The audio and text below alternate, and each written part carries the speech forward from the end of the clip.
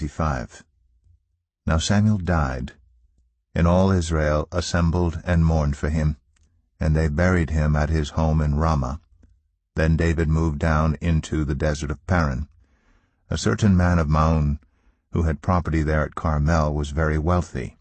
He had 1,000 goats and 3,000 sheep, which he was shearing in Carmel. His name was Nabal, and his wife's name was Abigail. She was an intelligent and beautiful woman, but her husband was surly and mean in his dealings. He was a Calebite. While David was in the wilderness, he heard that Nabal was shearing sheep. So he sent 10 young men and said to them, "Go up to Nabal at Carmel and greet him in my name. Say to him, 'Long life to you, good health to you and your household, and good health to all that is yours. Now I hear that it is sheep shearing time. When your shepherds were with us, we did not mistreat them, and the whole time they were at Carmel nothing of theirs was missing. Ask your own servants, and they will tell you. Therefore be favorable toward my men, since we come at a festive time. Please give your servants and your son David whatever you can find for them.' When David's men arrived, they gave Nabal this message in David's name. Then they waited. Nabal answered David's servants, 'Who is this David? Who is this son of Jesse? Many servants are breaking away from their masters these days. Why should I take my bread and water and the meat I have slaughtered for my shearers and give it to men coming from who knows where?' David's men turned around and went back. When they arrived, they reported every word. David said to his men, 'Each of you strap on your sword.' So they did, and David strapped his on as well. About 400 men went up with David, while 200 stayed with the supplies. One of the servants told Abigail, Nabal's wife, 'David sent messengers from the wilderness to give our master his greetings, but he hurled insults at them. Yet these men were very good to us. They did not mistreat us, and the whole time we were out in the fields near them nothing was missing. Night and day they were a wall around us the whole time we were herding our sheep near them. Now think it over and see what you can do, because disaster is hanging over our master and his whole household. He is such a wicked man that no one can talk to him.'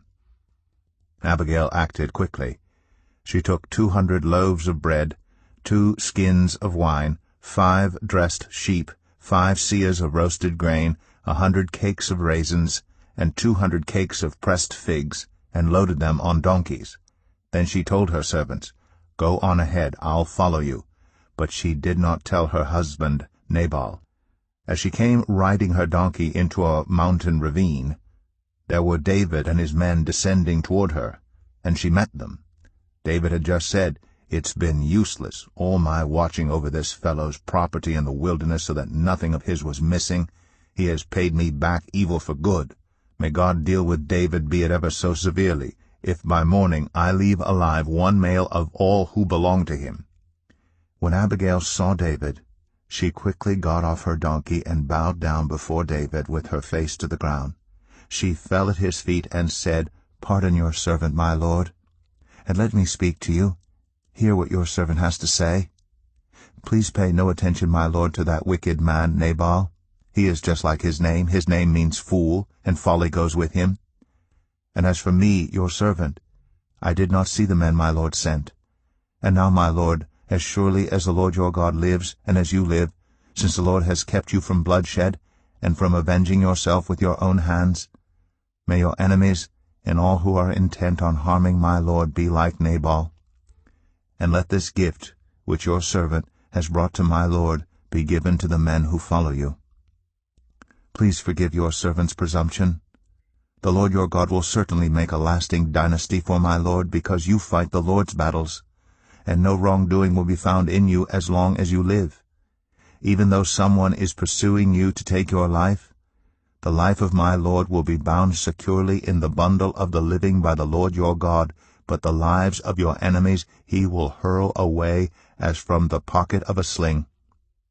When the Lord has fulfilled for my lord every good thing he promised concerning him, and has appointed him ruler over Israel, my lord will not have on his conscience the staggering burden of needless bloodshed or of having avenged himself.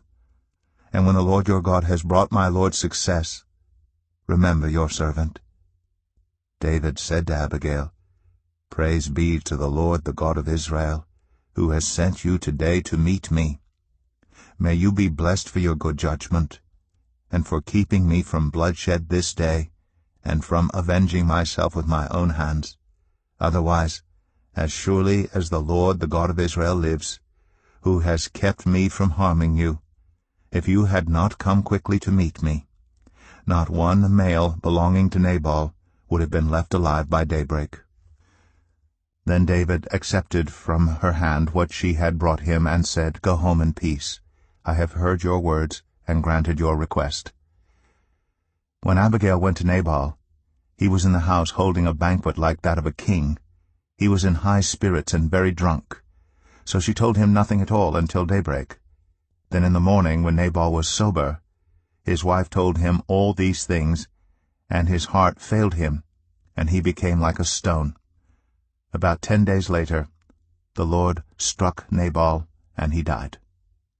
When David heard that Nabal was dead, he said, "Praise be to the Lord, who has upheld my cause against Nabal for treating me with contempt. He has kept his servant from doing wrong, and has brought Nabal's wrongdoing down on his own head." Then David sent word to Abigail, asking her to become his wife. His servants went to Carmel and said to Abigail, "David has sent us to you to take you to become his wife." She bowed down with her face to the ground and said, "I am your servant, and am ready to serve you and wash the feet of my Lord's servants." Abigail quickly got on a donkey, and attended by her 5 female servants, went with David's messengers and became his wife. David had also married Ahinoam of Jezreel, and they both were his wives. But Saul had given his daughter Michal, David's wife, to Paltiel, son of Laish, who was from Galim. 1 Samuel 26.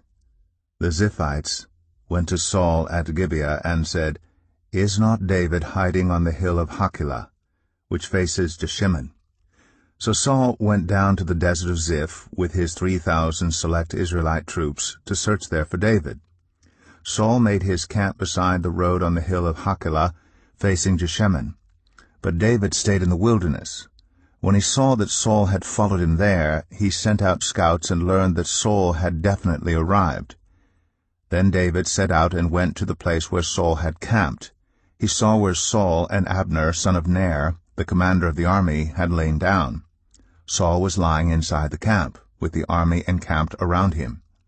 David then asked Ahimelech the Hittite and Abishai, son of Zeruiah, Joab's brother, "Who will go down into the camp with me to Saul?" "I'll go with you," said Abishai. So David and Abishai went to the army by night, and there was Saul, lying asleep inside the camp with his spear stuck in the ground near his head. Abner and the soldiers were lying around him. Abishai said to David, "Today God has delivered your enemy into your hands. Now let me pin him to the ground with one thrust of the spear.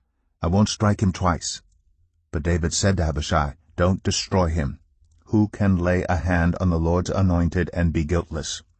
As surely as the Lord lives," he said, "the Lord himself will strike him, or his time will come and he will die, or he will go into battle and perish. But the Lord forbid that I should lay a hand on the Lord's anointed. Now get the spear and water jug that are near his head, and let's go." So David took the spear and water jug near Saul's head, and they left. No one saw or knew about it, nor did anyone wake up. They were all sleeping, because the Lord had put them into a deep sleep. Then David crossed over to the other side and stood on top of the hill some distance away. There was a wide space between them. He called out to the army and to Abner, son of Ner, "Aren't you going to answer me, Abner?" Abner replied, "Who are you who calls to the king?" David said, "You're a man, aren't you? And who is like you in Israel? Why didn't you guard your lord the king? Someone came to destroy your lord the king. What you have done is not good. As surely as the Lord lives, you and your men must die because you did not guard your master the Lord's anointed. Look around you.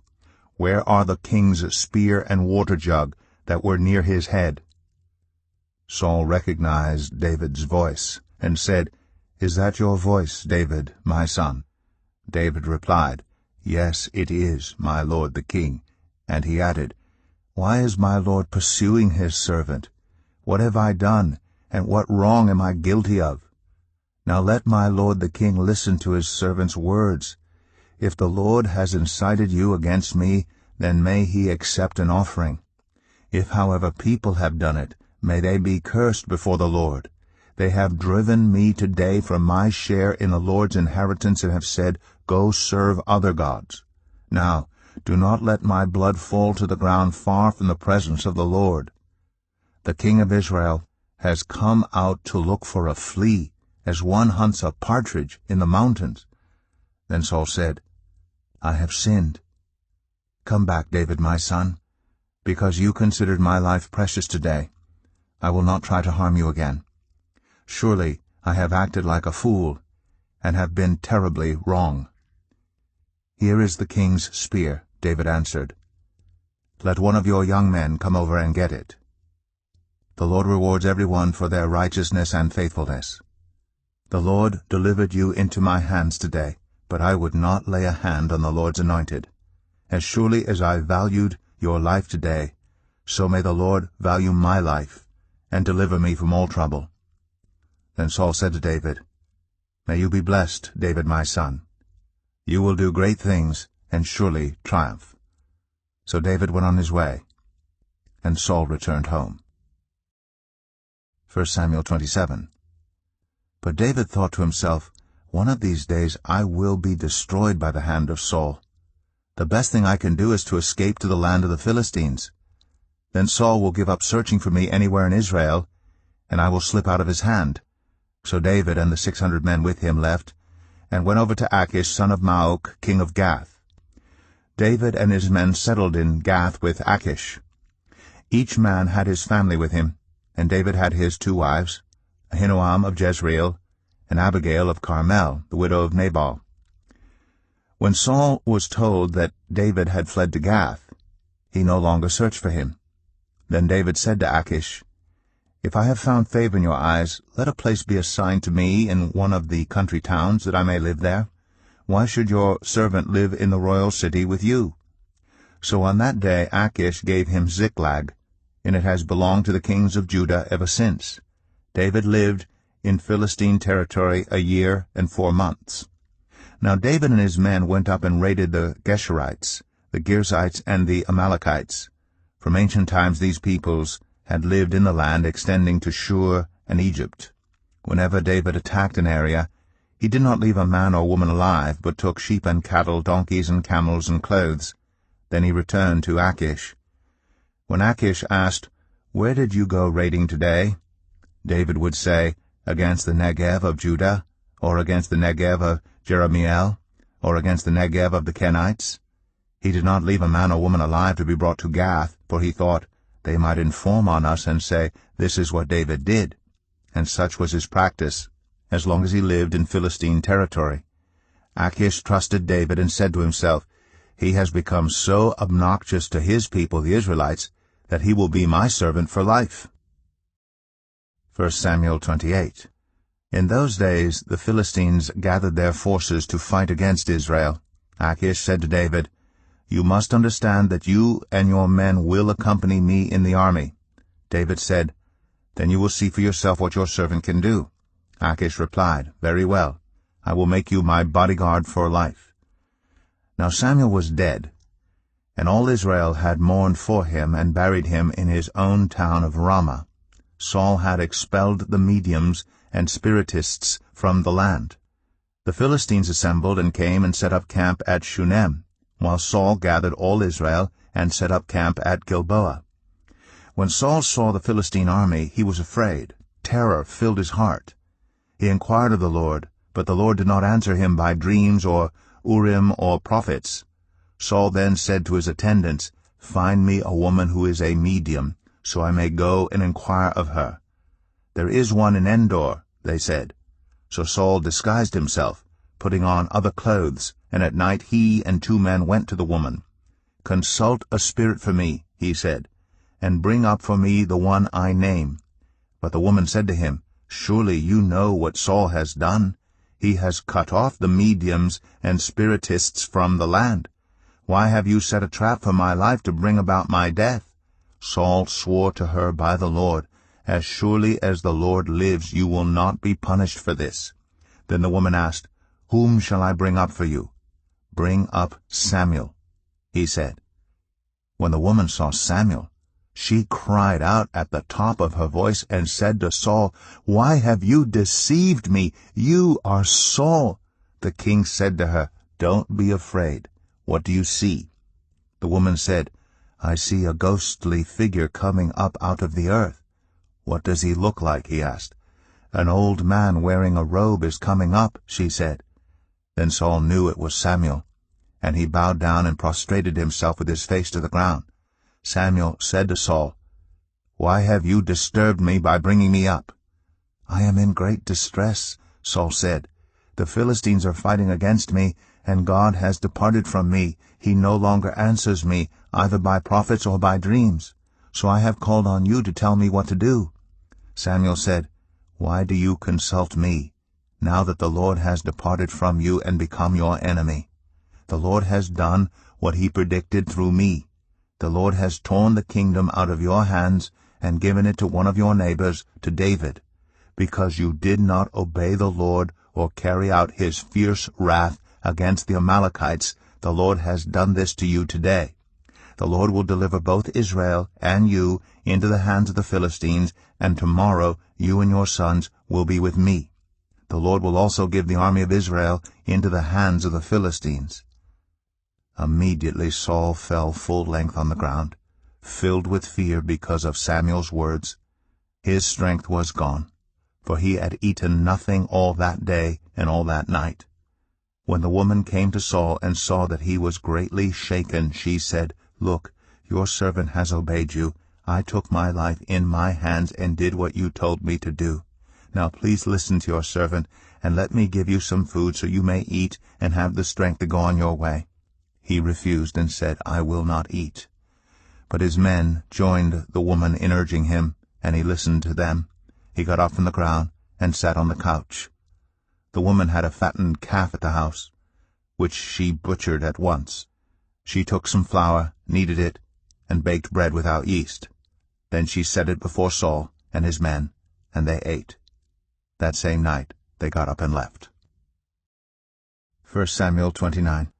The Philistines gathered all their forces at Aphek, and Israel camped by the spring in Jezreel. As the Philistine rulers marched with their units of hundreds and thousands, David and his men were marching at the rear with Achish. The commanders of the Philistines asked, "What about these Hebrews?" Achish replied, "Is this not David, who was an officer of Saul, king of Israel? He has already been with me for over a year, and from the day he left Saul until now I have found no fault in him." But the Philistine commanders were angry with Achish, and said, "Send the man back, that he may return to the place you assigned him. He must not go with us into battle, or he will turn against us during the fighting. How better could he regain his master's favor than by taking the heads of our own men? Isn't this the David they sang about in their dances? Saul has slain his thousands, and David his tens of thousands." So Achish called David and said to him, "As surely as the Lord lives, you have been reliable, and I would be pleased to have you serve with me in the army. From the day you came to me until today, I have found no fault in you. But the rulers don't approve of you. Now turn back and go in peace. Do nothing to displease the Philistine rulers." "But what have I done?" asked David. "What have you found against your servant from the day I came to you until now? Why can't I go and fight against the enemies of my lord the king?" Achish answered, "I know that you have been as pleasing in my eyes as an angel of God. Nevertheless, the Philistine commanders have said, 'He must not go up with us into battle.'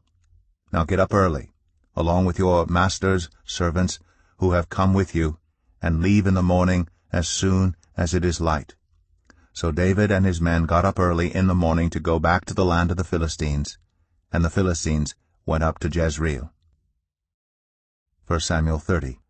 David and his men reached Ziklag on the third day. Now the Amalekites had raided the Negev and Ziklag. They had attacked Ziklag and burned it, and had taken captive the women and everyone else in it, both young and old. They killed none of them, but carried them off as they went on their way. When David and his men reached Ziklag, they found it destroyed by fire, and their wives and sons and daughters taken captive. So David and his men wept aloud until they had no strength left to weep. David's 2 wives had been captured, Ahinoam of Jezreel and Abigail, the widow of Nabal of Carmel. David was greatly distressed because the men were talking of stoning him. Each one was bitter in spirit because of his sons and daughters. But David found strength in the Lord his God. Then David said to Abiathar the priest, the son of Ahimelech, "Bring me the ephod." Abiathar brought it to him, and David inquired of the Lord, "Shall I pursue this raiding party? Will I overtake them?" "Pursue them," he answered. "You will certainly overtake them and succeed in the rescue." David and the 600 men with him came to the Besor valley, where some stayed behind. 200 of them were too exhausted to cross the valley, but David and the other 400 continued the pursuit. They found an Egyptian in a field and brought him to David. They gave him water to drink and food to eat, part of a cake of pressed figs and 2 cakes of raisins. He ate and was revived, for he had not eaten any food or drunk any water for 3 days and 3 nights. David asked him, "Who do you belong to? Where do you come from?" He said, "I am an Egyptian, the slave of an Amalekite. My master abandoned me when I became ill 3 days ago. We raided the Negev of the Kerethites, some territory belonging to Judah, and the Negev of Caleb, and we burned Ziklag." David asked him, "Can you lead me down to this raiding party?" He answered, "Swear to me before God that you will not kill me or hand me over to my master, and I will take you down to them." He led David down, and there they were, scattered over the countryside, eating, drinking, and reveling because of the great amount of plunder they had taken from the land of the Philistines and from Judah. David fought them from dusk until the evening of the next day, and none of them got away, except 400 young men who rode off on camels and fled. David recovered everything the Amalekites had taken, including his 2 wives. Nothing was missing, young or old, boy or girl, plunder or anything else they had taken. David brought everything back. He took all the flocks and herds, and his men drove them ahead of the other livestock, saying, "This is David's plunder." Then David came to the 200 men who had been too exhausted to follow him, and who were left behind at the Besor valley. They came out to meet David and the men with him. As David and his men approached, he asked them how they were. But all the evil men and troublemakers among David's followers said, "Because they did not go out with us, we will not share with them the plunder we recovered. However, each man may take his wife and children and go." David replied, "No, my brothers, you must not do that with what the Lord has given us. He has protected us and delivered into our hands the raiding party that came against us. Who will listen to what you say? The share of the man who stayed with the supplies is to be the same as that of him who went down to the battle. All will share alike." David made this a statute and ordinance for Israel from that day to this. When David reached Ziklag, he sent some of the plunder to the elders of Judah, who were his friends, saying, "Here is a gift for you from the plunder of the Lord's enemies." David sent it to those who were in Bethel, Ramoth, Negev, and Jatir, to those in Aroer, Siphmoth, Eshtemoa, and Rakal, to those in the towns of the Jerahmeelites and the Kenites, to those in Hormah, Bor Ashan, Athak, and Hebron, and to those in all the other places where he and his men had roamed. 1 Samuel 31. Now the Philistines fought against Israel. The Israelites fled before them, and many fell dead on Mount Gilboa. The Philistines were in hot pursuit of Saul and his sons, and they killed his sons, Jonathan, Abinadab, and Malchishua. The fighting grew fierce around Saul, and when the archers overtook him, they wounded him critically. Saul said to his armor-bearer, "Draw your sword and run me through, or these uncircumcised fellows will come and run me through and abuse me." But his armor-bearer was terrified and would not do it. So Saul took his own sword and fell on it. When the armor-bearer saw that Saul was dead, he too fell on his sword and died with him. So Saul and his 3 sons and his armor-bearer and all his men died together that same day. When the Israelites along the valley and those across the Jordan saw that the Israelite army had fled, and that Saul and his sons had died, they abandoned their towns and fled. And the Philistines came and occupied them. The next day, when the Philistines came to strip the dead, they found Saul and his 3 sons fallen on Mount Gilboa. They cut off his head and stripped off his armor, and they sent messengers throughout the land of the Philistines to proclaim the news in the temple of their idols and among their people. They put his armor in the temple of the Ashtoreths, and fastened his body to the wall of Bethshan. When the people of Jabesh Gilead heard what the Philistines had done to Saul, all their valiant men marched through the night to Bethshan.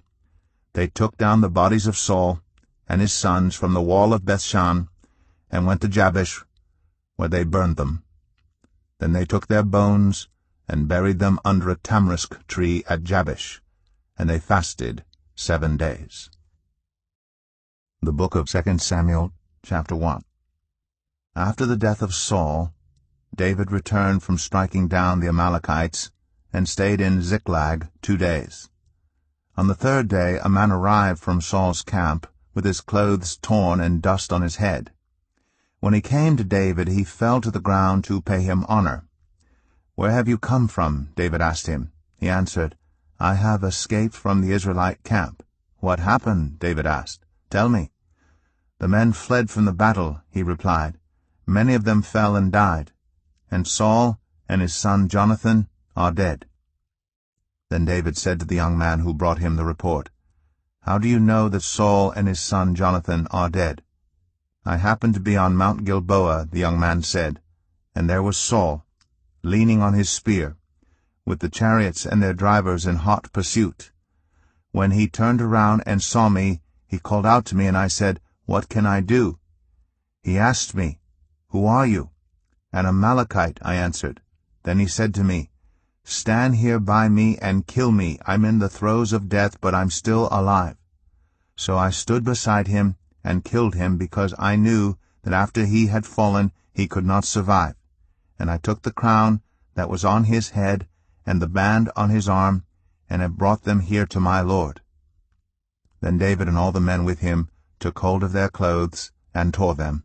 They mourned and wept and fasted till evening for Saul and his son Jonathan, and for the army of the Lord, and for the nation of Israel, because they had fallen by the sword. David said to the young man who brought him the report, "Where are you from?" "I am the son of a foreigner, an Amalekite," he answered. David asked him, "Why weren't you afraid to lift your hand to destroy the Lord's anointed?" Then David called one of his men and said, "Go, strike him down." So he struck him down, and he died. For David had said to him, "Your blood be on your own head. Your own mouth testified against you when you said, 'I killed the Lord's anointed.'" David took up this lament concerning Saul and his son Jonathan, and he ordered that the people of Judah be taught this lament of the bow. It is written in the book of Jashar, "A gazelle lies slain on your heights, Israel. How the mighty have fallen. Tell it not in Gath. Proclaim it not in the streets of Ashkelon, lest the daughters of the Philistines be glad, lest the daughters of the uncircumcised rejoice. Mountains of Gilboa, may you have neither dew nor rain. May no showers fall on your terraced fields. For there the shield of the mighty was despised, the shield of Saul, no longer rubbed with oil. From the blood of the slain, from the flesh of the mighty, the bow of Jonathan did not turn back. The sword of Saul did not return unsatisfied. Saul and Jonathan, in life they were loved and admired, and in death they were not parted. They were swifter than eagles, they were stronger than lions. Daughters of Israel, weep for Saul, who clothed you in scarlet and finery, who adorned your garments with ornaments of gold. How the mighty have fallen in battle! Jonathan lies slain on your heights.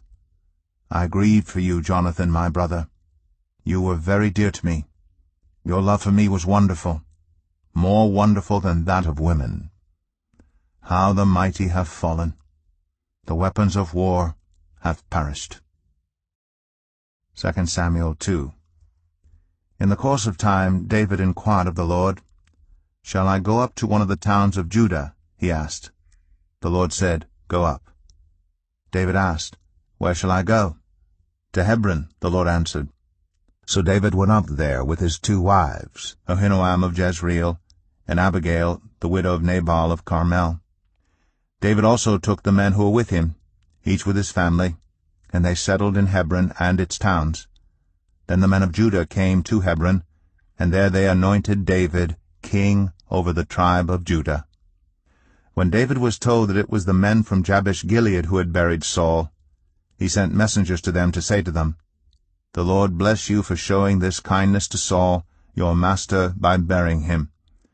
May the Lord now show you kindness and faithfulness, and I too will show you the same favor because you have done this. Now then, be strong and brave, for Saul, your master, is dead. And the people of Judah have anointed me king over them." Meanwhile Abner, son of Ner, the commander of Saul's army, had taken Ishbosheth, son of Saul, and brought him over to Mahanaim. He made him king over Gilead, Asherai, and Jezreel, and also over Ephraim, Benjamin, and all Israel. Ishbosheth, son of Saul, was 40 years old when he became king over Israel, and he reigned 2 years. The tribe of Judah, however, remained loyal to David.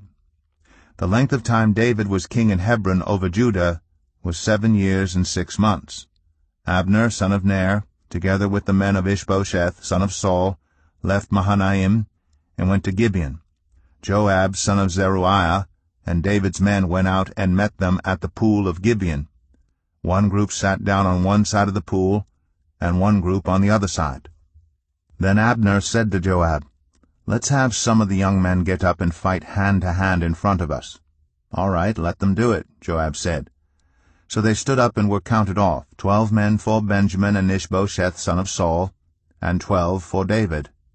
Then each man grabbed his opponent by the head and thrust his dagger into his opponent's side, and they fell down together. So that place in Gibeon was called Helkath Hazarim. The battle that day was very fierce, and Abner and the Israelites were defeated by David's men. The 3 sons of Zeruiah were there, Joab, Abishai, and Asahel. Now Asahel was as fleet-footed as a wild gazelle. He chased Abner, turning neither to the right nor to the left as he pursued him. Abner looked behind him and asked, "Is that you, Asahel?" "It is," he answered. Then Abner said to him, "Turn aside to the right or to the left. Take on one of the young men and strip him of his weapons." But Asahel would not stop chasing him. Again Abner warned Asahel, "Stop chasing me. Why should I strike you down? How could I look your brother Joab in the face?" But Asahel refused to give up the pursuit. So Abner thrust the butt of his spear into Asahel's stomach, and the spear came out through his back. He fell there and died on the spot. And every man stopped when he came to the place where Asahel had fallen and died. But Joab and Abishai pursued Abner, and as the sun was setting, they came to the hill of Ammah near Giah, on the way to the wasteland of Gibeon. Then the men of Benjamin rallied behind Abner. They formed themselves into a group and took their stand on top of a hill. Abner called out to Joab, "Must the sword devour forever? Don't you realize that this will end in bitterness? How long before you order your men to stop pursuing their fellow Israelites?" Joab answered, "As surely as God lives, if you had not spoken, the men would have continued pursuing them until morning." So Joab blew the trumpet, and all the troops came to a halt. They no longer pursued Israel, nor did they fight any more. all that night Abner and his men marched through the Arabah. They crossed the Jordan, continued through the morning hours, and came to Mahanaim. Then Joab stopped pursuing Abner, and assembled the whole army. Besides Asahel, 19 of David's men were found missing. But David's men had killed 360 Benjamites who were with Abner. They took Asahel and buried him in his father's tomb at Bethlehem. Then Joab and his men marched all night and arrived at Hebron by daybreak. 2 Samuel 3. The war between the house of Saul and the house of David lasted a long time. David grew stronger and stronger, while the house of Saul grew weaker and weaker. Sons were born to David in Hebron. His firstborn was Amnon, the son of Ahinoam of Jezreel.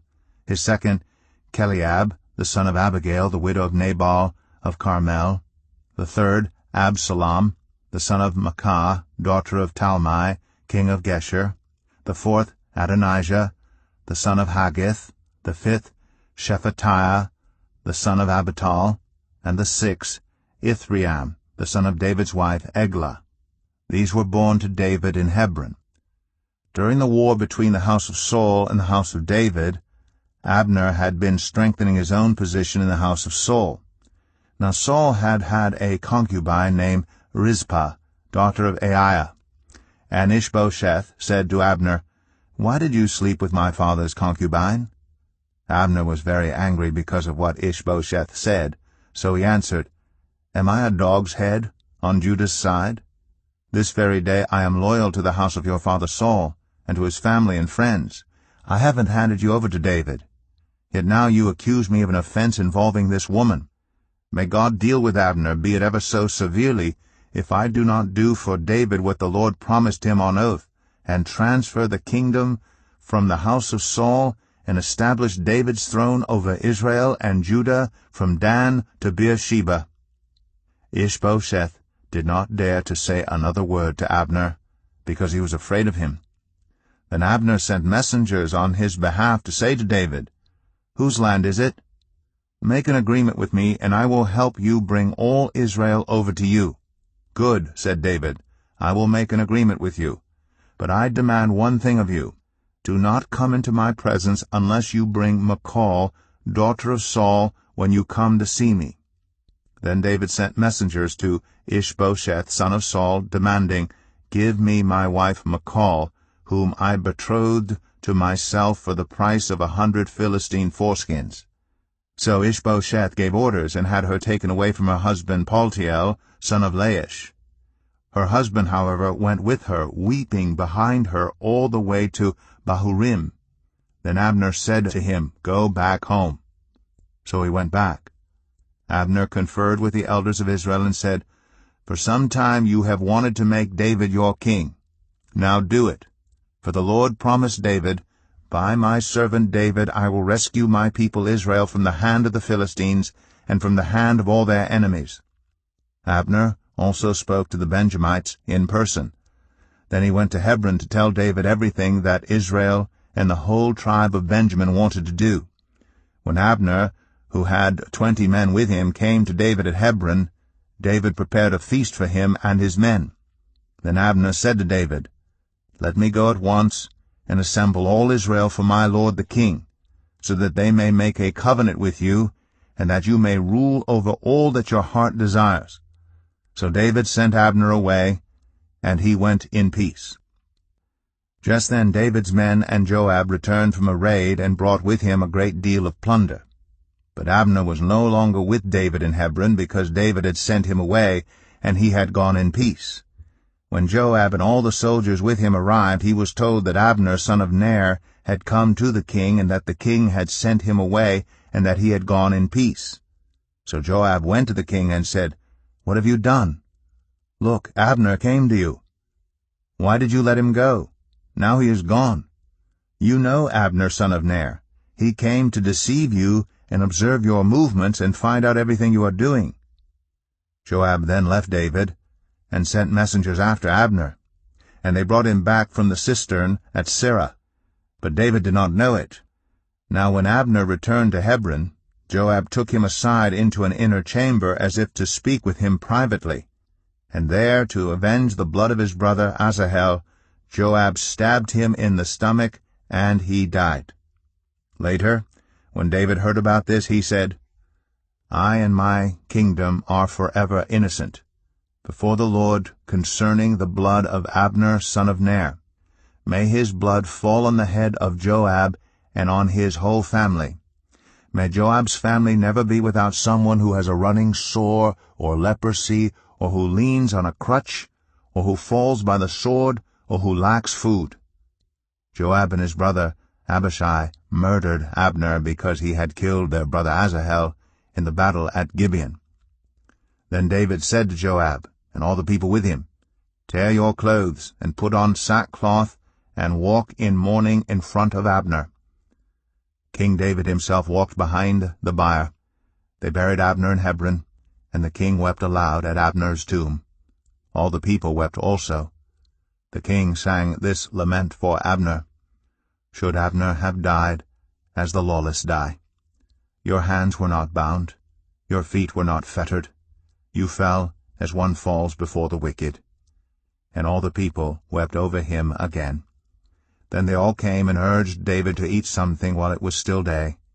But David took an oath, saying, May God deal with me, be it ever so severely, if I taste bread or anything else before the sun sets. All the people took note, and were pleased. Indeed, everything the king did pleased them. So on that day all the people there, and all Israel knew that the king had no part in the murder of Abner, son of Ner. Then the king said to his men, Do you not realize that a commander and a great man has fallen in Israel this day? And today, though I am the anointed king, I am weak, and these sons of Zeruiah are too strong for me. May the Lord repay the evildoer according to his evil deeds. 2 Samuel 4. When Ishbosheth son of Saul heard that Abner had died in Hebron, he lost courage, and all Israel became alarmed. Now Saul's son had 2 men who were leaders of raiding bands. One was named Baanah, and the other Rechab. They were sons of Rimmon the Beerothite, from the tribe of Benjamin. Beeroth is considered part of Benjamin, because the people of Beeroth fled to Gittaim, and have resided there as foreigners to this day. Jonathan, son of Saul, had a son who was lame in both feet. He was 5 years old when the news about Saul and Jonathan came from Jezreel. His nurse picked him up and fled, but as she hurried to leave, he fell and became disabled. His name was Mephibosheth. Now Rechab and Baanah, the sons of Rimmon the Beerothite, set out for the house of Ishbosheth, and they arrived there in the heat of the day, while he was taking his noonday rest. They went into the inner part of the house as if to get some wheat, and they stabbed him in the stomach. Then Rechab and his brother Baanah slipped away. They had gone into the house while he was lying on the bed in his bedroom. After they stabbed and killed him, they cut off his head. Taking it with them, they traveled all night by way of the Arabah. They brought the head of Ishbosheth to David at Hebron, and said to the king, Here is the head of Ishbosheth, son of Saul, your enemy, who tried to kill you. This day the Lord has avenged my lord the king against Saul and his offspring.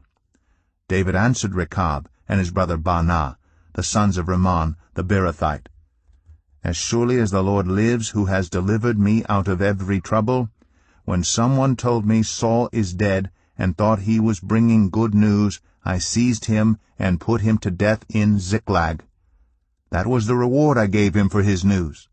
How much more, when wicked men have killed an innocent man in his own house and on his own bed, should I not now demand his blood from your hand and rid the earth of you?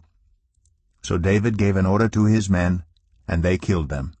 They cut off their hands and feet, and hung the bodies by the pool in Hebron. But they took the head of Ishbosheth, and buried it in Abner's tomb at Hebron. 2 Samuel 5. All the tribes of Israel came to David at Hebron and said, We are your own flesh and blood. In the past, while Saul was king over us, you were the one who led Israel on their military campaigns. And the Lord said to you, You will shepherd my people Israel, and you will become their ruler." When all the elders of Israel had come to King David at Hebron, the king made a covenant with them at Hebron before the Lord, and they anointed David king over Israel. David was 30 years old when he became king, and he reigned 40 years. In Hebron he reigned over Judah 7 years and 6 months, and in Jerusalem he reigned over all Israel and Judah 33 years. The king and his men marched to Jerusalem to attack the Jebusites who lived there. The Jebusites said to David, "You will not get in here.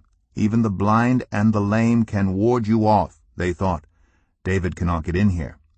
Nevertheless, David captured the fortress of Zion, which is the city of David. On that day David had said, "Anyone who conquers the Jebusites will have to use the water shaft to reach those lame and blind who are David's enemies." That is why they say, "The blind and lame will not enter the palace." David then took up residence in the fortress and called it the City of David. He built up the area around it from the terraces inward, and he became more and more powerful because the Lord God Almighty was with him. Now Hiram, king of Tyre, sent envoys to David, along with cedar logs and carpenters and stonemasons, and they built a palace for David. Then David knew that the Lord had established him as king over Israel, and had exalted his kingdom for the sake of his people Israel. After he left Hebron, David took more concubines and wives in Jerusalem, and more sons and daughters were born to him. These are the names of the children born to him there: Shammua, Shobab, Nathan, Solomon, Ibhar, Elishua, Nepheg, Japhia, Elishama, Eliada, and Eliphalet. When the Philistines heard that David had been anointed king over Israel, they went up in full force to search for him. But David heard about it and went down to the stronghold. Now the Philistines had come and spread out in the valley of Rephaim, so David inquired of the Lord, "Shall I go and attack the Philistines? Will you deliver them into my hands?" The Lord answered him, "Go, for I will surely deliver the Philistines into your hands."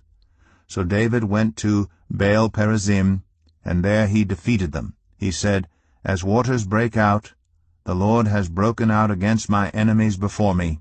So that place was called Baal-perazim.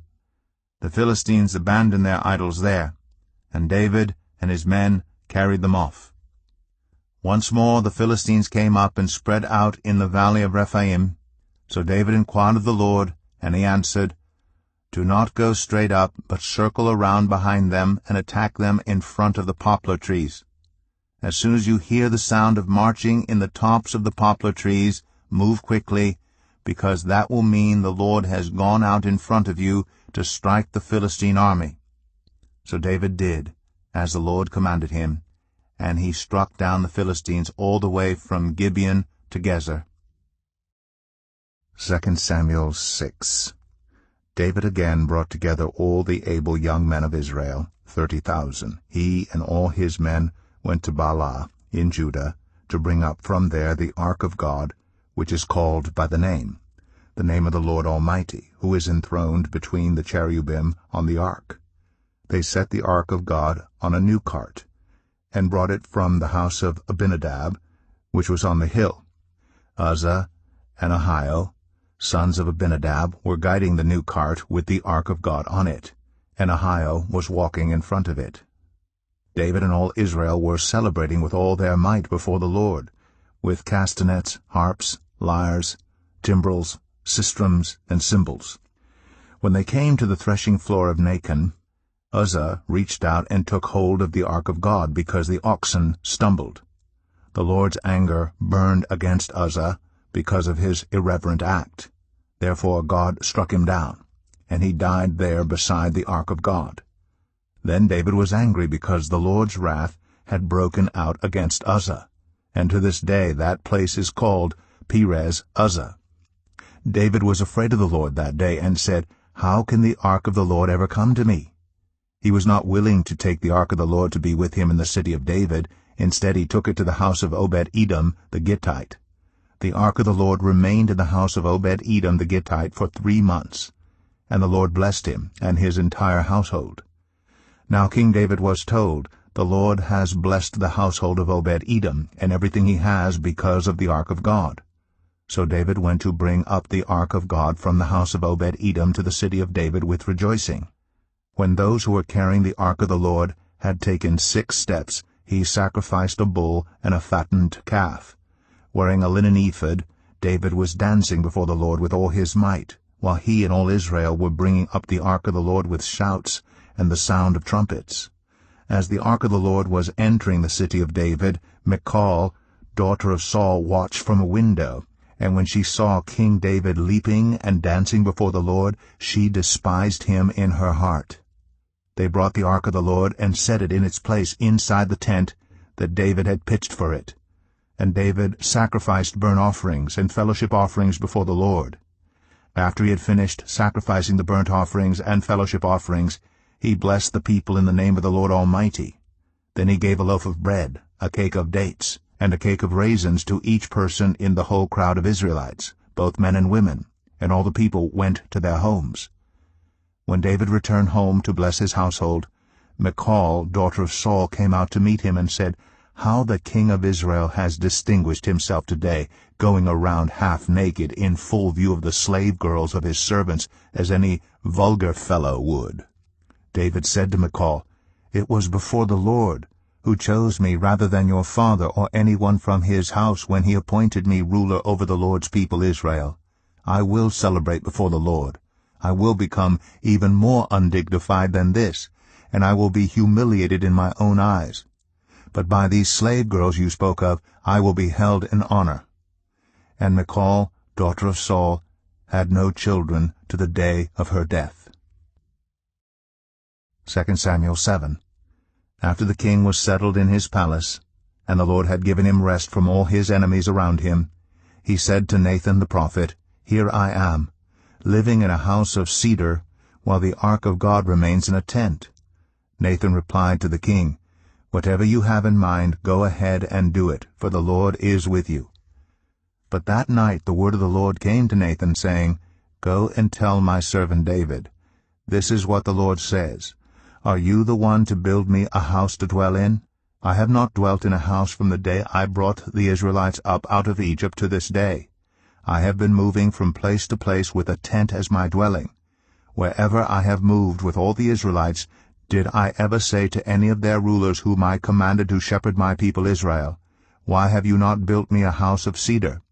Now then, tell my servant David, this is what the Lord Almighty says, I took you from the pasture, from tending the flock, and appointed you ruler over my people Israel. I have been with you wherever you have gone, and I have cut off all your enemies from before you. Now I will make your name great, like the names of the greatest men on earth. And I will provide a place for my people Israel, and will plant them so that they can have a home of their own and no longer be disturbed. Wicked people will not oppress them any more as they did at the beginning and have done ever since the time I appointed leaders over my people Israel. I will also give you rest from all your enemies. The Lord declares to you that the Lord himself will establish a house for you. When your days are over and you rest with your ancestors, I will raise up your offspring to succeed you, your own flesh and blood, and I will establish his kingdom. He is the one who will build a house for my name, and I will establish the throne of his kingdom forever. I will be his father, and he will be my son. When he does wrong, I will punish him with a rod wielded by men, with floggings inflicted by human hands. But my love will never be taken away from him, as I took it away from Saul, whom I removed from before you. Your house and your kingdom will endure forever before me. Your throne will be established forever." Nathan reported to David all the words of this entire revelation. Then King David went in and sat before the Lord, and he said, "Who am I, sovereign Lord? And what is my family that you have brought me this far? And as if this were not enough in your sight, sovereign Lord, you have also spoken about the future of the house of your servant, and this decree, sovereign Lord, is for a mere human. What more can David say to you? For you know your servant, sovereign Lord. For the sake of your word and according to your will you have done this great thing, and made it known to your servant. How great you are, sovereign Lord! There is no one like you, and there is no God but you, as we have heard with our own ears. And who is like your people Israel, the one nation on earth that God went out to redeem as a people for himself, and to make a name for himself, and to perform great and awesome wonders by driving out nations and their gods from before your people, whom you redeemed from Egypt? You have established your people Israel as your very own forever, and you, Lord, have become their God. And now, Lord God, keep forever the promise you have made concerning your servant and his house. Do as you promised, so that your name will be great forever. Then people will say, The Lord Almighty is God over Israel, and the house of your servant David will be established in your sight. Lord Almighty, God of Israel, you have revealed this to your servant, saying, I will build a house for you. So your servant has found courage to pray this prayer to you. Sovereign Lord, you are God, your covenant is trustworthy, and you have promised these good things to your servant. Now be pleased to bless the house of your servant, that it may continue forever in your sight, for you, sovereign Lord, have spoken. And with your blessing the house of your servant will be blessed forever. 2 Samuel 8. In the course of time, David defeated the Philistines and subdued them, and he took Metheg Ammah from the control of the Philistines. David also defeated the Moabites. He made them lie down on the ground, and measured them off with a length of cord. Every 2 lengths of them were put to death, and the 3rd length was allowed to live. So the Moabites became subject to David, and brought him tribute. Moreover, David defeated Hadadezer, son of Rehob, king of Zobah, when he went to restore his monument at the Euphrates River. David captured 1,000 of his chariots, 7,000 charioteers, and 20,000 foot soldiers. He hamstrung all but 100 of the chariot horses. When the Arameans of Damascus came to help Hadadezer, king of Zobah, David struck down 22,000 of them. He put garrisons in the Aramean kingdom of Damascus, and the Arameans became subject to him and brought tribute. The Lord gave David victory wherever he went. David took the gold shields that belonged to the officers of Hadadezer and brought them to Jerusalem. From Tebah and Berothai, towns that belonged to Hadadezer, King David took a great quantity of bronze. When Tou, king of Hamath, heard that David had defeated the entire army of Hadadezer, he sent his son Joram to King David to greet him and congratulate him on his victory in battle over Hadadezer, who had been at war with Tou. Joram brought with him articles of silver, of gold, and of bronze. King David dedicated these articles to the Lord, as he had done with the silver and gold from all the nations he had subdued, Edom and Moab, the Ammonites and the Philistines, and Amalek. He also dedicated the plunder taken from Hadadezer, son of Rehob, king of Zobah. And David became famous after he returned from striking down 18,000 Edomites in the valley of Salt. He put garrisons throughout Edom, and all the Edomites became subject to David. The Lord gave David victory wherever he went. David reigned over all Israel, doing what was just and right for all his people. Joab, son of Zeruiah, was over the army. Jehoshaphat, son of Ahilud, was recorder. Zadok, son of Ahitub, and Ahimelech, son of Abiathar, were priests. Seraiah was secretary. Benaiah, son of Jehoiada, was over the Kerethites and Pelethites, and David's sons were priests. 2 Samuel 9. David asked, Is there anyone still left of the house of Saul to whom I can show kindness for Jonathan's sake? Now there was a servant of Saul's household named Ziba. They summoned him to appear before David, and the king said to him, Are you Ziba? At your service, he replied. The king asked, Is there no one still alive from the house of Saul to whom I can show God's kindness? Ziba answered the king, There is still a son of Jonathan. He is lame in both feet. Where is he? The king asked. Ziba answered, He is at the house of Machir, son of Ammiel, in Lo-debar. So King David had him brought from Lo-debar, from the house of Machir, son of Ammiel.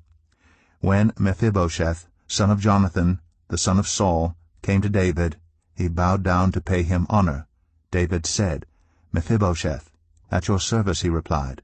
"Don't be afraid," David said to him, "for I will surely show you kindness for the sake of your father Jonathan. I will restore to you all the land that belonged to your grandfather Saul, and you will always eat at my table." Mephibosheth bowed down and said, "What is your servant that you should notice a dead dog like me?"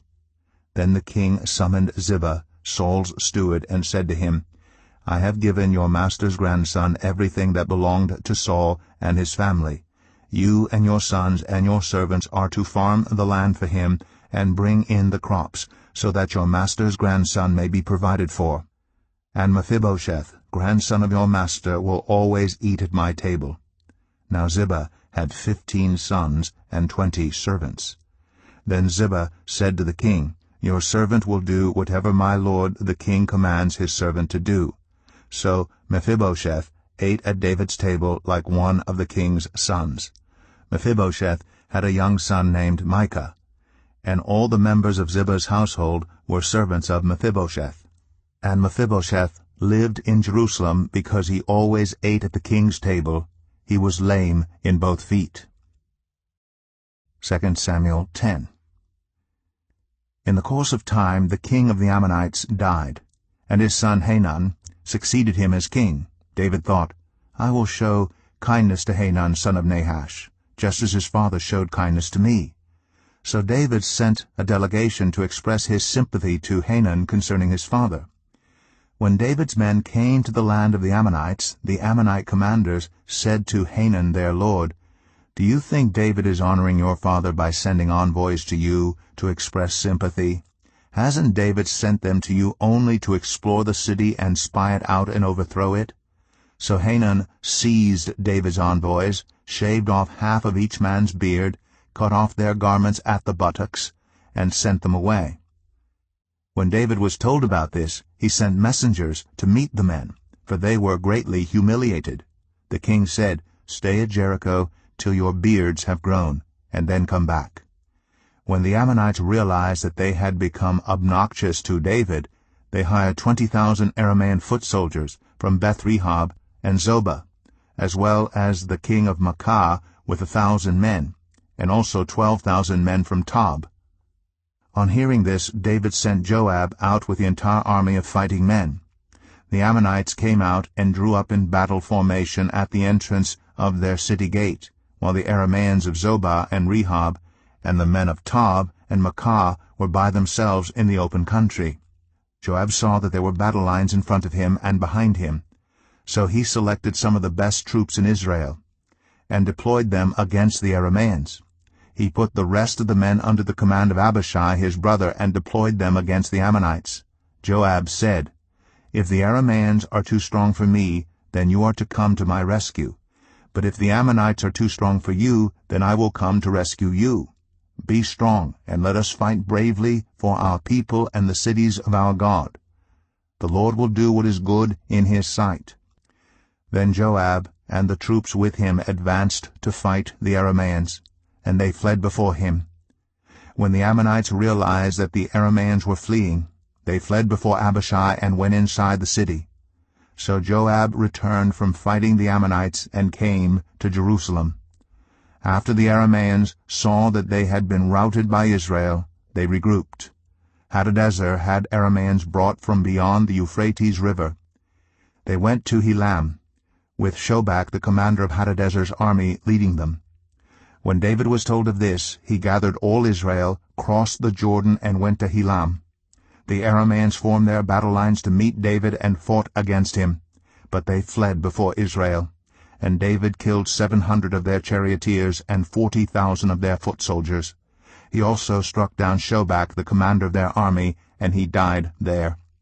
When all the kings who were vassals of Hadadezer saw that they had been routed by Israel, they made peace with the Israelites and became subject to them. So the Arameans were afraid to help the Ammonites any more. 2 Samuel 11. In the spring, at the time when kings go off to war, David sent Joab out with the king's men and the whole Israelite army. They destroyed the Ammonites and besieged Rabbah. but David remained in Jerusalem. One evening David got up from his bed and walked around on the roof of the palace. From the roof he saw a woman bathing. The woman was very beautiful, and David sent someone to find out about her. The man said, "She is Bathsheba, the daughter of Eliam, and the wife of Uriah the Hittite." Then David sent messengers to get her. She came to him, and he slept with her. Now she was purifying herself from her monthly uncleanness. Then she went back home. The woman conceived and sent word to David, saying, "I am pregnant." So David sent this word to Joab, "Send me Uriah the Hittite." And Joab sent him to David. When Uriah came to him, David asked him how Joab was, how the soldiers were, and how the war was going. Then David said to Uriah, "Go down to your house and wash your feet." So Uriah left the palace, and a gift from the king was sent after him. But Uriah slept at the entrance to the palace with all his master's servants and did not go down to his house. David was told, "Uriah did not go home." So he asked Uriah, "Haven't you just come from a military campaign? Why didn't you go home?" Uriah said to David, "The ark and Israel and Judah are staying in tents, and my commander Joab and my lord's men are camped in the open country.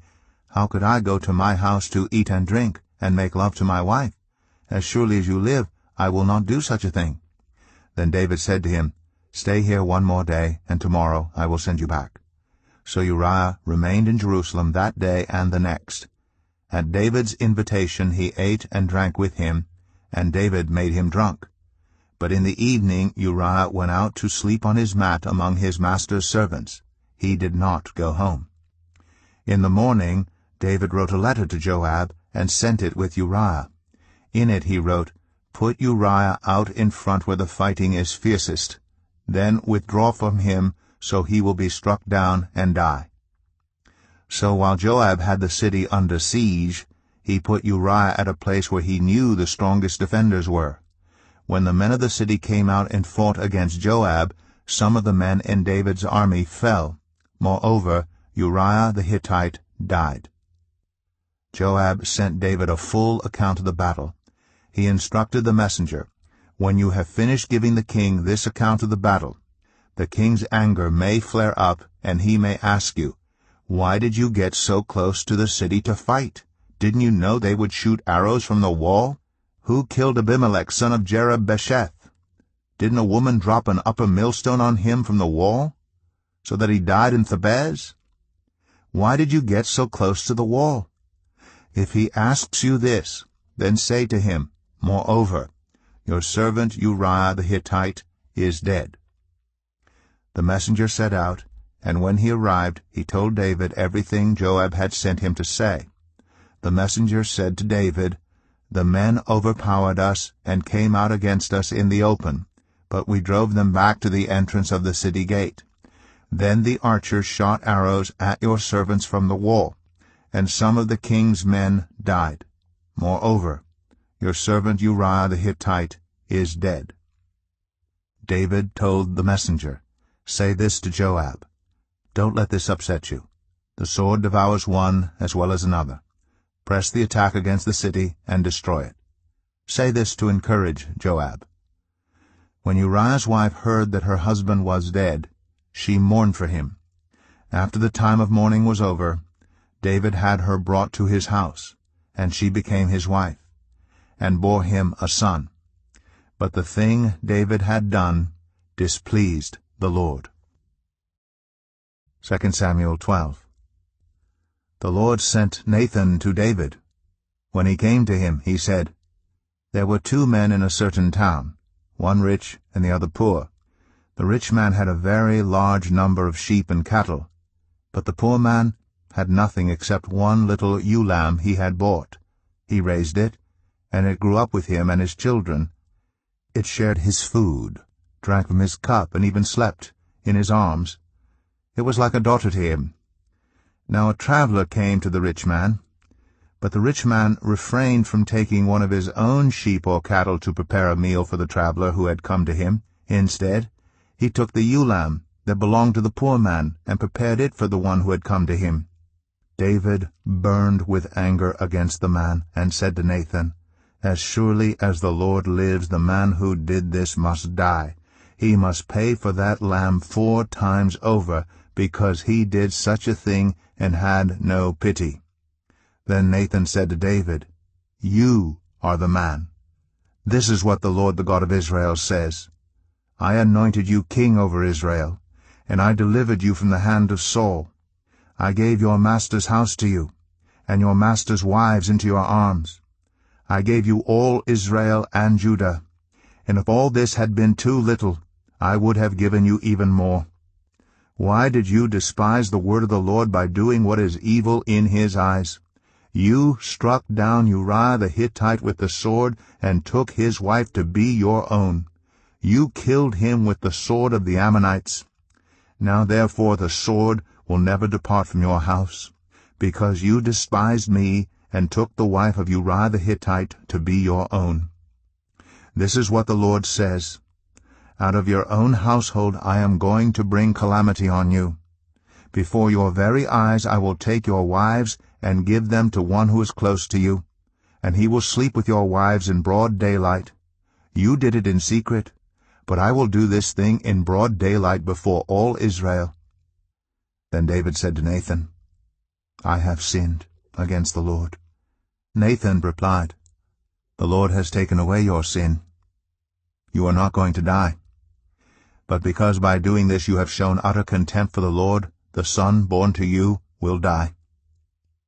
After Nathan had gone home, the Lord struck the child that Uriah's wife had borne to David, and he became ill. David pleaded with God for the child. He fasted and spent the nights lying in sackcloth on the ground. The elders of his household stood beside him to get him up from the ground, but he refused, and he would not eat any food with them. On the 7th day the child died. David's attendants were afraid to tell him that the child was dead, for they thought, while the child was still living, he wouldn't listen to us when we spoke to him. How can we now tell him the child is dead? He may do something desperate. David noticed that his attendants were whispering among themselves, and he realized the child was dead. "Is the child dead?" he asked. "Yes," they replied. "He is dead." Then David got up from the ground, after he had washed, put on lotions, and changed his clothes. He went into the house of the Lord and worshipped. Then he went to his own house, and at his request they served him food, and he ate. His attendants asked him, "Why are you acting this way? While the child was alive you fasted and wept, but now that the child is dead, you get up and eat." He answered, "While the child was still alive I fasted and wept. I thought, who knows? The Lord may be gracious to me and let the child live. But now that he is dead, why should I go on fasting? Can I bring him back again? I will go to him, but he will not return to me." Then David comforted his wife Bathsheba, and he went to her and made love to her. She gave birth to a son, and they named him Solomon. The Lord loved him, and because the Lord loved him, he sent word through Nathan the prophet to name him Jedediah. Meanwhile Joab fought against Rabbah of the Ammonites and captured the royal citadel. Joab then sent messengers to David, saying, "I have fought against Rabbah and taken its water supply. Now muster the rest of the troops and besiege the city and capture it. Otherwise I will take the city, and it will be named after me." So David mustered the entire army and went to Rabbah, and attacked and captured it. David took the crown from their king's head, and it was placed on his own head. It weighed a talent of gold, and it was set with precious stones. David took a great quantity of plunder from the city, and brought out the people who were there, consigning them to labor with saws and with iron picks and axes, and he made them work at brick-making. David did this to all the Ammonite towns. Then he and his entire army returned to Jerusalem. 2 Samuel 13. In the course of time, Amnon, son of David, fell in love with Tamar, the beautiful sister of Absalom, son of David. Amnon became so obsessed with his sister Tamar that he made himself ill. She was a virgin, and it seemed impossible for him to do anything to her. Now Amnon had an adviser named Jonadab, son of Shimea, David's brother. Jonadab was a very shrewd man. He asked Amnon, "Why do you, the king's son, look so haggard morning after morning? Won't you tell me?" Amnon said to him, "I'm in love with Tamar, my brother Absalom's sister." "Go to bed and pretend to be ill," Jonadab said. "When your father comes to see you, say to him, 'I would like my sister Tamar to come and give me something to eat. Let her prepare the food in my sight, so I may watch her, and then eat it from her hand.'" So Amnon lay down and pretended to be ill. When the king came to see him, Amnon said to him, "I would like my sister Tamar to come and make some special bread in my sight, so I may eat from her hand." David sent word to Tamar at the palace, "Go to the house of your brother Amnon and prepare some food for him." So Tamar went to the house of her brother Amnon, who was lying down. She took some dough, kneaded it, made the bread in his sight, and baked it. Then she took the pan and served him the bread, but he refused to eat. "Send everyone out of here," Amnon said. So everyone left him. Then Amnon said to Tamar, "Bring the food here into my bedroom, so I may eat from your hand." And Tamar took the bread she had prepared and brought it to her brother Amnon in his bedroom. But when she took it to him to eat, he grabbed her and said, "Come to bed with me, my sister." "No, my brother," she said to him, "don't force me. Such a thing should not be done in Israel. Don't do this wicked thing. What about me? Where could I get rid of my disgrace? And what about you? You would be like one of the wicked fools in Israel. Please speak to the king. He will not keep me from being married to you." But he refused to listen to her, and since he was stronger than she, he raped her. Then Amnon hated her with intense hatred. In fact, he hated her more than he had loved her. Amnon said to her, "Get up and get out." "No," she said to him, "sending me away would be a greater wrong than what you have already done to me." But he refused to listen to her. He called his personal servant and said, "Get this woman out of my sight, and bolt the door after her." So his servant put her out and bolted the door after her. She was wearing an ornate robe, for this was the kind of garment the virgin daughters of the king wore. Tamar put ashes on her head and tore the ornate robe she was wearing. She put her hands on her head and went away weeping aloud as she went. Her brother Absalom said to her, "Has that Amnon, your brother, been with you? Be quiet for now, my sister. He is your brother. Don't take this thing to heart." And Tamar lived in her brother Absalom's house, a desolate woman. When King David heard all this, he was furious. And Absalom never said a word to Amnon, either good or bad. He hated Amnon because he had disgraced his sister Tamar. 2 years later, when Absalom's sheep-shearers were at Baal-Hazor, near the border of Ephraim, he invited all the king's sons to come there. Absalom went to the king and said, "Your servant has had shearers come. Will the king and his attendants please join me?" "No, my son," the king replied. "All of us should not go. We would only be a burden to you." Although Absalom urged him, he still refused to go, but gave him his blessing. Then Absalom said, "If not, please let my brother Amnon come with us." The king asked him, "Why should he go with you?" But Absalom urged him, so he sent with him Amnon and the rest of the king's sons. Absalom ordered his men, "Listen, when Amnon is in high spirits from drinking wine, and I say to you, 'Strike Amnon down, then kill him,' don't be afraid. Haven't I given you this order? Be strong and brave." So Absalom's men did to Amnon what Absalom had ordered. Then all the king's sons got up, mounted their mules, and fled. While they were on their way, the report came to David, "Absalom has struck down all the king's sons. Not one of them is left." The king stood up, tore his clothes, and lay down on the ground. and all his attendants stood by with their clothes torn. But Jonadab, son of Shemaiah, David's brother, said, My lord should not think that they killed all the princes.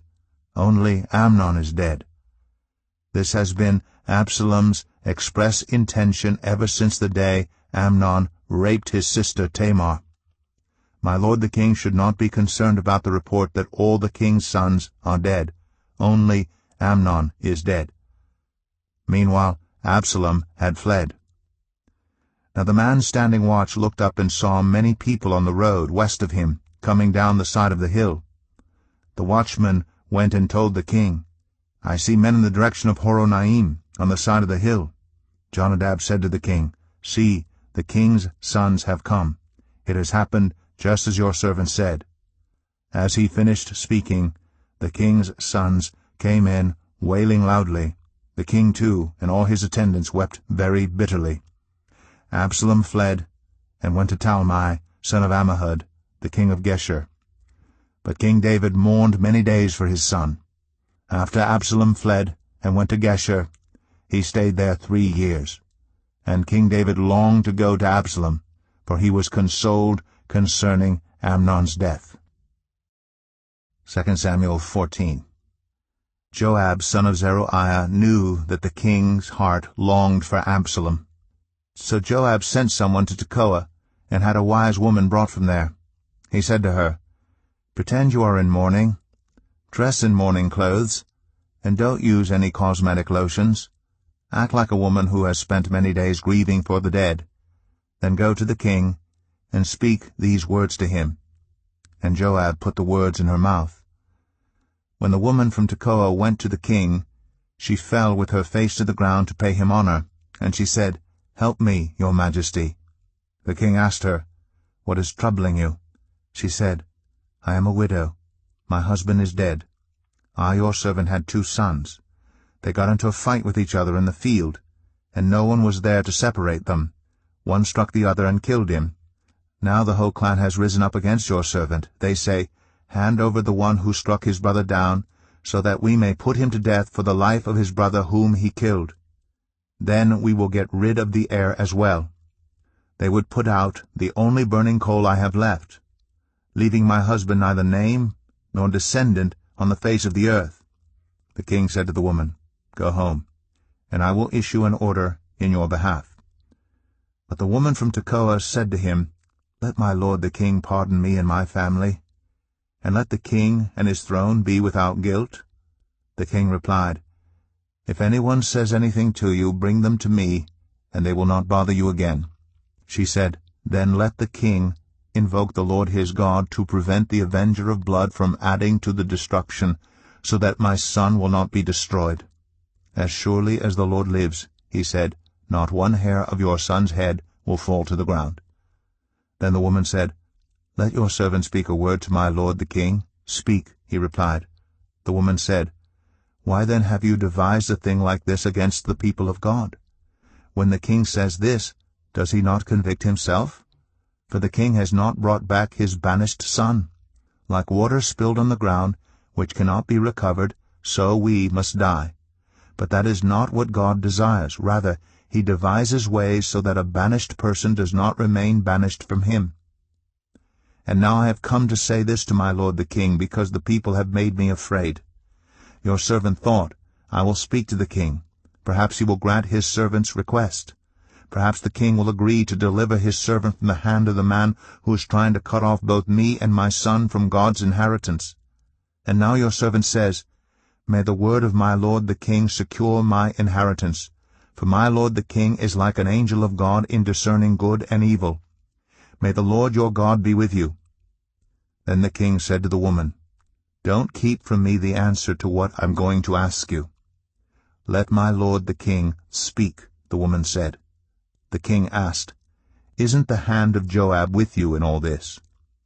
The woman answered, As surely as you live, my lord the king, no one can turn to the right or to the left from anything my lord the king says. Yes, it was your servant Joab who instructed me to do this, and who put all these words into the mouth of your servant. Your servant Joab did this to change the present situation. My lord has wisdom like that of an angel of God. He knows everything that happens in the land." The king said to Joab, "Very well, I will do it. Go, bring back the young man Absalom." Joab fell with his face to the ground to pay him honor, and he blessed the king. Joab said, "Today your servant knows that he has found favor in your eyes, my lord the king, because the king has granted his servant's request." Then Joab went to Geshur and brought Absalom back to Jerusalem. But the king said, "He must go to his own house. He must not see my face." So Absalom went to his own house and did not see the face of the king. In all Israel there was not a man so highly praised for his handsome appearance as Absalom. From the top of his head to the sole of his foot there was no blemish in him. Whenever he cut the hair of his head, he used to cut his hair once a year because it became too heavy for him. He would weigh it, and its weight was 200 shekels by the royal standard. 3 sons and a daughter were born to Absalom. His daughter's name was Tamar, and she became a beautiful woman. Absalom lived 2 years in Jerusalem without seeing the king's face. Then Absalom sent for Joab in order to send him to the king, but Joab refused to come to him. So he sent a second time, but he refused to come. Then he said to his servants, "Look, Joab's field is next to mine, and he has barley there. Go and set it on fire." So Absalom's servants set the field on fire. Then Joab did go to Absalom's house, and he said to him, "Why have your servants set my field on fire?" Absalom said to Joab, "Look, I sent word to you and said, 'Come here so I can send you to the king to ask, why have I come from Geshur? It would be better for me if I were still there. Now then, I want to see the king's face. And if I'm guilty of anything, let him put me to death.'" So Joab went to the king and told him this. Then the king summoned Absalom, and he came in and bowed down with his face to the ground before the king, and the king kissed Absalom. 2 Samuel 15. In the course of time, Absalom provided himself with a chariot and horses and with 50 men to run ahead of him. He would get up early and stand by the side of the road leading to the city gate. Whenever anyone came with a complaint to be placed before the king for a decision, Absalom would call out to him, "What town are you from?" He would answer, "Your servant is from one of the tribes of Israel." Then Absalom would say to him, "Look, your claims are valid and proper, but there is no representative of the king to hear you." And Absalom would add, "If only I were appointed judge in the land. Then everyone who has a complaint or case could come to me, and I would see that they receive justice." Also, whenever anyone approached him to bow down before him, Absalom would reach out his hand, take hold of him, and kiss him. Absalom behaved in this way toward all the Israelites who came to the king asking for justice, and so he stole the hearts of the people of Israel. At the end of 4 years, Absalom said to the king, "Let me go to Hebron and fulfill a vow I made to the Lord. While your servant was living at Geshur in Aram, I made this vow. If the Lord takes me back to Jerusalem, I will worship the Lord in Hebron." The king said to him, "Go in peace." So he went to Hebron. Then Absalom sent secret messengers throughout the tribes of Israel to say, "As soon as you hear the sound of the trumpets, then say, 'Absalom is king in Hebron.'" 200 men from Jerusalem had accompanied Absalom. They had been invited as guests and went quite innocently, knowing nothing about the matter. While Absalom was offering sacrifices, he also sent for Ahithophel the Gilonite, David's counselor, to come from Gilo, his hometown. And so the conspiracy gained strength, and Absalom's following kept on increasing. A messenger came and told David, "The hearts of the people of Israel are with Absalom." Then David said to all his officials who were with him in Jerusalem, "Come, we must flee, or none of us will escape from Absalom. We must leave immediately, or he will move quickly to overtake us and bring ruin on us and put the city to the sword." The king's officials answered him, "Your servants are ready to do whatever our lord the king chooses." The king set out with his entire household following him, but he left 10 concubines to take care of the palace. So the king set out with all the people following him, and they halted at the edge of the city. All his men marched past him, along with all the Kerethites and Pelethites, and all the 600 Gittites who had accompanied him from Gath marched before the king. The king said to Ittai the Gittite, "Why should you come along with us? Go back and stay with King Absalom. You are a foreigner, an exile from your homeland. You came only yesterday, and today shall I make you wander about with us, when I do not know where I am going? Go back and take your people with you. May the Lord show you kindness and faithfulness."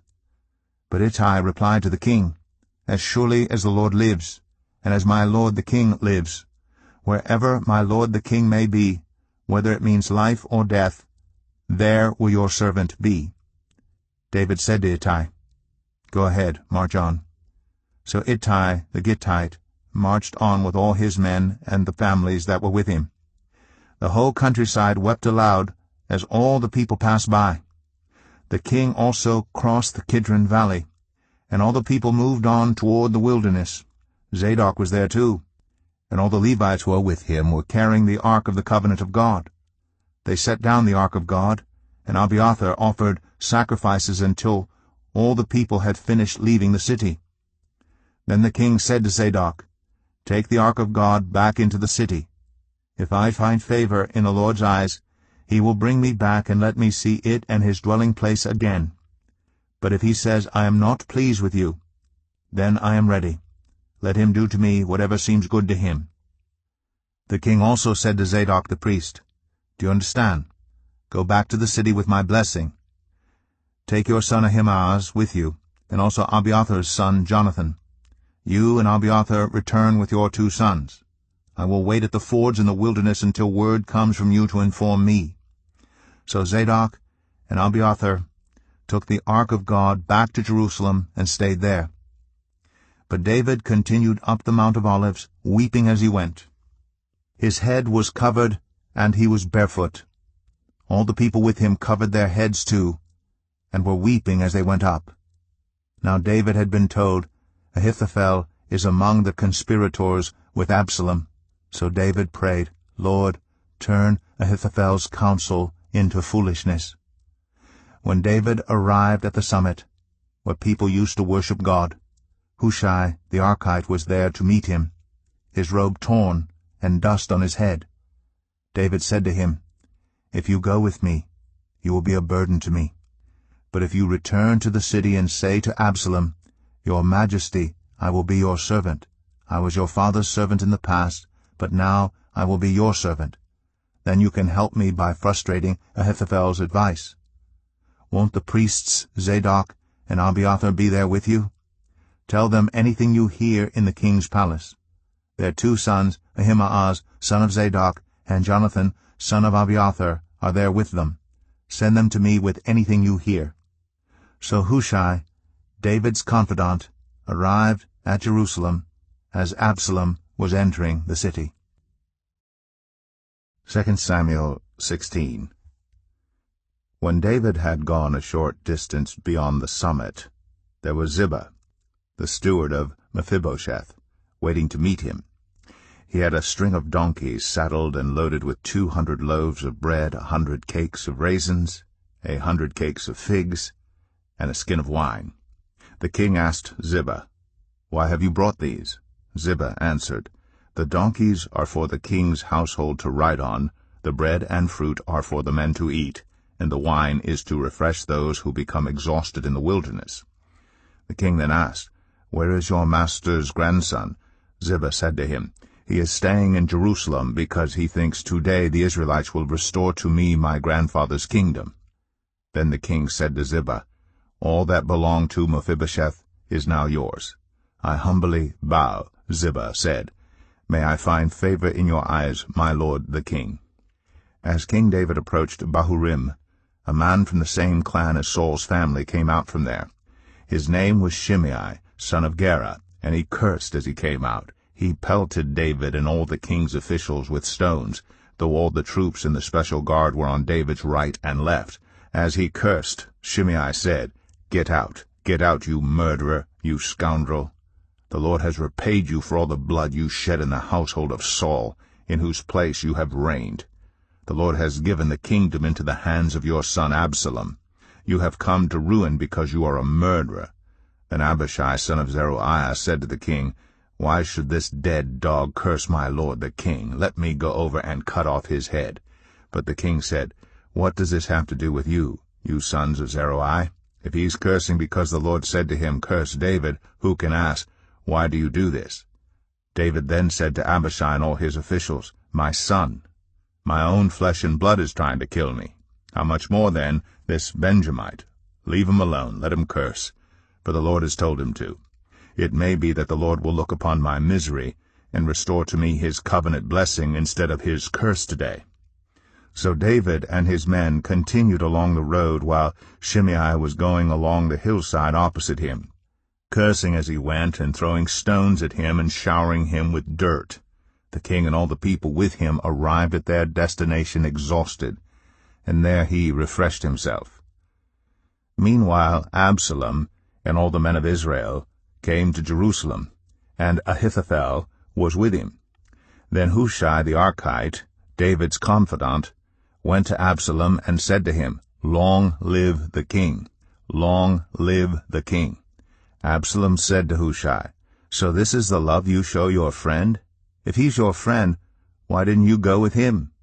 Hushai said to Absalom, "No, the one chosen by the Lord, by these people, and by all the men of Israel, his I will be, and I will remain with him. Furthermore, whom should I serve? Should I not serve the Son? Just as I served your father, so I will serve you." Absalom said to Ahithophel, "Give us your advice. What should we do?" Ahithophel answered, "Sleep with your father's concubines, whom he left to take care of the palace. Then all Israel will hear that you have made yourself obnoxious to your father, and the hands of everyone with you will be more resolute." So they pitched a tent for Absalom on the roof, and he slept with his father's concubines in the sight of all Israel. Now in those days the advice Ahithophel gave was like that of one who inquires of God. That was how both David and Absalom regarded all of Ahithophel's advice. 2 Samuel 17. Ahithophel said to Absalom, "I would choose 12,000 men and set out tonight in pursuit of David. I would attack him while he is weary and weak. I would strike him with terror, and then all the people with him will flee. I would strike down only the king and bring all the people back to you. The death of the man you seek will mean the return of all. All the people will be unharmed." This plan seemed good to Absalom and to all the elders of Israel. But Absalom said, "Summon also Hushai the Archite, so we can hear what he has to say as well." When Hushai came to him, Absalom said, "Ahithophel has given this advice. Should we do what he says? If not, give us your opinion." Hushai replied to Absalom, "The advice Ahithophel has given is not good this time. You know your father and his men. They are fighters, and as fierce as a wild bear robbed of her cubs. Besides, your father is an experienced fighter. He will not spend the night with the troops. Even now he is hidden in a cave or some other place. If he should attack your troops first, whoever hears about it will say, 'There has been a slaughter among the troops who follow Absalom.' Then even the bravest soldier, whose heart is like the heart of a lion, will melt with fear. For all Israel knows that your father is a fighter, and that those with him are brave. So I advise you, let all Israel from Dan to Beersheba, as numerous as the sand on the seashore, be gathered to you, with you yourself leading them into battle. Then we will attack him wherever he may be found, and we will fall on him as dew settles on the ground. Neither he nor any of his men will be left alive. If he withdraws into a city, then all Israel will bring ropes to that city, and we will drag it down to the valley until not so much as a pebble is left." Absalom and all the men of Israel said, "The advice of Hushai the Archite is better than that of Ahithophel, for the Lord has determined to frustrate the good advice of Ahithophel in order to bring disaster on Absalom." Hushai told Zadok and Abiathar the priests, Ahithophel has advised Absalom and the elders of Israel to do such and such, but I have advised them to do so and so. Now send a message at once and tell David, do not spend the night at the fords in the wilderness. Cross over without fail, or the king and all the people with him will be swallowed up. Jonathan and Ahimaaz were staying in En-Rogel. A female servant was to go and inform them, and they were to go and tell King David, for they could not risk being seen entering the city. But a young man saw them and told Absalom. So the two of them left at once and went to the house of a man in Baharim. He had a well in his courtyard, and they climbed down into it. His wife took a covering and spread it out over the opening of the well and scattered grain over it. No one knew anything about it. When Absalom's men came to the woman at the house, they asked, "Where are Ahimaaz and Jonathan?" The woman answered them, "They crossed over the brook." The men searched but found no one, so they returned to Jerusalem. After they had gone, the two climbed out of the well and went to inform King David. They said to him, "Set out and cross the river at once. Ahithophel has advised such and such against you." So David and all the people with him set out and crossed the Jordan. By daybreak no one was left who had not crossed the Jordan. When Ahithophel saw that his advice had not been followed, he saddled his donkey and set out for his house in his hometown. He put his house in order and then hanged himself. So he died and was buried in his father's tomb. David went to Mahanaim, and Absalom crossed the Jordan with all the men of Israel. Absalom had appointed Amasa over the army in place of Joab. Amasa was the son of Jether, an Ishmaelite, who had married Abigail, the daughter of Nahash, and sister of Zeruiah, the mother of Joab. The Israelites and Absalom camped in the land of Gilead. When David came to Mahanaim, Shobai, son of Nahash, from Rabbah of the Ammonites, and Machir, son of Ammiel, from Lo-debar, and Barzillai the Gileadite from Rogelim, brought bedding and bowls and articles of pottery. They also brought wheat and barley, flour and roasted grain, beans and lentils, honey and curds, sheep and cheese from cow's milk for David and his people to eat. For they said, "The people have become exhausted and hungry and thirsty in the wilderness." 2 Samuel 18. David mustered the men who were with him, and appointed over them commanders of thousands and commanders of hundreds. David sent out his troops, a third under the command of Joab, a third under Joab's brother Abishai, son of Zeruiah, and a third under Ittai the Gittite. The king told the troops, "I myself will surely march out with you." But the men said, "You must not go out. If we are forced to flee, they won't care about us. Even if half of us die, they won't care.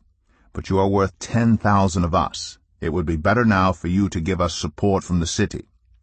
The king answered, "I will do whatever seems best to you."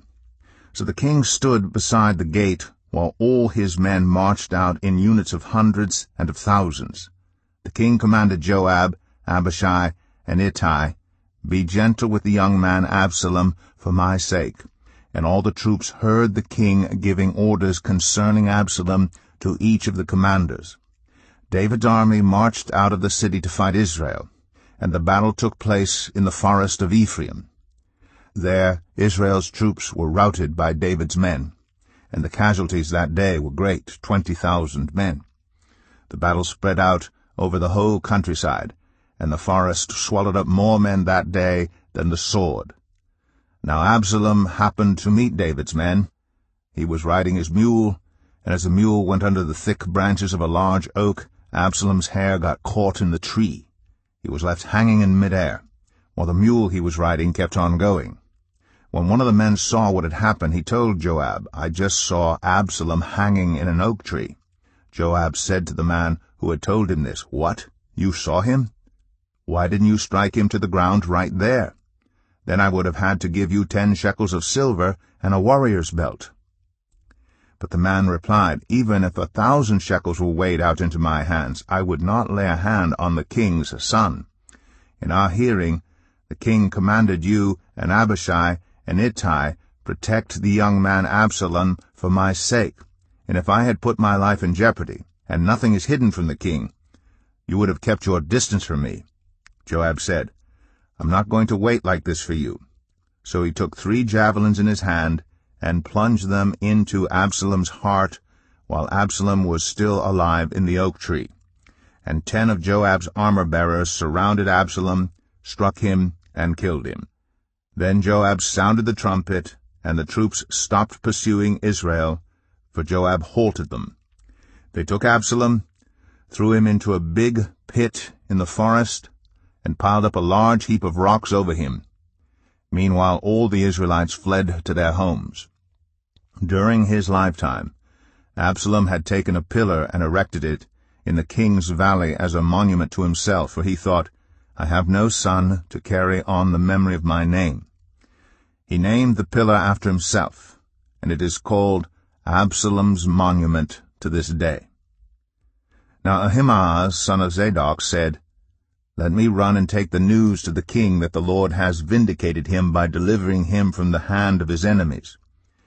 "You are not the one to take the news today," Joab told him. "You may take the news another time, but you must not do so today, because the king's son is dead." Then Joab said to a Cushite, "Go tell the king what you have seen." The Cushite bowed down before Joab and ran off. Ahimaaz, son of Zadok, again said to Joab, "Come what may, please let me run behind the Cushite." But Joab replied, "My son, why do you want to go? You don't have any news that will bring you a reward." He said, "Come what may, I want to run." So Joab said, "Run." Then Ahimaaz ran by way of the plain and outran the Cushite. While David was sitting between the inner and outer gates, the watchman went up to the roof of the gateway by the wall. As he looked out, he saw a man running alone. The watchman called out to the king and reported it. The king said, "If he is alone, he must have good news." And the runner came closer and closer. Then the watchman saw another runner, and he called down to the gatekeeper, "Look, another man running alone." The king said, "He must be bringing good news too."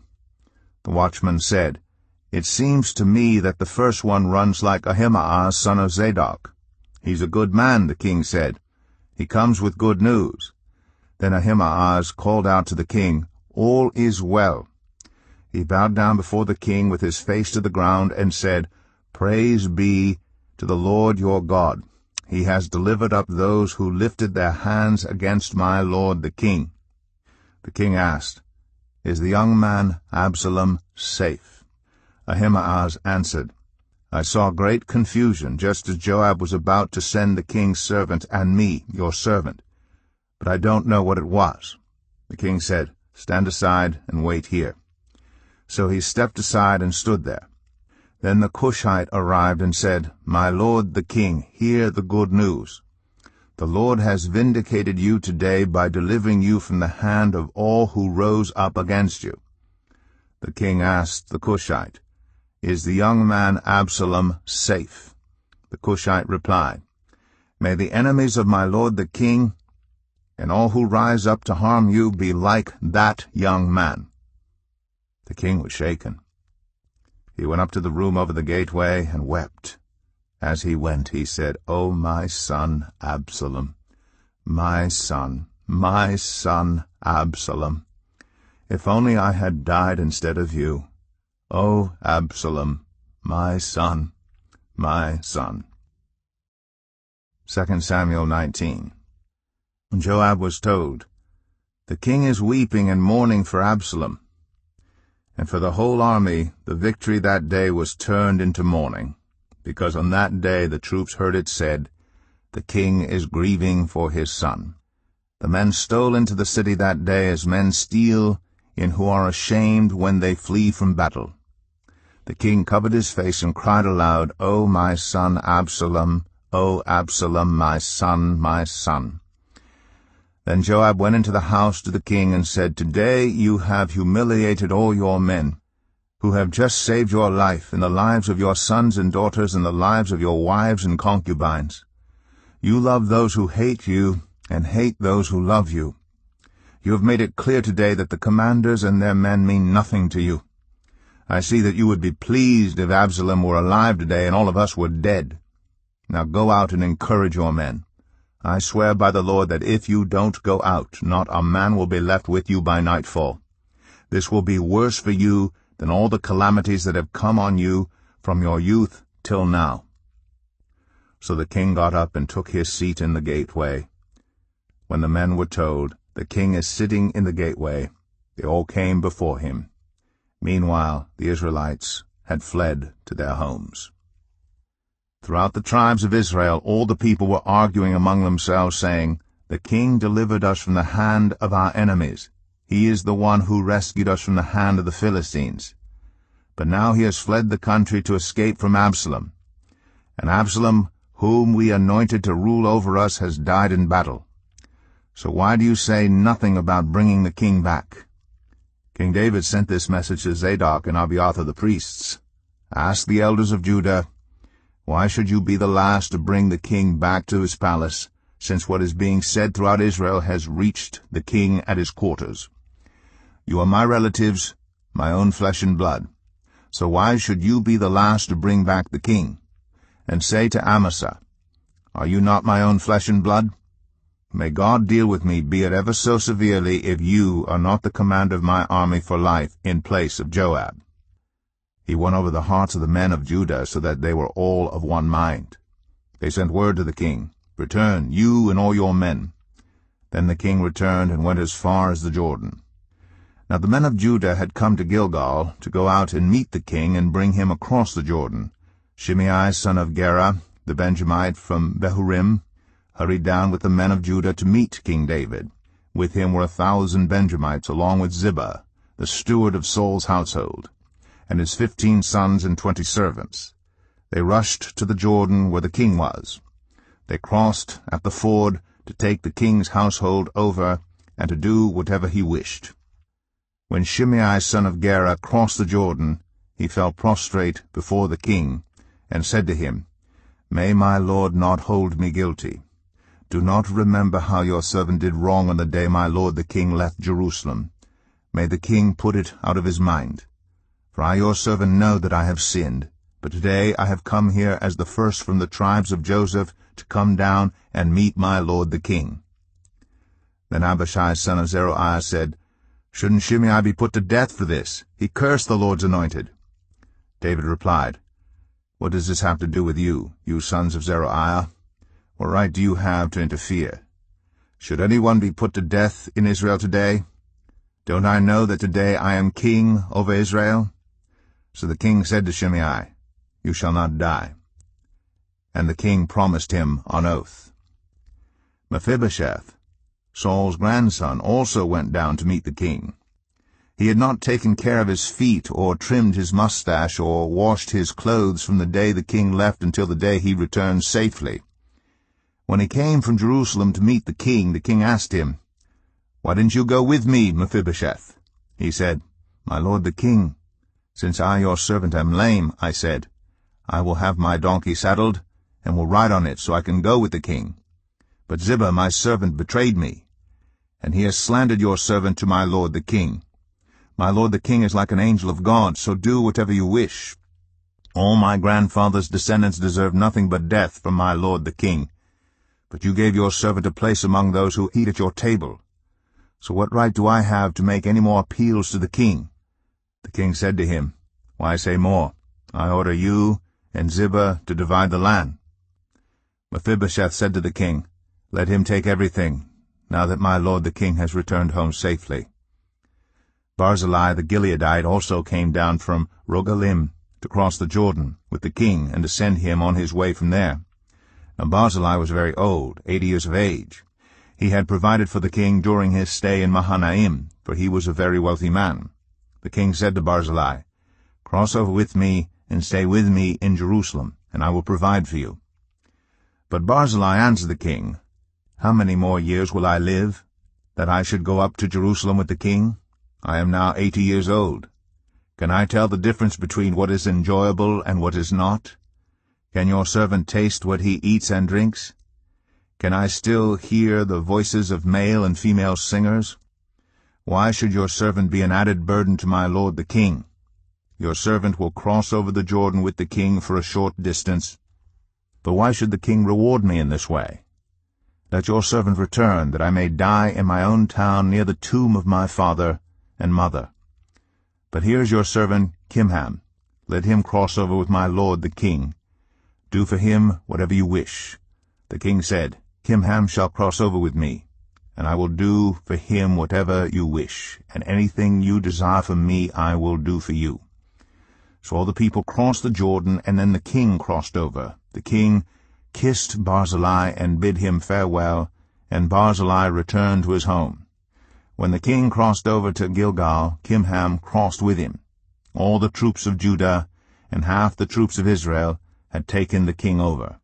Soon all the men of Israel were coming to the king and saying to him, "Why did our brothers, the men of Judah, steal the king away and bring him and his household across the Jordan, together with all his men?" All the men of Judah answered the men of Israel, "We did this because the king is closely related to us. Why are you angry about it? Have we eaten any of the king's provisions? Have we taken anything for ourselves?" Then the men of Israel answered the men of Judah, "We have 10 shares in the king, so we have a greater claim on David than you have. Why then do you treat us with contempt? Weren't we the first to speak of bringing back our king?"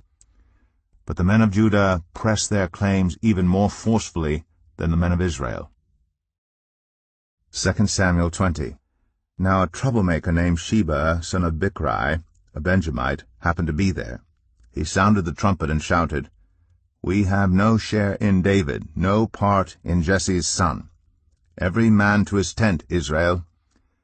So all the men of Israel deserted David to follow Sheba, son of Bichri. But the men of Judah stayed by their king all the way from the Jordan to Jerusalem. When David returned to his palace in Jerusalem, he took the 10 concubines he had left to take care of the palace and put them in a house under guard. He provided for them, but had no sexual relations with them. They were kept in confinement till the day of their death, living as widows.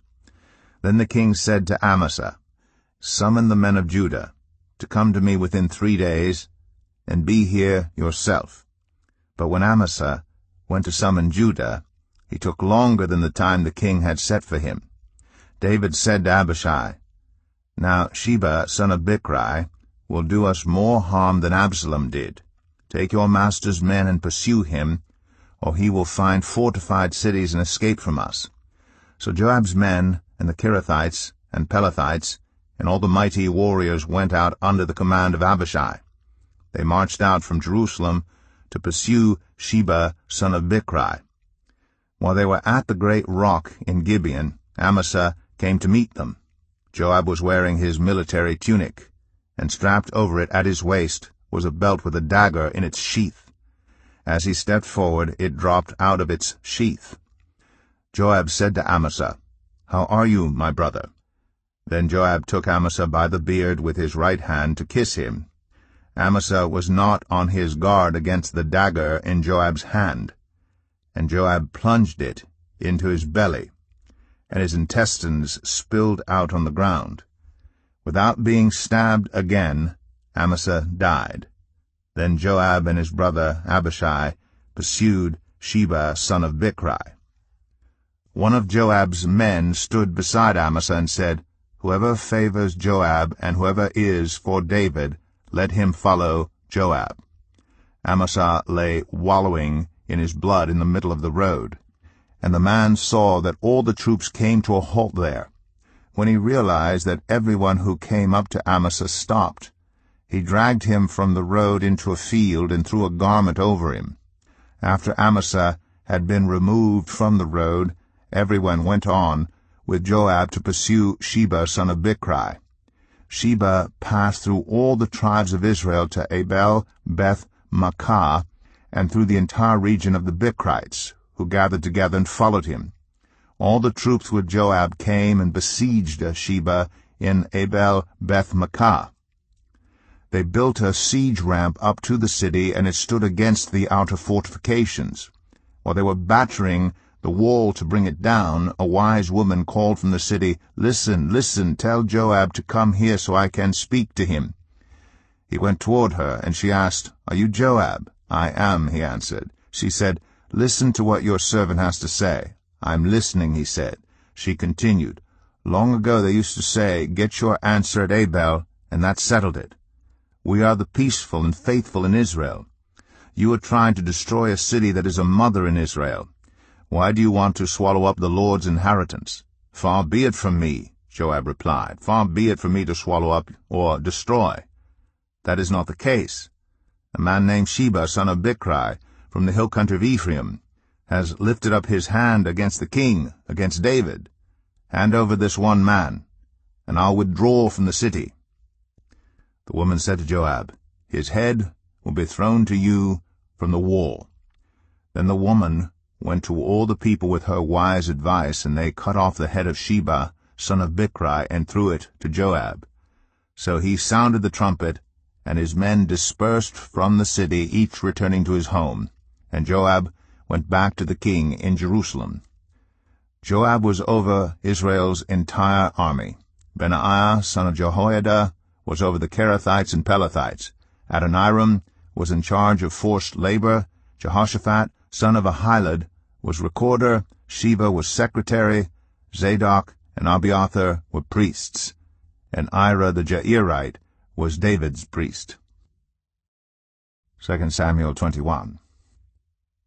During the reign of David, there was a famine for 3 successive years. So David sought the face of the Lord. The Lord said, "It is on account of Saul and his blood-stained house. It is because he put the Gibeonites to death." The king summoned the Gibeonites and spoke to them. Now the Gibeonites were not a part of Israel, but were survivors of the Amorites.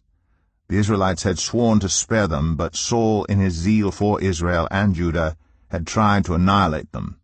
David asked the Gibeonites, "What shall I do for you? How shall I make atonement so that you will bless the Lord's inheritance?" The Gibeonites answered him, "We have no right to demand silver or gold from Saul or his family, nor do we have the right to put anyone in Israel to death." "What do you want me to do for you?" David asked. They answered the king, "As for the man who destroyed us and plotted against us so that we have been decimated and have no place anywhere in Israel, let 7 of his male descendants be given to us to be killed, and their bodies exposed before the Lord at Gibeah of Saul, the Lord's chosen one." So the king said, "I will give them to you." The king spared Mephibosheth, son of Jonathan, the son of Saul, because of the oath before the Lord between David and Jonathan, son of Saul. But the king took Armoni and Mephibosheth, the 2 sons of Aiah's daughter Rizpah, whom she had borne to Saul, together with the 5 sons of Saul's daughter Merab, whom she had borne to Adriel, son of Barzillai, the Maholathite. He handed them over to the Gibeonites, who killed them, and exposed their bodies on a hill before the Lord. All 7 of them fell together. They were put to death during the first days of the harvest, just as the barley harvest was beginning.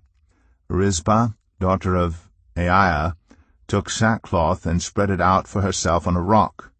From the beginning of the harvest till the rain poured down from the heavens on the bodies, she did not let the birds touch them by day, or the wild animals by night.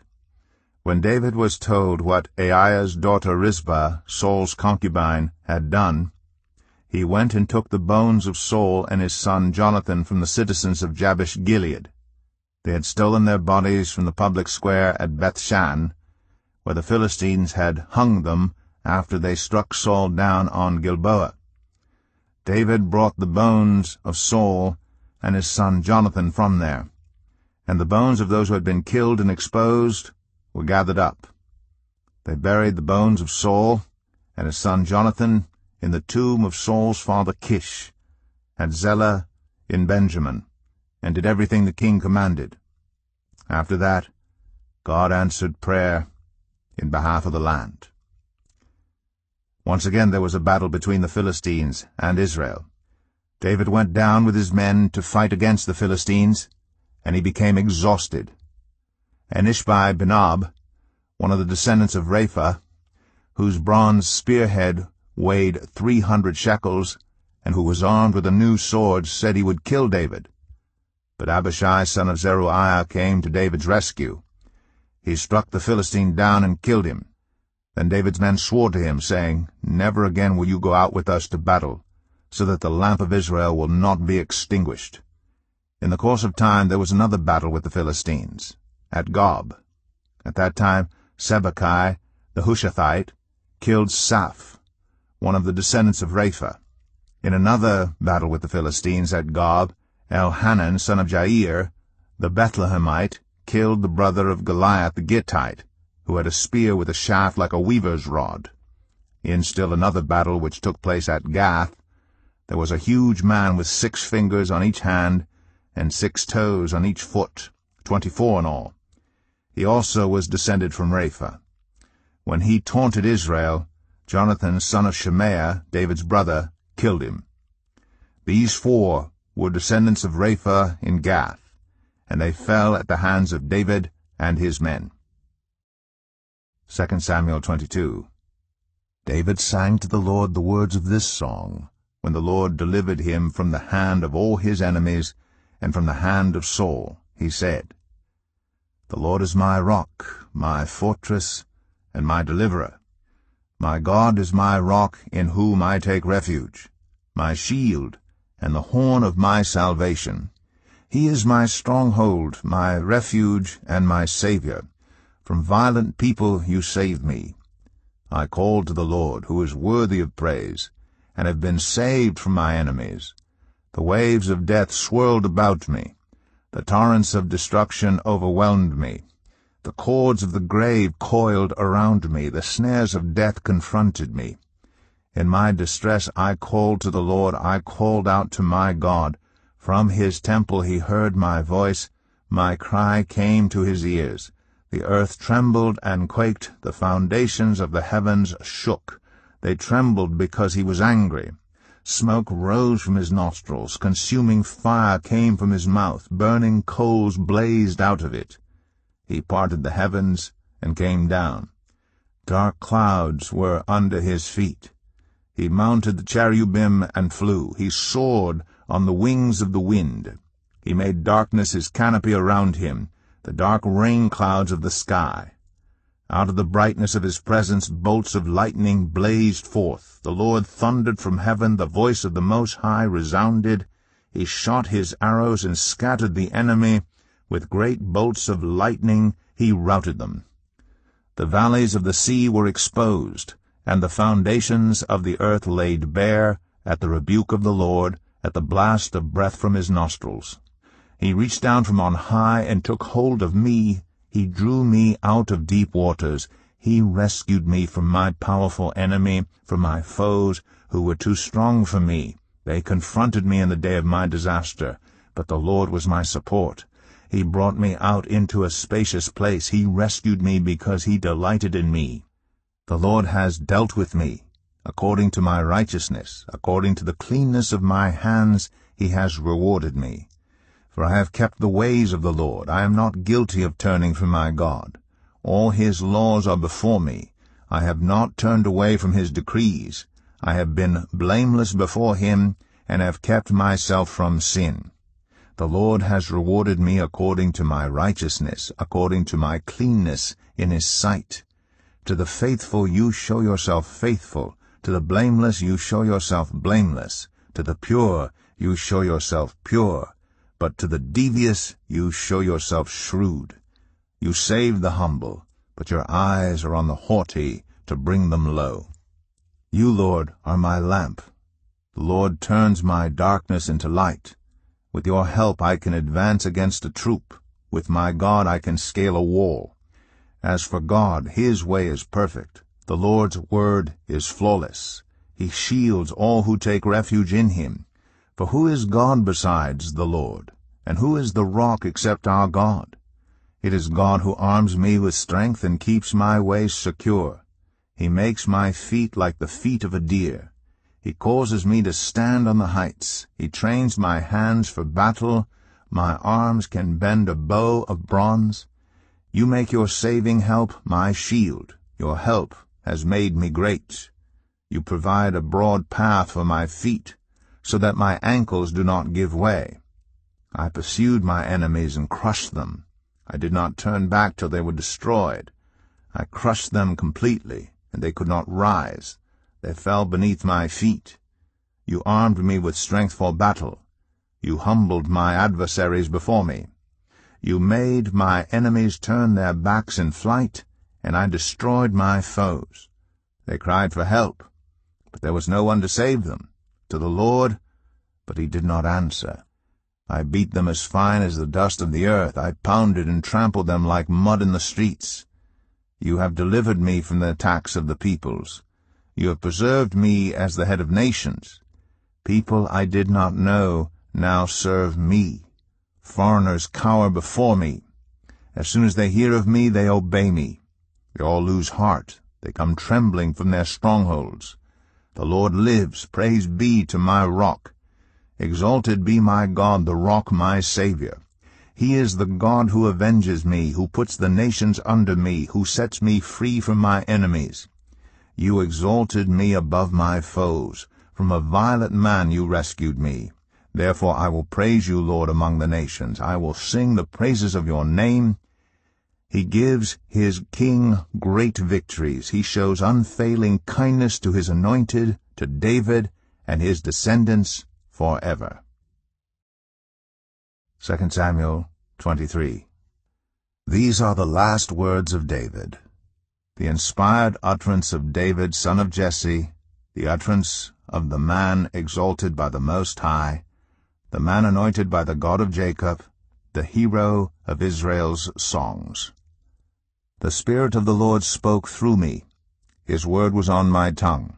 The God of Israel spoke.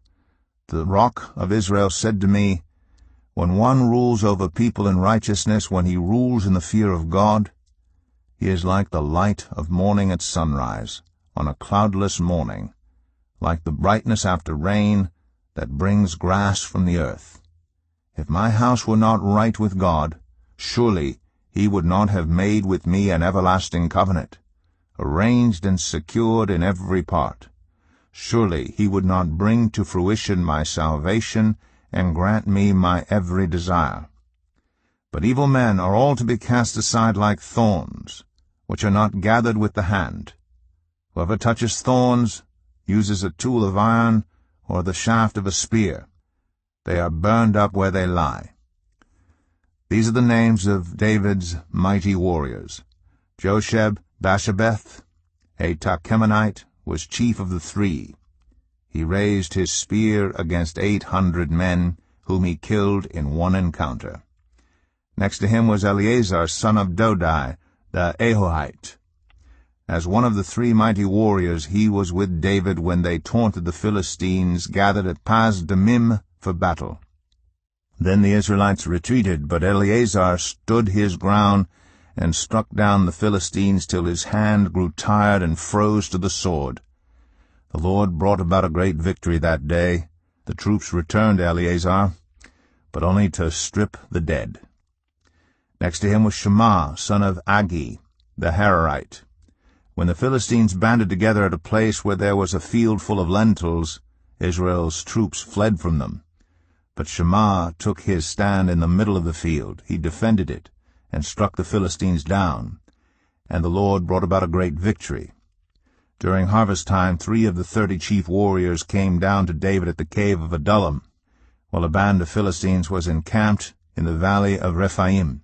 At that time David was in the stronghold, and the Philistine garrison was at Bethlehem. David longed for water and said, "Oh, that someone would get me a drink of water from the well near the gate of Bethlehem." So the 3 mighty warriors broke through the Philistine lines, drew water from the well near the gate of Bethlehem, and carried it back to David. But he refused to drink it. Instead he poured it out before the Lord. "Far be it from me, Lord, to do this," he said. "Is it not the blood of men who went at the risk of their lives?" And David would not drink it. Such were the exploits of the 3 mighty warriors. Abishai, the brother of Joab, son of Zeruiah, was chief of the 3. He raised his spear against 300 men whom he killed, and so he became as famous as the 3. Was he not held in greater honor than the 3?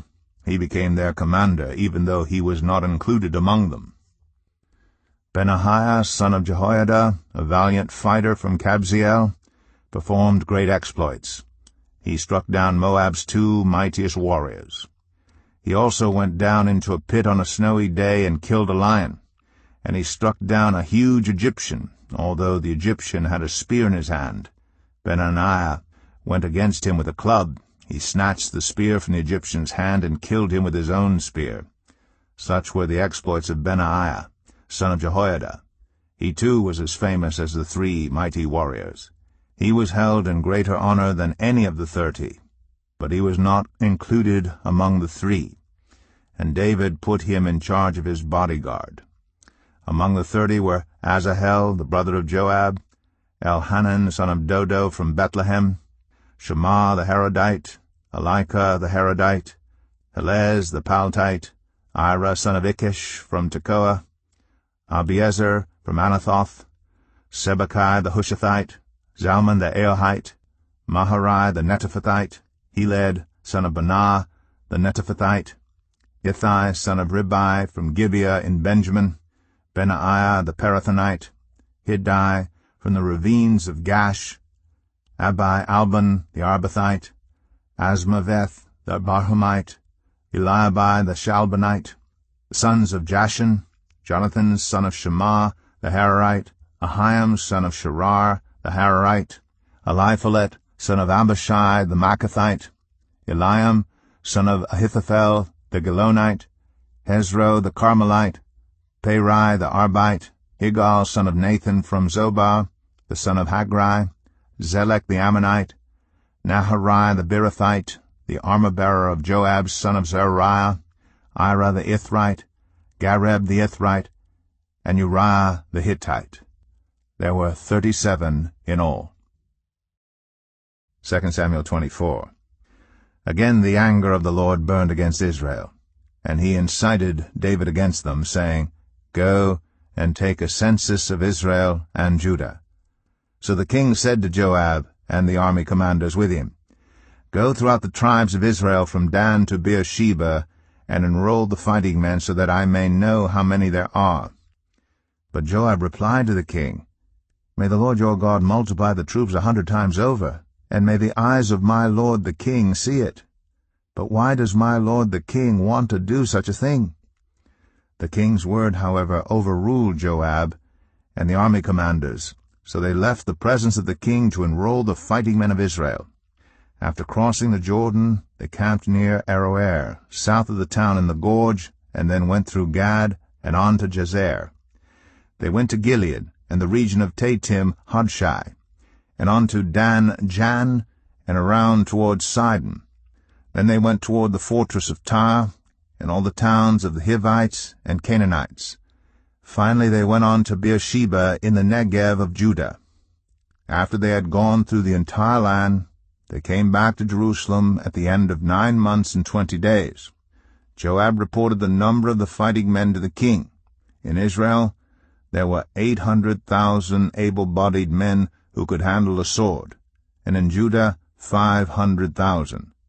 David was conscience-stricken after he had counted the fighting men, and he said to the Lord, I have sinned greatly in what I have done. Now, Lord, I beg you, take away the guilt of your servant. I have done a very foolish thing. Before David got up the next morning, the word of the Lord had come to Gad the prophet, David's seer. Go and tell David, This is what the Lord says. I am giving you 3 options. Choose one of them for me to carry out against you. So Gad went to David and said to him, Shall there come on you 3 years of famine in your land, or 3 months of fleeing from your enemies while they pursue you, or 3 days of plague in your land? Now then, think it over, and decide how I should answer the one who sent me. David said to Gad, I am in deep distress. Let us fall into the hands of the Lord, for his mercy is great, but do not let me fall into human hands. So the Lord sent a plague on Israel from that morning until the end of the time designated, and 70,000 of the people from Dan to Beersheba died. When the angel stretched out his hand to destroy Jerusalem, the Lord relented concerning the disaster, and said to the angel who was afflicting the people, "Enough! Withdraw your hand." The angel of the Lord was then at the threshing floor of Araunah the Jebusite. When David saw the angel who was striking down the people, he said to the Lord, "I have sinned. I, the shepherd, have done wrong. These are but sheep. What have they done? Let your hand fall on me and my family." On that day Gad went to David and said to him, "Go up and build an altar to the Lord on the threshing floor of Araunah the Jebusite." So David went up as the Lord had commanded through Gad. When Araunah looked and saw the king and his officials coming toward him, he went out and bowed down before the king with his face to the ground. Araunah said, "Why has my lord the king come to his servant?" "To buy your threshing floor," David answered, "so I can build an altar to the Lord, that the plague on the people may be stopped." Araunah said to David, "Let my lord the king take whatever he wishes and offer it up. Here are oxen for the burnt offering, and here are threshing sledges and ox yokes for the wood. Your majesty, Araunah gives all this to the king." Araunah also said to him, "May the Lord your God accept you." But the king replied to Araunah, "No, I insist on paying you for it. I will not sacrifice to the Lord my God burnt offerings that cost me nothing." So David bought the threshing floor and the oxen and paid 50 shekels of silver for them. David built an altar to the Lord there, and sacrificed burnt offerings and fellowship offerings. Then the Lord answered his prayer in behalf of the land, and the plague on Israel was stopped. The Book of 1 Kings, chapter 1. When King David was very old, he could not keep warm even when they put covers over him. So his attendants said to him, "Let us look for a young virgin to serve the king and take care of him. She can lie beside him so that our lord the king may keep warm." Then they searched throughout Israel for a beautiful young woman, and found Abishag, a Shunammite, and brought her to the king. The woman was very beautiful. She took care of the king and waited on him, but the king had no sexual relations with her. Now Adonijah, whose mother was Haggith, put himself forward and said, "I will be king." So he got chariots and horses ready, with 50 men to run ahead of him. His father had never rebuked him by asking, "Why do you behave as you do?"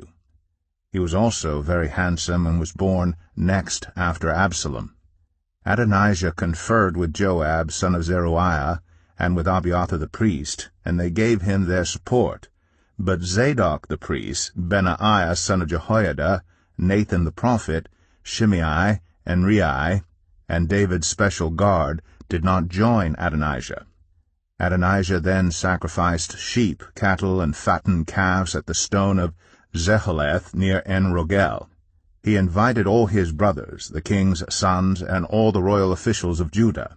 But he did not invite Nathan the prophet, or Benaiah, or the special guard, or his brother Solomon. Then Nathan asked Bathsheba, Solomon's mother, "Have you not heard that Adonijah the son of Haggith has become king, and our lord David knows nothing about it? Now then, let me advise you how you can save your own life and the life of your son Solomon. Go in to King David and say to him, 'My lord the king, did you not swear to me, your servant, surely Solomon your son shall be king after me, and he will sit on my throne? Why then has Adonijah become king? While you are still there talking to the king, I will come in and add my word to what you have said.' So Bathsheba went to see the aged king in his room, where Abishag the Shunammite was attending him.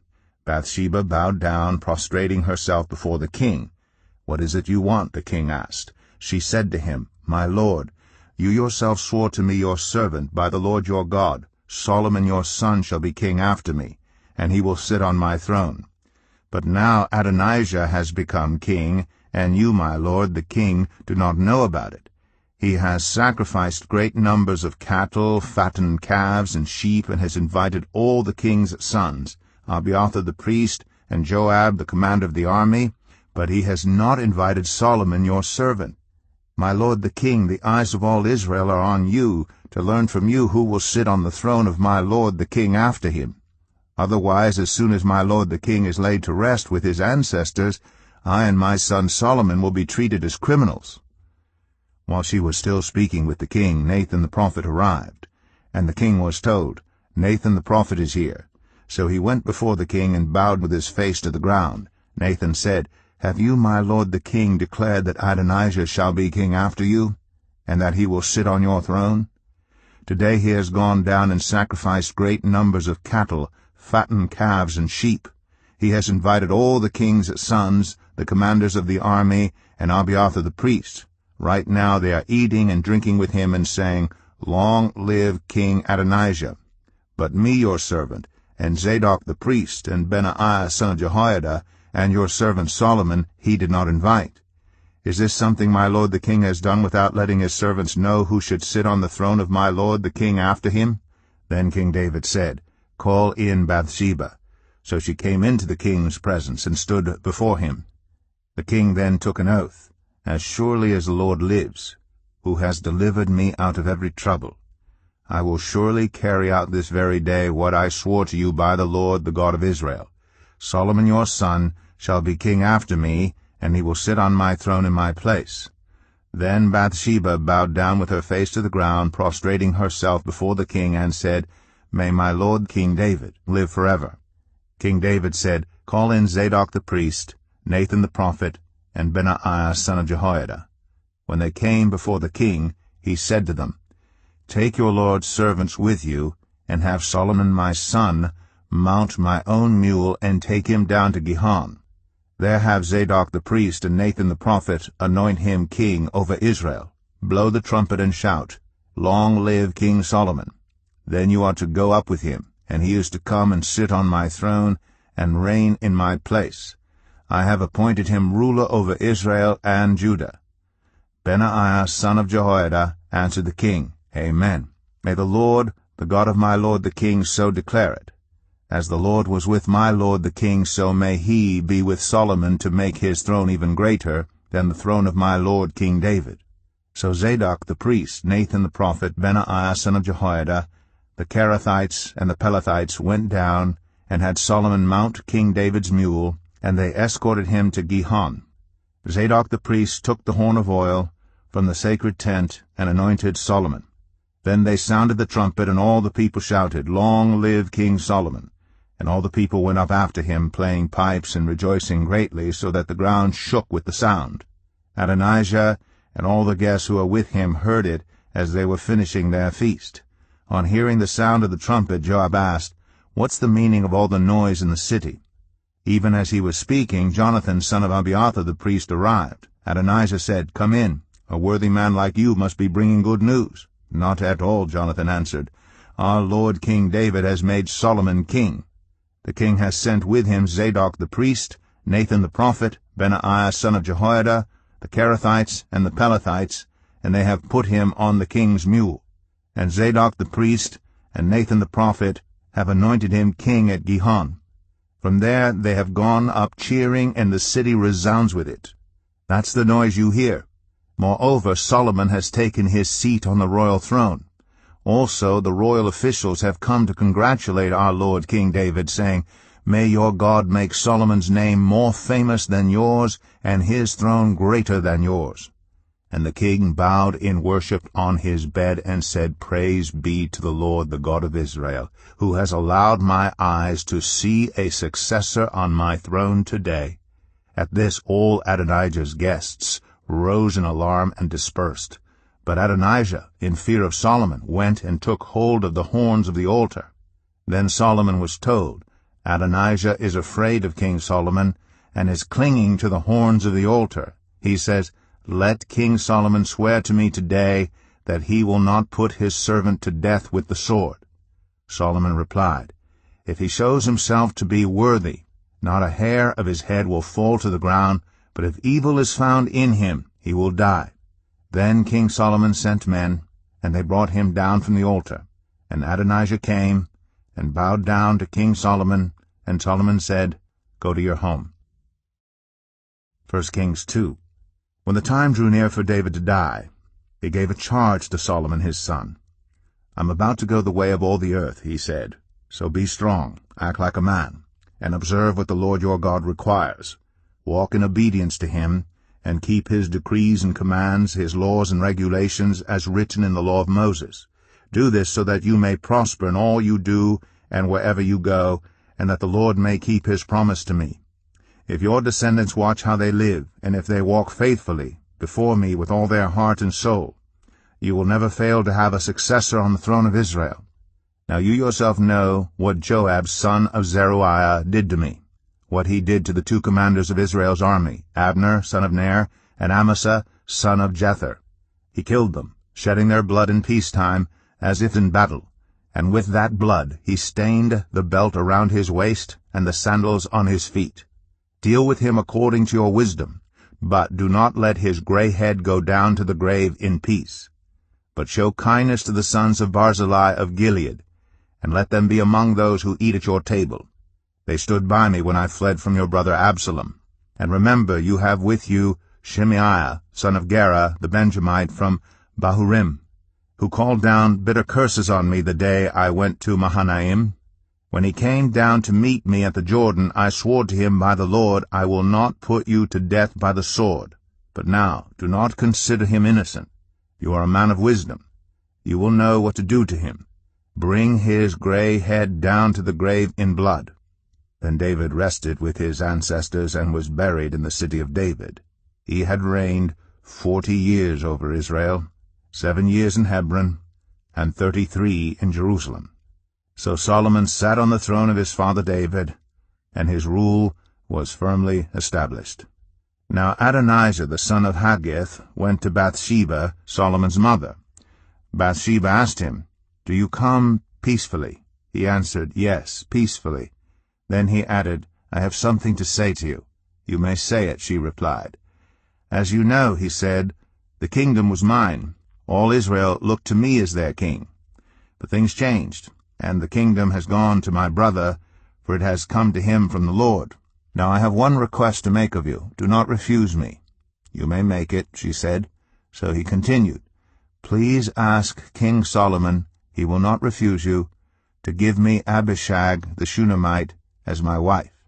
Very well, Bathsheba replied, I will speak to the king for you. When Bathsheba went to King Solomon to speak to him for Adonijah, the king stood up to meet her, bowed down to her, and sat down on his throne. He had a throne brought for the king's mother, and she sat down at his right hand. I have one small request to make of you, she said. Do not refuse me. The king replied, Make it, my mother, I will not refuse you. So she said, Let Abishag the Shunammite be given in marriage to your brother Adonijah. King Solomon answered his mother, Why do you request Abishag the Shunammite for Adonijah? You might as well request the kingdom for him. After all, he is my older brother. Yes, for him, and for Abiathar the priest, and Joab son of Zeruiah. Then King Solomon swore by the Lord, May God deal with me, be it ever so severely, if Adonijah does not pay with his life for this request. And now, as surely as the Lord lives, he who has established me securely on the throne of my father David, and has founded a dynasty for me, as he promised, Adonijah shall be put to death today. So King Solomon gave orders to Benaiah, son of Jehoiada, and he struck down Adonijah, and he died.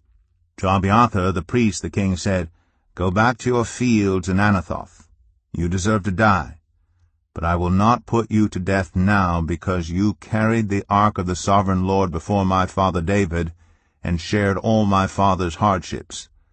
So Solomon removed Abiathar from the priesthood of the Lord, fulfilling the word the Lord had spoken at Shiloh about the house of Eli.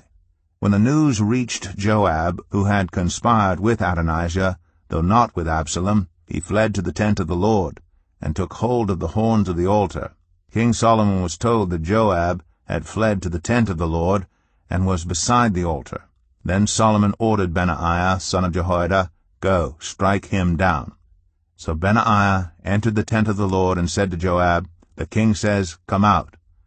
But he answered, No, I will die here. Benaiah reported to the king, This is how Joab answered me.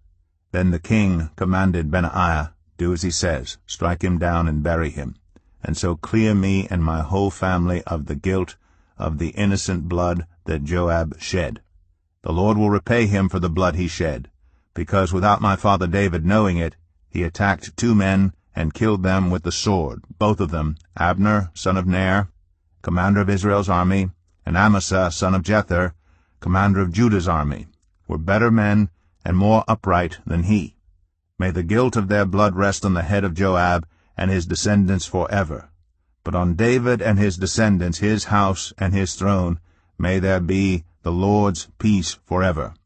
So Benaiah son of Jehoiada went up and struck down Joab and killed him, and he was buried at his home out in the country. The king put Benaiah son of Jehoiada over the army in Joab's position, and replaced Abiathar with Zadok the priest. Then the king sent for Shimei, and said to him, Build yourself a house in Jerusalem and live there, but do not go anywhere else. The day you leave and cross the Kidron Valley, you can be sure you will die. Your blood will be on your own head. Shimei answered the king, What you say is good. Your servant will do as my lord the king has said. And Shimei stayed in Jerusalem for a long time. But 3 years later 2 of Shimei's slaves ran off to Achish, son of Maacah, king of Gath, and Shimei was told, Your slaves are in Gath. At this he saddled his donkey and went to Achish at Gath in search of his slaves. So Shimei went away and brought the slaves back from Gath. When Solomon was told that Shimei had gone from Jerusalem to Gath and had returned, the king summoned Shimei and said to him, Did I not make you swear by the Lord and warn you? On the day you leave to go anywhere else, you can be sure you will die. At that time you said to me, What you say is good, I will obey. Why then did you not keep your oath to the Lord, and obey the command I gave you? The king also said to Shimei, You know in your heart all the wrong you did to my father David. Now the Lord will repay you for your wrongdoing. But King Solomon will be blessed, and David's throne will remain secure before the Lord forever. Then the king gave the order to Benaiah son of Jehoiada, and he went out and struck Shimei down, and he died. The kingdom was now established in Solomon's hands. 1 Kings 3. Solomon made an alliance with Pharaoh king of Egypt, and married his daughter. He brought her to the city of David until he finished building his palace, and the temple of the Lord, and the wall around Jerusalem. The people, however, were still sacrificing at the high places because a temple had not yet been built for the name of the Lord. Solomon showed his love for the Lord by walking according to the instructions given him by his father David, except that he offered sacrifices and burned incense on the high places. The king went to Gibeon to offer sacrifices, for that was the most important high place, and Solomon offered 1,000 burnt offerings on that altar. At Gibeon the Lord appeared to Solomon during the night in a dream, and God said, Ask for whatever you want me to give you. Solomon answered, You have shown great kindness to your servant my father David, because he was faithful to you and righteous and upright in heart. You have continued this great kindness to him, and have given him a son to sit on his throne this very day. Now, Lord my God, you have made your servant king in place of my father David. But I am only a little child, and do not know how to carry out my duties. Your servant is here among the people you have chosen, a great people, too numerous to count or number. So give your servant a discerning heart, to govern your people, and to distinguish between right and wrong. For who is able to govern this great people of yours? The Lord was pleased that Solomon had asked for this. So God said to him, Since you have asked for this, and not for long life or wealth for yourself, nor have asked for the death of your enemies, but for discernment in administering justice, I will do what you have asked. I will give you a wise and discerning heart, so that there will never have been anyone like you, nor will there ever be. Moreover, I will give you what you have not asked for, both wealth and honor, so that in your lifetime you will have no equal among kings. And if you walk in obedience to me, and keep my decrees and commands as David your father did, I will give you a long life. Then Solomon awoke, and he realized it had been a dream. He returned to Jerusalem stood before the ark of the Lord's covenant, and sacrificed burnt offerings and fellowship offerings. Then he gave a feast for all his court. Now 2 prostitutes came to the king and stood before him. One of them said, "Pardon me, my lord, this woman and I live in the same house, and I had a baby while she was there with me. The 3rd day after my child was born, this woman also had a baby. We were alone. There was no one in the house but the 2 of us. During the night this woman's son died because she lay on him. So she got up in the middle of the night and took my son from my side, while I, your servant, was asleep. She put him by her breast and put her dead son by my breast. The next morning I got up to nurse my son, and he was dead. But when I looked at him closely in the morning light, I saw that it wasn't the son I had born." The other woman said, "No, the living one is my son, the dead one is yours." But the first one insisted, "No, the dead one is yours, the living one is mine." And so they argued before the king. The king said, "This one says my son is alive and your son is dead, while that one says, no, your son is dead and mine is alive." Then the king said, "Bring me a sword." So they brought a sword for the king. He then gave an order, "Cut the living child in 2 and give half to one and half to the other." The woman, whose son was alive, was deeply moved out of love for her son, and said to the king, "Please, my lord, give her the living baby. Don't kill him." But the other said, "Neither I nor you shall have him. Cut him in 2. Then the king gave his ruling. "Give the living baby to the first woman. Do not kill him. She is his mother." When all Israel heard the verdict the king had given, they held the king in awe, because they saw that he had wisdom from God to administer justice. 1 Kings 4. So King Solomon ruled over all Israel, and these were his chief officials: Azariah, son of Zadok the priest; Elihoreph and Ahijah, sons of Shisha, secretaries; Jehoshaphat, son of Ahilud, recorder; Benaiah, son of Jehoiada, commander-in-chief; Zadok and Abiathar, priests; Azariah, son of Nathan, in charge of the district governors; Zabud, son of Nathan, a priest and adviser to the king; Ahishar, palace administrator; Adoniram, son of Abda, in charge of forced labor. Solomon had 12 district governors over all Israel, who supplied provisions for the king and the royal household. Each one had to provide supplies for 1 month in the year. These are their names: Ben-Hur, in the hill country of Ephraim; Ben-Decker, in Makaz; Shalbim, Beth-Shemesh, and Elon, Beth-Hanan; Ben-Hesed, in Arabath. Soko and all the land of Hepher were his. Ben-Abinadab, in Naphoth-Dor, he was married to Taphath, daughter of Solomon. Banah, son of Ahilud, in Tanakh and Megiddo, and in all of Bethshan, next to Zarathan, below Jezreel, from Bethshan to Abel-Meholah, across to Jokmeam. Ben-Geber, in Ramoth-Gilead. The settlements of Jair, son of Manasseh, in Gilead were his, as well as the region of Argob and Bashan, and its 60 large walled cities with bronze gate bars. Ahinadab, son of Edo, in Mahanaim; Ahimaaz, in Naphtali. He had married Basemath, daughter of Solomon. Baanah, son of Hushai, in Asher, and in Aloth. Jehoshaphat, son of Paruah, in Issachar. Shimei, son of Elah, in Benjamin. Geber, son of Uri, in Gilead, the country of Sihon, king of the Amorites, and the country of Og, king of Bashan. He was the only governor over the district. The people of Judah and Israel were as numerous as the sand on the seashore. They ate, they drank, and they were happy. And Solomon ruled over all the kingdoms from the Euphrates River to the land of the Philistines, as far as the border of Egypt. These countries brought tribute, and were Solomon's subjects all his life. Solomon's daily provisions were 30 cors of the finest flour, and 60 cors of meal, 10 head of stall-fed cattle, 20 of pasture-fed cattle, and 100 sheep and goats, as well as deer, gazelle, roebucks, and choice fowl. for he ruled over all the kingdoms west of the Euphrates River, from Tiphsah to Gaza, and had peace on all sides. During Solomon's lifetime, Judah and Israel, from Dan to Beersheba, lived in safety, everyone under their own vine and under their own fig tree. Solomon had 4,000 stalls for chariot horses and 12,000 horses.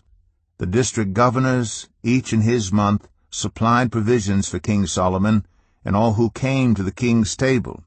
They saw to it that nothing was lacking. They also brought to the proper place their quotas of barley and straw for the chariot horses and the other horses. God gave Solomon wisdom and very great insight, and a breadth of understanding as measureless as the sand on the seashore. Solomon's wisdom was greater than the wisdom of all the people of the East, and greater than all the wisdom of Egypt. He was wiser than anyone else, including Ethan the Ezrahite, wiser than Heman, Calcol, and Darda, the sons of Mahol, and his fame spread to all the surrounding nations. He spoke 3,000 proverbs, and his songs numbered 1,005. He spoke about plant life, from the cedar of Lebanon to the hyssop that grows out of walls. He also spoke about animals and birds, reptiles and fish. From all nations people came to listen to Solomon's wisdom, sent by all the kings of the world who had heard of his wisdom. 1 Kings 5. When Hiram, king of Tyre, heard that Solomon had been anointed king to succeed his father David, he sent his envoys to Solomon because he had always been on friendly terms with David. Solomon sent back this message to Hiram: "You know that because of the wars waged against my father David from all sides, he could not build a temple for the name of the Lord his God until the Lord put his enemies under his feet. But now the Lord my God has given me rest on every side, and there is no adversary or disaster. I intend therefore to build a temple for the name of the Lord my God, as the Lord told my father David when he said, 'Your son, whom I will put on the throne in your place, will build the temple for my name.' So give orders that cedars of Lebanon be cut for me. My men will work with yours, and I will pay you for your men whatever wages you set. You know that we have no one so skilled in felling timber as the Sidonians." When Hiram heard Solomon's message, he was greatly pleased and said, "Praise be to the Lord today, for he has given David a wise son to rule over this great nation." So Hiram sent word to Solomon, "I have received the message you sent me and will do all you want in providing the cedar and juniper logs. My men will haul them down from Lebanon to the Mediterranean Sea, and I will float them as rafts by sea to the place you specify. There I will separate them, and you can take them away.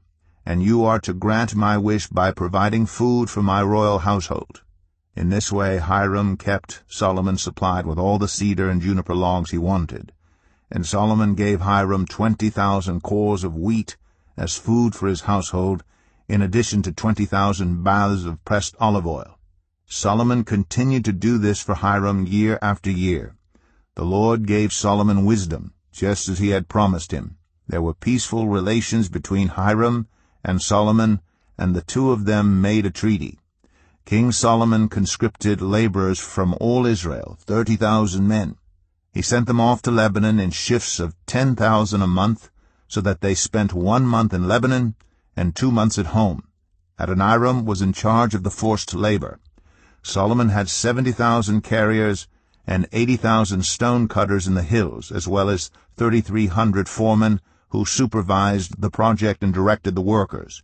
At the king's command they removed from the quarry large blocks of high-grade stone to provide a foundation of dressed stone for the temple.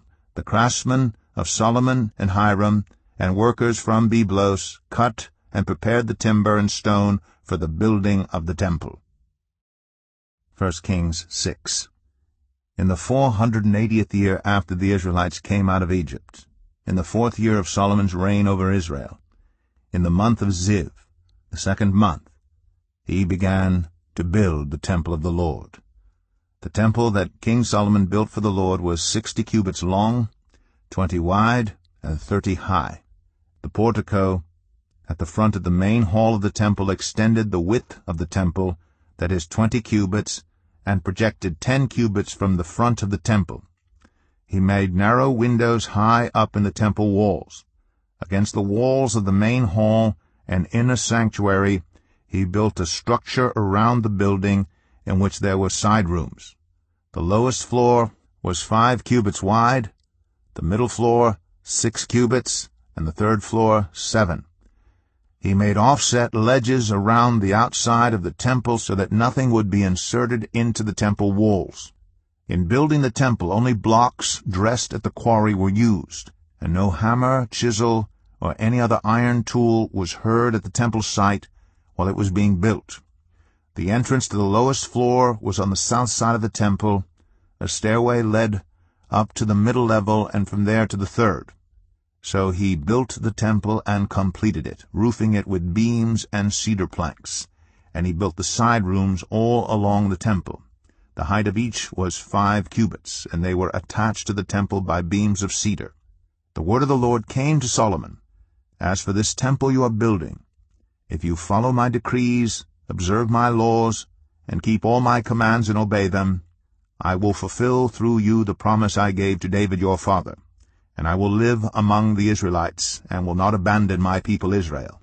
So Solomon built the temple and completed it.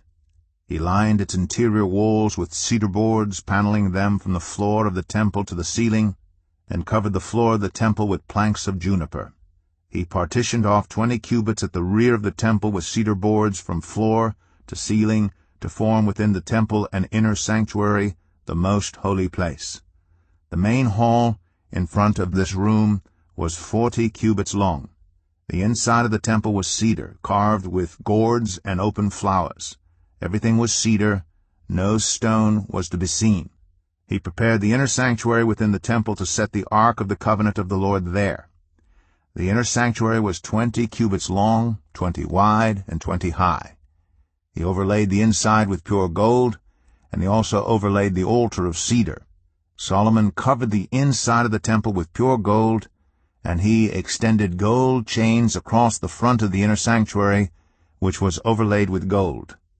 So he overlaid the whole interior with gold. He also overlaid with gold the altar that belonged to the inner sanctuary. For the inner sanctuary he made a pair of cherubim out of olive wood, each 10 cubits high.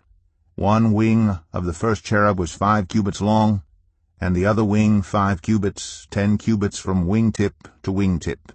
The second cherub also measured 10 cubits, for the 2 cherubim were identical in size and shape. The height of each cherub was 10 cubits. He placed the cherubim inside the innermost room of the temple, with their wings spread out. The wing of one cherub touched one wall, while the wing of the other touched the other wall, and their wings touched each other in the middle of the room. He overlaid the cherubim with gold.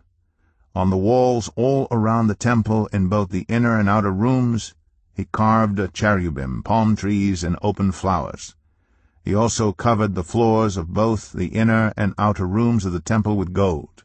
For the entrance to the inner sanctuary he made doors out of olive wood that were 1/5 of the width of the sanctuary, and on the 2 olive wood doors he carved cherubim, palm trees, and open flowers, and overlaid the cherubim and palm trees with hammered gold.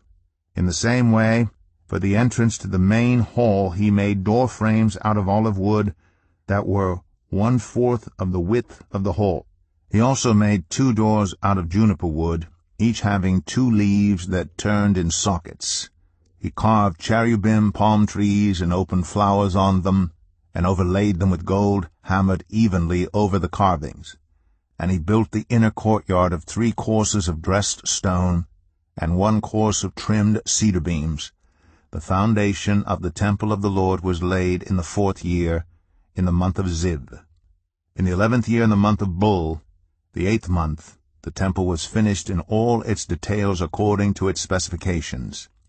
He had spent 7 years building it. 1 Kings 7.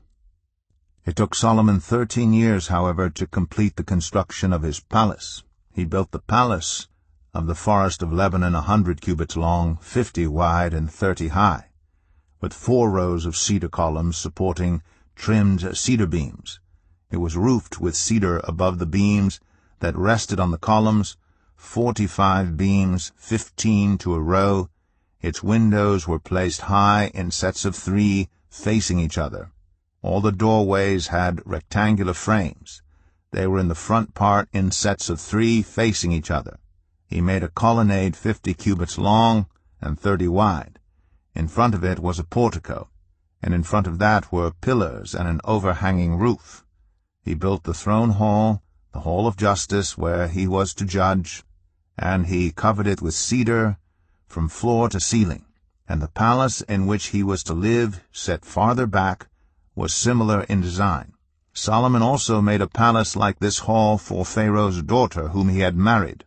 All these structures, from the outside to the great courtyard and from foundation to eaves, were made of blocks of high-grade stone cut to size and smoothed on their inner and outer faces. The foundations were laid with large stones of good quality, some measuring 10 cubits and some 8. Above were high-grade stones cut to size and cedar beams.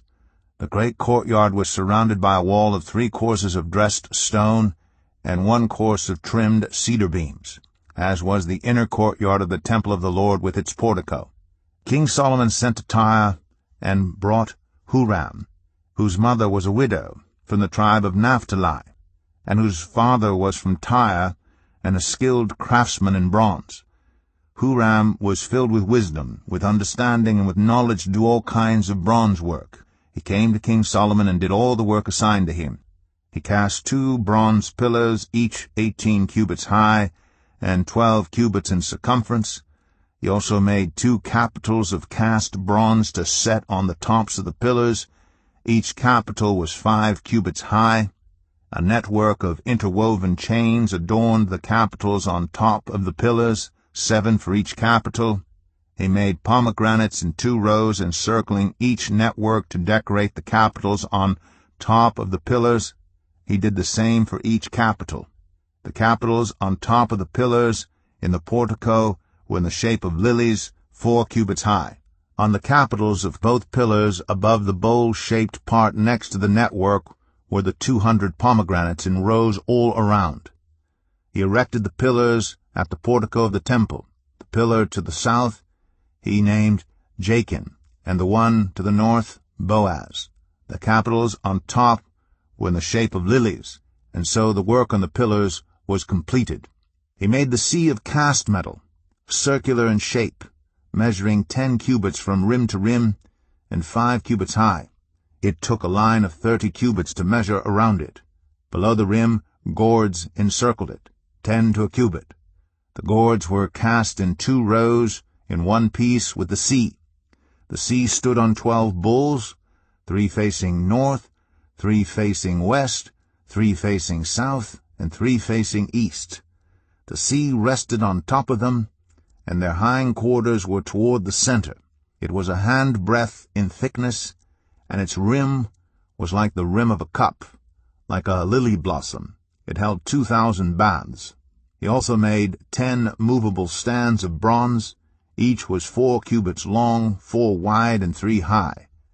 This is how the stands were made. They had side panels attached to uprights. On the panels between the uprights were lions, bulls, and cherubim, and on the uprights as well. Above and below the lions and bulls were wreaths of hammered work. Each stand had 4 bronze wheels with bronze axles, and each had a basin resting on 4 supports, cast with wreaths on each side. On the inside of the stand there was an opening that had a circular frame 1 cubit deep. This opening was round, and with its base work it measured 1.5 cubits. Around its opening there was engraving. The panels of the stands were square, not round. The 4 wheels were under the panels, and the axles of the wheels were attached to the stand. The diameter of each wheel was 1.5 cubits. The wheels were made like chariot wheels. The axles, rims, spokes, and hubs were all of cast metal. Each stand had 4 handles, 1 on each corner, projecting from the stand. At the top of the stand there was a circular band 0.5 cubit deep. The supports and panels were attached to the top of the stand. He engraved cherubim, lions, and palm trees on the surfaces of the supports and on the panels in every available space, with reeds all around. This is the way he made the 10 stands. They were all cast in the same molds and were identical in size and shape. He then made 10 bronze basins, each holding 40 baths and measuring 4 cubits across, 1 basin to go on each of the 10 stands. He placed 5 of the stands on the south side of the temple and 5 on the north. He placed the sea on the south side at the southeast corner of the temple. He also made the pots and shovels and sprinkling bowls. So Huram finished all the work he had undertaken for King Solomon in the temple of the Lord, the 2 pillars, the 2 bowl-shaped capitals on top of the pillars, the 2 sets of network decorating the 2 bowl-shaped capitals on top of the pillars, the 400 pomegranates for the 2 sets of network, 2 rows of pomegranates for each network decorating the bowl-shaped capitals on top of the pillars, the 10 stands with their 10 basins, the sea and the 12 bowls under it, the pots, shovels, and sprinkling bowls. All these objects that Huram made for King Solomon for the temple of the Lord were of burnished bronze. The king had them cast in clay molds in the plain of the Jordan between Succoth and Zarethan. Solomon left all these things unweighed because there were so many. The weight of the bronze was not determined. Solomon also made all the furnishings that were in the Lord's temple, the golden altar, the golden table on which was the bread of the presence, the lampstands of pure gold, 5 on the right and 5 on the left, in front of the inner sanctuary, the gold floral work, and lamps and tongs, the pure gold basins, wick trimmers, sprinkling bowls, dishes, and censers, and the gold sockets for the doors of the innermost room, the most holy place, and also for the doors of the main hall of the temple.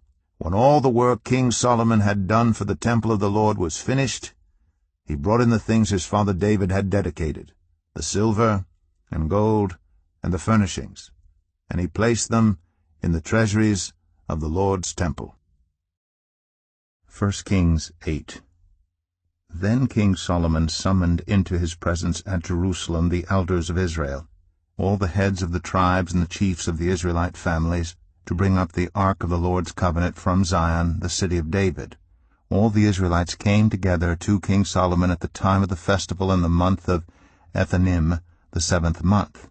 When all the elders of Israel had arrived, the priests took up the ark, and they brought up the ark of the Lord in the tent of meeting, and all the sacred furnishings in it. The priests and Levites carried them up, and King Solomon and the entire assembly of Israel that had gathered about him were before the ark, sacrificing so many sheep and cattle that they could not be recorded or counted. The priests then brought the ark of the Lord's covenant to its place in the inner sanctuary of the temple, the most holy place, and put it beneath the wings of the cherubim. The cherubim spread their wings over the place of the ark and overshadowed the ark and its carrying poles. These poles were so long that their ends could be seen from the holy place in front of the inner sanctuary, but not from outside the holy place, and they are still there today. There was nothing in the ark except the 2 stone tablets that Moses had placed in it at Horeb, where the Lord made a covenant with the Israelites after they came out of Egypt. When the priests withdrew from the holy place, the cloud filled the temple of the Lord, and the priests could not perform their service because of the cloud, for the glory of the Lord filled his temple. Then Solomon said, "The Lord has said that he would dwell in a dark cloud. I have indeed built a magnificent temple for you, a place for you to dwell forever." While the whole assembly of Israel was standing there, the king turned around and blessed them. Then he said, "Praise be to the Lord, the God of Israel, who with his own hand has fulfilled what he promised with his own mouth to my father David, for he said, 'Since the day I brought my people Israel out of Egypt, I have not chosen a city in any tribe of Israel to have a temple built, so that my name might be there. But I have chosen David to rule my people Israel. My father David had it in his heart to build a temple for the name of the Lord, the God of Israel. But the Lord said to my father David, You did well to have it in your heart to build a temple for my name. Nevertheless you are not the one to build the temple, but your son, your own flesh and blood, he is the one who will build the temple for my name. The Lord has kept the promise he made. I have succeeded David my father, and now I sit on the throne of Israel, just as the Lord promised, and I have built the temple for the name of the Lord, the God of Israel. I have provided a place there for the ark, in which is the covenant of the Lord that he made with our ancestors when he brought them out of Egypt. Then Solomon stood before the altar of the Lord in front of the whole assembly of Israel, spread out his hands toward heaven, and said, Lord, the God of Israel, there is no God like you in heaven above or on earth below, you who keep your covenant of love with your servants who continue wholeheartedly in your way. You have kept your promise to your servant David my father. With your mouth you have promised, and with your hand you have fulfilled it, as it is today.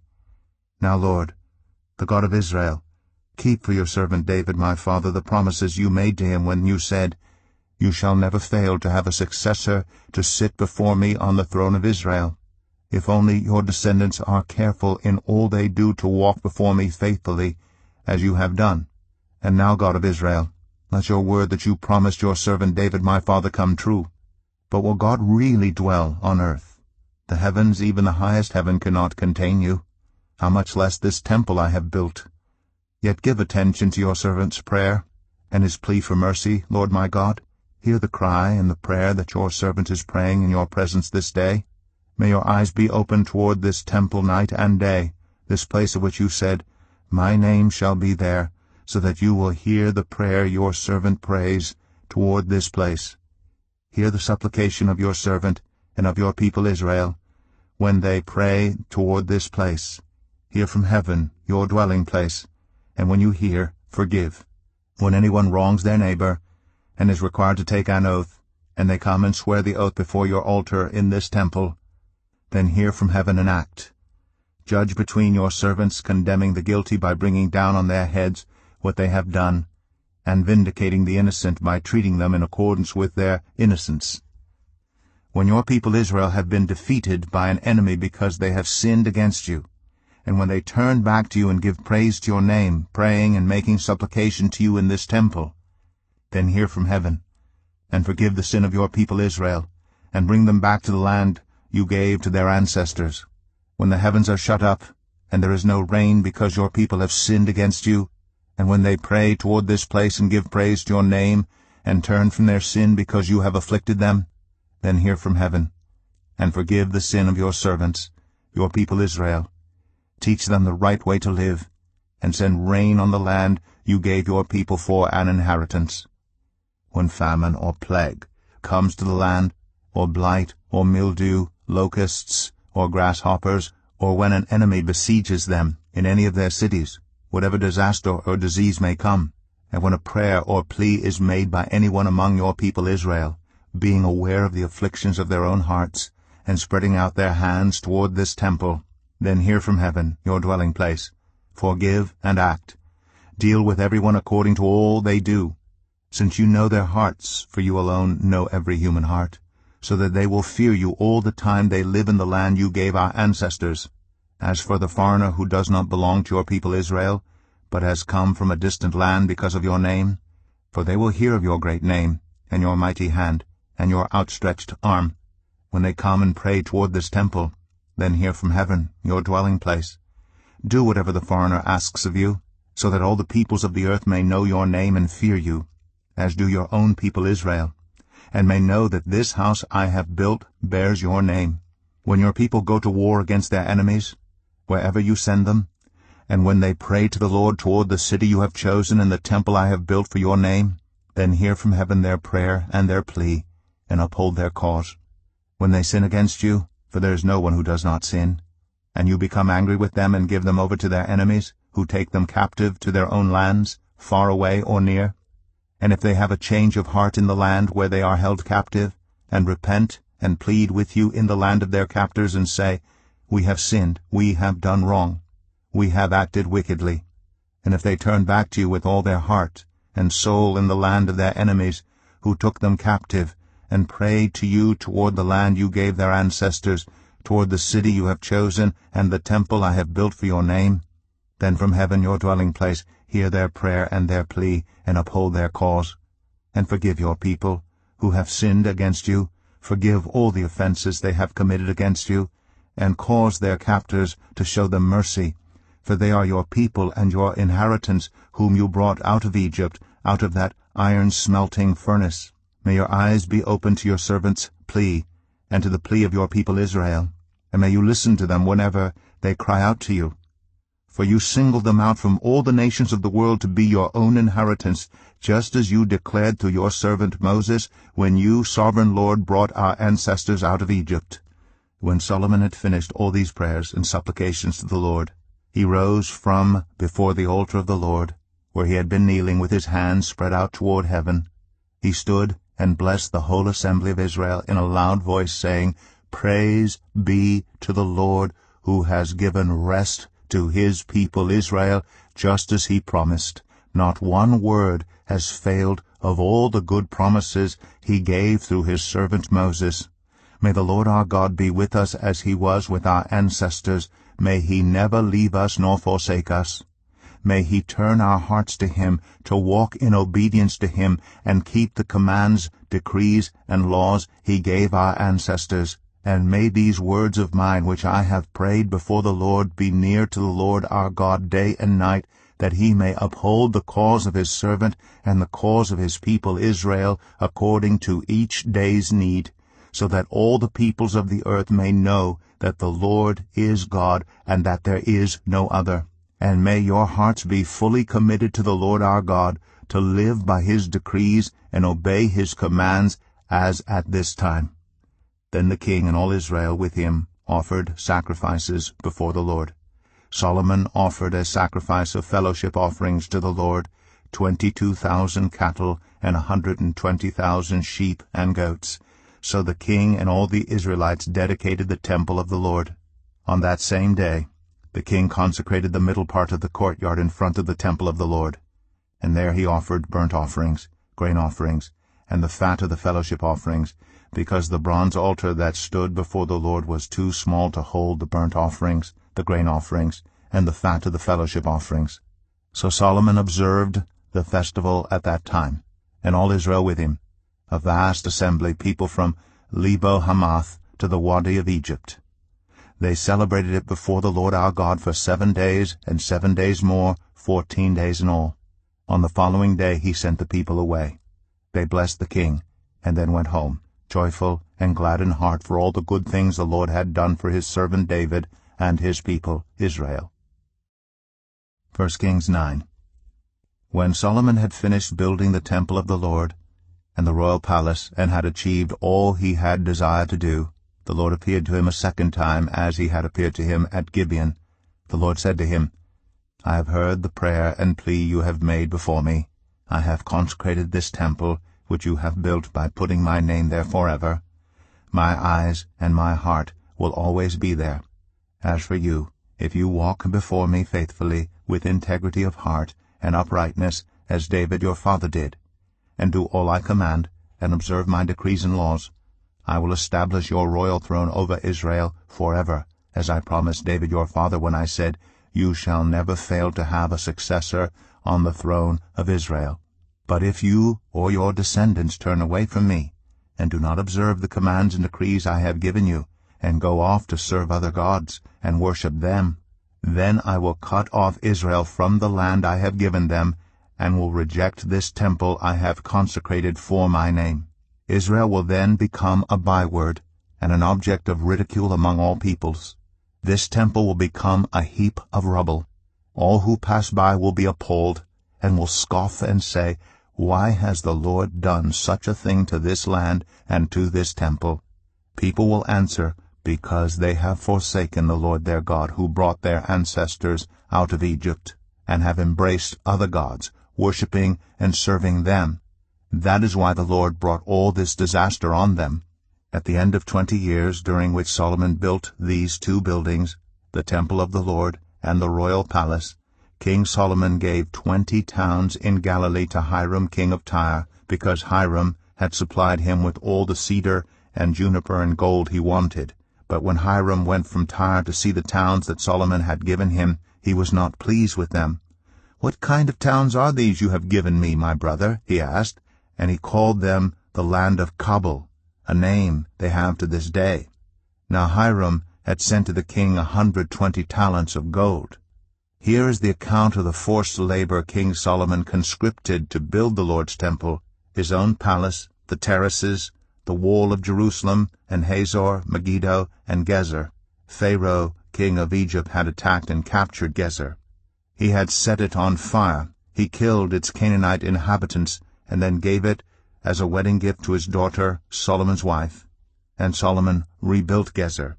He built up Lower Beth-horon, Balath, and Tadmor in the desert within his land, as well as all his store cities and the towns for his chariots and for his horses, whatever he desired to build in Jerusalem, in Lebanon, and throughout all the territory he ruled. There were still people left from the Amorites, Hittites, Perizzites, Hivites, and Jebusites.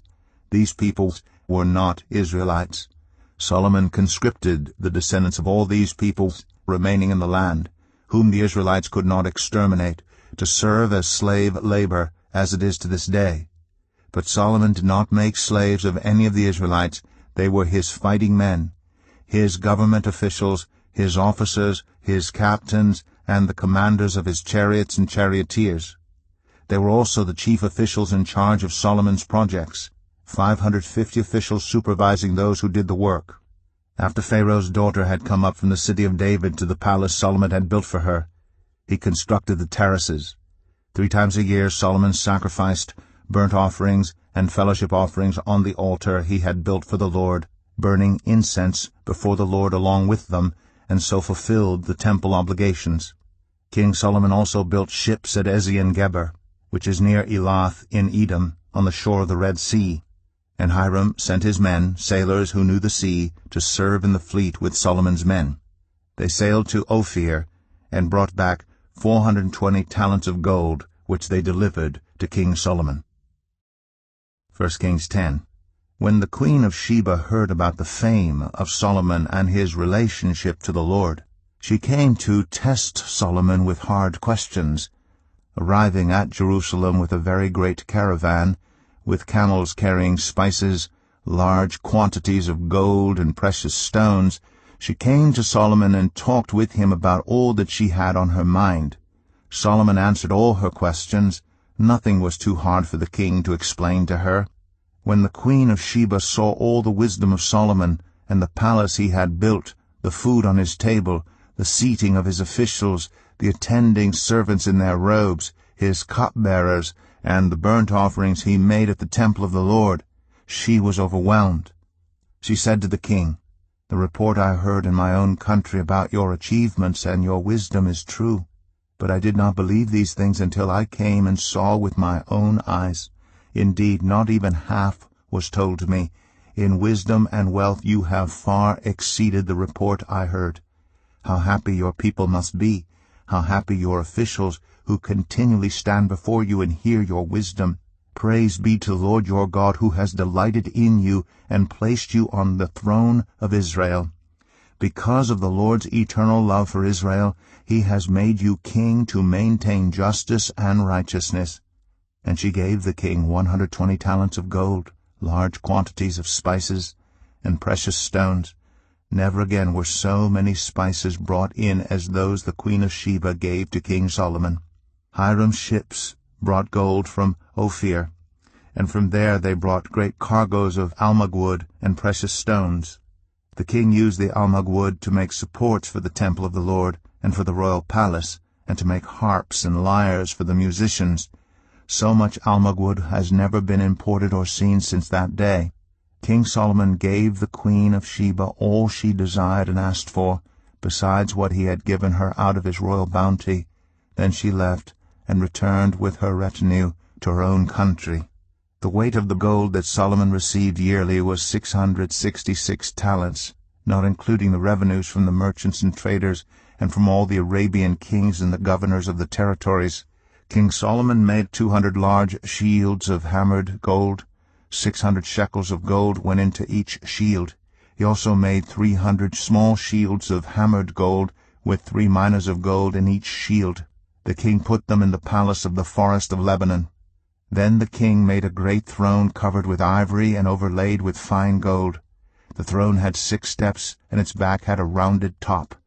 On both sides of the seat were armrests, with a lion standing beside each of them. 12 lions stood on the 6 steps, one at either end of each step. Nothing like it had ever been made for any other kingdom. All King Solomon's goblets were gold, and all the household articles in the palace of the forest of Lebanon were pure gold. Nothing was made of silver, because silver was considered of little value in Solomon's days. The king had a fleet of trading ships at sea along with the ships of Hiram. Once every 3 years it returned, carrying gold, silver, and ivory, and apes and baboons. King Solomon was greater in riches and wisdom than all the other kings of the earth. The whole world sought audience with Solomon to hear the wisdom God had put in his heart. Year after year everyone who came brought a gift, articles of silver and gold, robes, weapons, and spices, and horses and mules. Solomon accumulated chariots and horses. He had 1,400 chariots and 12,000 horses, which he kept in the chariot cities and also with him in Jerusalem. The king made silver as common in Jerusalem as stones, and cedar as plentiful as sycamore fig trees in the foothills. Solomon's horses were imported from Egypt and from Kue. The royal merchants purchased them from Kue at the current price. They imported a chariot from Egypt for 600 shekels of silver, and a horse for 150. They also exported them all to the kings of the Hittites and of the Arameans. 1 Kings 11. King Solomon, however, loved many foreign women besides Pharaoh's daughter. Moabites, Ammonites, Edomites, Sidonians, and Hittites. They were from nations about which the Lord had told the Israelites, "You must not intermarry with them, because they will surely turn your hearts after their gods." Nevertheless Solomon held fast to them in love. He had 700 wives of royal birth and 300 concubines, and his wives led him astray. As Solomon grew old, his wives turned his heart after other gods, and his heart was not fully devoted to the Lord his God, as the heart of David his father had been. He followed Ashtoreth, the goddess of the Sidonians, and Moloch, the detestable god of the Ammonites. So Solomon did evil in the eyes of the Lord. He did not follow the Lord completely, as David his father had done. On a hill east of Jerusalem, Solomon built a high place for Chemosh, the detestable god of Moab, and for Moloch, the detestable god of the Ammonites. He did the same for all his foreign wives, who burned incense and offered sacrifices to their gods. The Lord became angry with Solomon because his heart had turned away from the Lord, the God of Israel, who had appeared to him twice. Although he had forbidden Solomon to follow other gods, Solomon did not keep the Lord's command. So the Lord said to Solomon, "Since this is your attitude, and you have not kept my covenant and my decrees, which I commanded you, I will most certainly tear the kingdom away from you and give it to one of your subordinates. Nevertheless, for the sake of David your father, I will not do it during your lifetime. I will tear it out of the hand of your son. Yet I will not tear the whole kingdom from him, but will give him one tribe for the sake of David my servant, and for the sake of Jerusalem, which I have chosen." Then the Lord raised up against Solomon an adversary, Hadad the Edomite, from the royal line of Edom. Earlier, when David was fighting with Edom, Joab, the commander of the army, who had gone up to bury the dead, had struck down all the men in Edom. Joab and all the Israelites stayed there for 6 months, until they had destroyed all the men in Edom. But Hadad, still only a boy, fled to Egypt with some Edomite officials who had served his father. They set out from Midian and went to Paran. Then, taking people from Paran with them, they went to Egypt, to Pharaoh king of Egypt, who gave Hadad a house and land and provided him with food. Pharaoh was so pleased with Hadad that he gave him a sister of his own wife, Queen Tahpenes, in marriage. The sister of Tahpenes bore him a son named Genubath, whom Tahpenes brought up in the royal palace. There Genubath lived with Pharaoh's own children. While he was in Egypt, Hadad heard that David rested with his ancestors, and that Joab, the commander of the army, was also dead. Then Hadad said to Pharaoh, Let me go, that I may return to my own country." "What have you lacked here that you want to go back to your own country?" Pharaoh asked. "Nothing," Hadad replied, "but let me go." And God raised up against Solomon another adversary, Rezon, son of Eliadah, who had fled from his master Hadadezer, king of Zobah. When David destroyed Zobah's army, Rezon gathered a band of men around him and became their leader. They went to Damascus, where they settled and took control. Rezon was Israel's adversary as long as Solomon lived, adding to the trouble caused by Hadad. So Rezon ruled in Aram and was hostile toward Israel. Also Jeroboam, son of Nebat, rebelled against the king. He was one of Solomon's officials, an Ephraimite from Zeradah, and his mother was a widow named Zeruah. Here is the account of how he rebelled against the king. Solomon had built the terraces and had filled in the gap in the wall of the city of David his father. Now Jeroboam was a man of standing, and when Solomon saw how well the young man did his work, he put him in charge of the whole labor force of the tribes of Joseph. About that time Jeroboam was going out of Jerusalem, and Ahijah the prophet of Shiloh met him on the way, wearing a new cloak. The two of them were alone out in the country, and Ahijah took hold of the new cloak he was wearing and tore it into 12 pieces. Then he said to Jeroboam, "Take 10 pieces for yourself, for this is what the Lord, the God of Israel, says. See, I am going to tear the kingdom out of Solomon's hand and give you 10 tribes. But for the sake of my servant David and the city of Jerusalem, which I have chosen out of all the tribes of Israel, he will have 1 tribe. I will do this because they have forsaken me and worshipped Ashtoreth, the goddess of the Sidonians, Chemosh, the god of the Moabites, and Moloch, the god of the Ammonites, and have not walked in obedience to me, nor done what is right in my eyes, nor kept my decrees and laws as David Solomon's father did. But I will not take the whole kingdom out of Solomon's hand. I have made him ruler all the days of his life for the sake of David my servant, whom I chose, and who obeyed my commands and decrees. I will take the kingdom from his son's hands and give you 10 tribes. I will give 1 tribe to his son, so that David my servant may always have a lamp before me in Jerusalem, the city where I chose to put my name. However, as for you, I will take you, and you will rule over all that your heart desires. You will be king over Israel. If you do whatever I command you and walk in obedience to me and do what is right in my eyes by obeying my decrees and commands, as David my servant did, I will be with you. I will build you a dynasty as enduring as the one I built for David, and will give Israel to you. I will humble David's descendants because of this, but not forever." Solomon tried to kill Jeroboam, but Jeroboam fled to Egypt, to Shishak the king, and stayed there until Solomon's death. As for the other events of Solomon's reign, all he did, and the wisdom he displayed, are they not written in the book of the annals of Solomon? Solomon reigned in Jerusalem over all Israel 40 years. Then he rested with his ancestors, and was buried in the city of David his father, and Rehoboam his son succeeded him as king. 1 Kings 12. Rehoboam went to Shechem, for all Israel had gone there to make him king. When Jeroboam son of Nebat heard this, he was still in Egypt, where he had fled from King Solomon. He returned from Egypt. So they sent for Jeroboam, and he and the whole assembly of Israel went to Rehoboam and said to him, "Your father put a heavy yoke on us, but now lighten the harsh labor and the heavy yoke he put on us, and we will serve you." Rehoboam answered, "Go away for 3 days and then come back to me." So the people went away.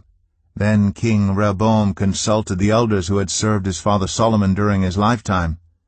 "How would you advise me to answer these people?" he asked. They replied, "If today you will be a servant to these people and serve them and give them a favorable answer, they will always be your servants." But Rehoboam rejected the advice the elders gave him, and consulted the young men who had grown up with him and were serving him. He asked them, "What is your advice? How should we answer these people who say to me, 'Lighten the yoke your father put on us'?" The young men who had grown up with him replied, "These people have said to you, 'Your father put a heavy yoke on us, but make our yoke lighter.' Now tell them, 'My little finger is thicker than my father's waist. My father laid on you a heavy yoke. I will make it even heavier. My father scourged you with whips. I will scourge you with scorpions.'" 3 days later, Jeroboam and all the people returned to Rehoboam as the king had said. "Come back to me in 3 days." The king answered the people harshly. Rejecting the advice given him by the elders, he followed the advice of the young men and said, "My father made your yoke heavy. I will make it even heavier. My father scourged you with whips. I will scourge you with scorpions." So the king did not listen to the people, for this turn of events was from the Lord, to fulfill the word the Lord had spoken to Jeroboam son of Nebat through Ahijah the Shilonite. When all Israel saw that the king refused to listen to them, they answered the king, "What share do we have in David? What part in Jesse's son? To your tents, Israel. Look after your own house, David." So the Israelites went home. But as for the Israelites who were living in the towns of Judah, Rehoboam still ruled over them. King Rehoboam sent out Adoniram, who was in charge of forced labor, but all Israel stoned him to death. King Rehoboam, however, managed to get into his chariot and escape to Jerusalem. So Israel has been in rebellion against the house of David to this day. When all the Israelites heard that Jeroboam had returned, they sent and called him to the assembly and made him king over all Israel. Only the tribe of Judah remained loyal to the house of David. When Rehoboam arrived in Jerusalem, he mustered all Judah and the tribe of Benjamin, 180,000 able young men, to go to war against Israel and to regain the kingdom for Rehoboam son of Solomon. But the word of God came to Shemaiah the man of God. "Say to Rehoboam son of Solomon, king of Judah, to all Judah and Benjamin, and to the rest of the people, this is what the Lord says. Do not go up to fight against your brothers, the Israelites. Go home, every one of you, for this is my doing." So they obeyed the word of the Lord, and went home again, as the Lord had ordered. Then Jeroboam fortified Shechem in the hill country of Ephraim, and lived there. From there he went out and built up Peniel. Jeroboam thought to himself, "The kingdom will now likely revert to the house of David. If these people go up to offer sacrifices at the temple of the Lord in Jerusalem, they will again give their allegiance to their Lord, Rehoboam king of Judah. They will kill me and return to King Rehoboam." After seeking advice, the king made 2 golden calves. He said to the people, "It is too much for you to go up to Jerusalem. Here are your gods, Israel, who brought you up out of Egypt. One he set up in Bethel, and the other in Dan." And this thing became a sin. The people came to worship the one at Bethel, and went as far as Dan to worship the other.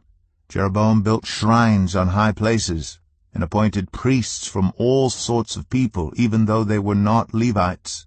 He instituted a festival on the 15th day of the 8th month, like the festival held in Judah, and offered sacrifices on the altar. This he did in Bethel, sacrificing to the calves he had made. And at Bethel he also installed priests at the high places he had made. On the 15th day of the 8th month, a month of his own choosing, he offered sacrifices on the altar he had built at Bethel. So he instituted the festival for the Israelites, and went up to the altar to make offerings. 1 Kings 13. By the word of the Lord a man of God came from Judah to Bethel, as Jeroboam was standing by the altar to make an offering. By the word of the Lord he cried out against the altar, "Altar, altar, this is what the Lord says. A son named Josiah will be born to the house of David. On you he will sacrifice the priests of the high places who make offerings here, and human bones will be burned on you." The same day the man of God gave a sign. "This is the sign the Lord has declared.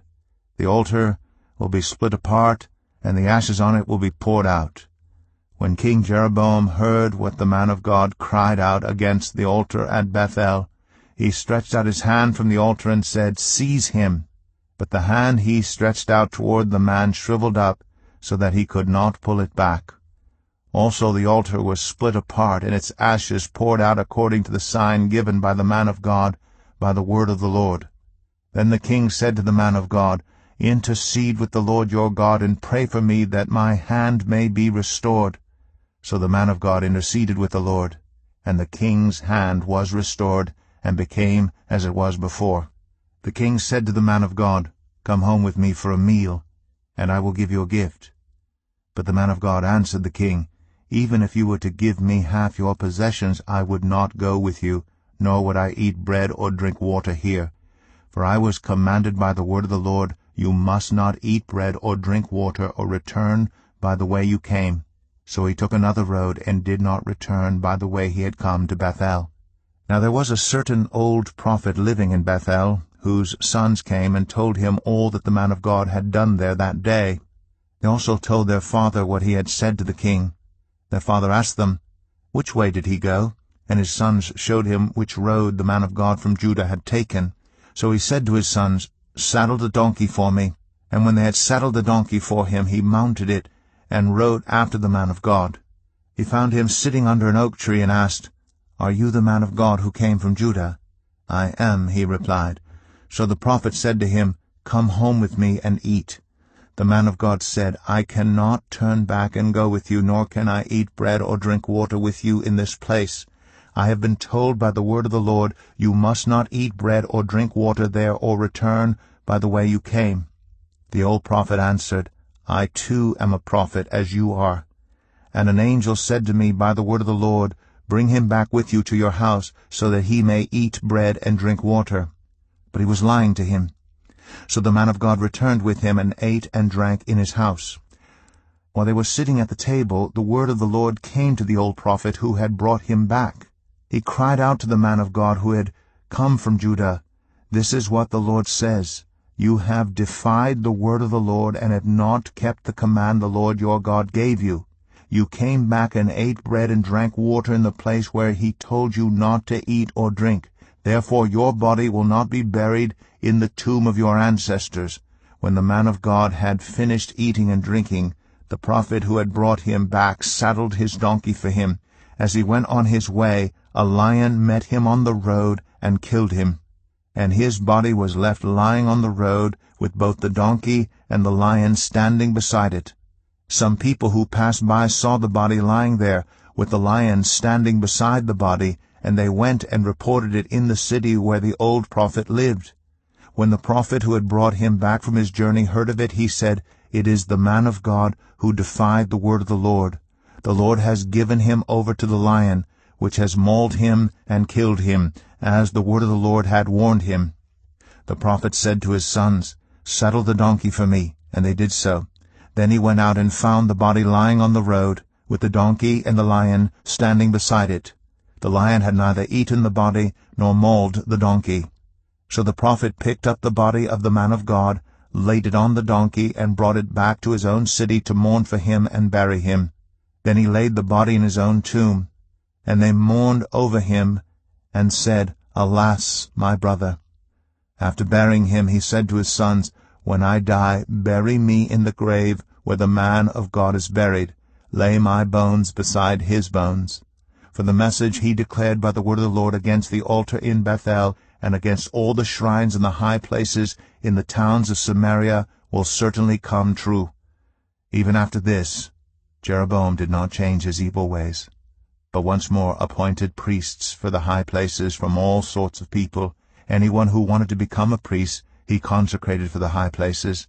This was the sin of the house of Jeroboam that led to its downfall and to its destruction from the face of the earth. 1 Kings 14. At that time Abijah son of Jeroboam became ill, and Jeroboam said to his wife, "Go disguise yourself, so you won't be recognized as the wife of Jeroboam. Then go to Shiloh. Ahijah the prophet is there, the one who told me I would be king over this people. Take 10 loaves of bread with you, some cakes, and a jar of honey, and go to him. He will tell you what will happen to the boy."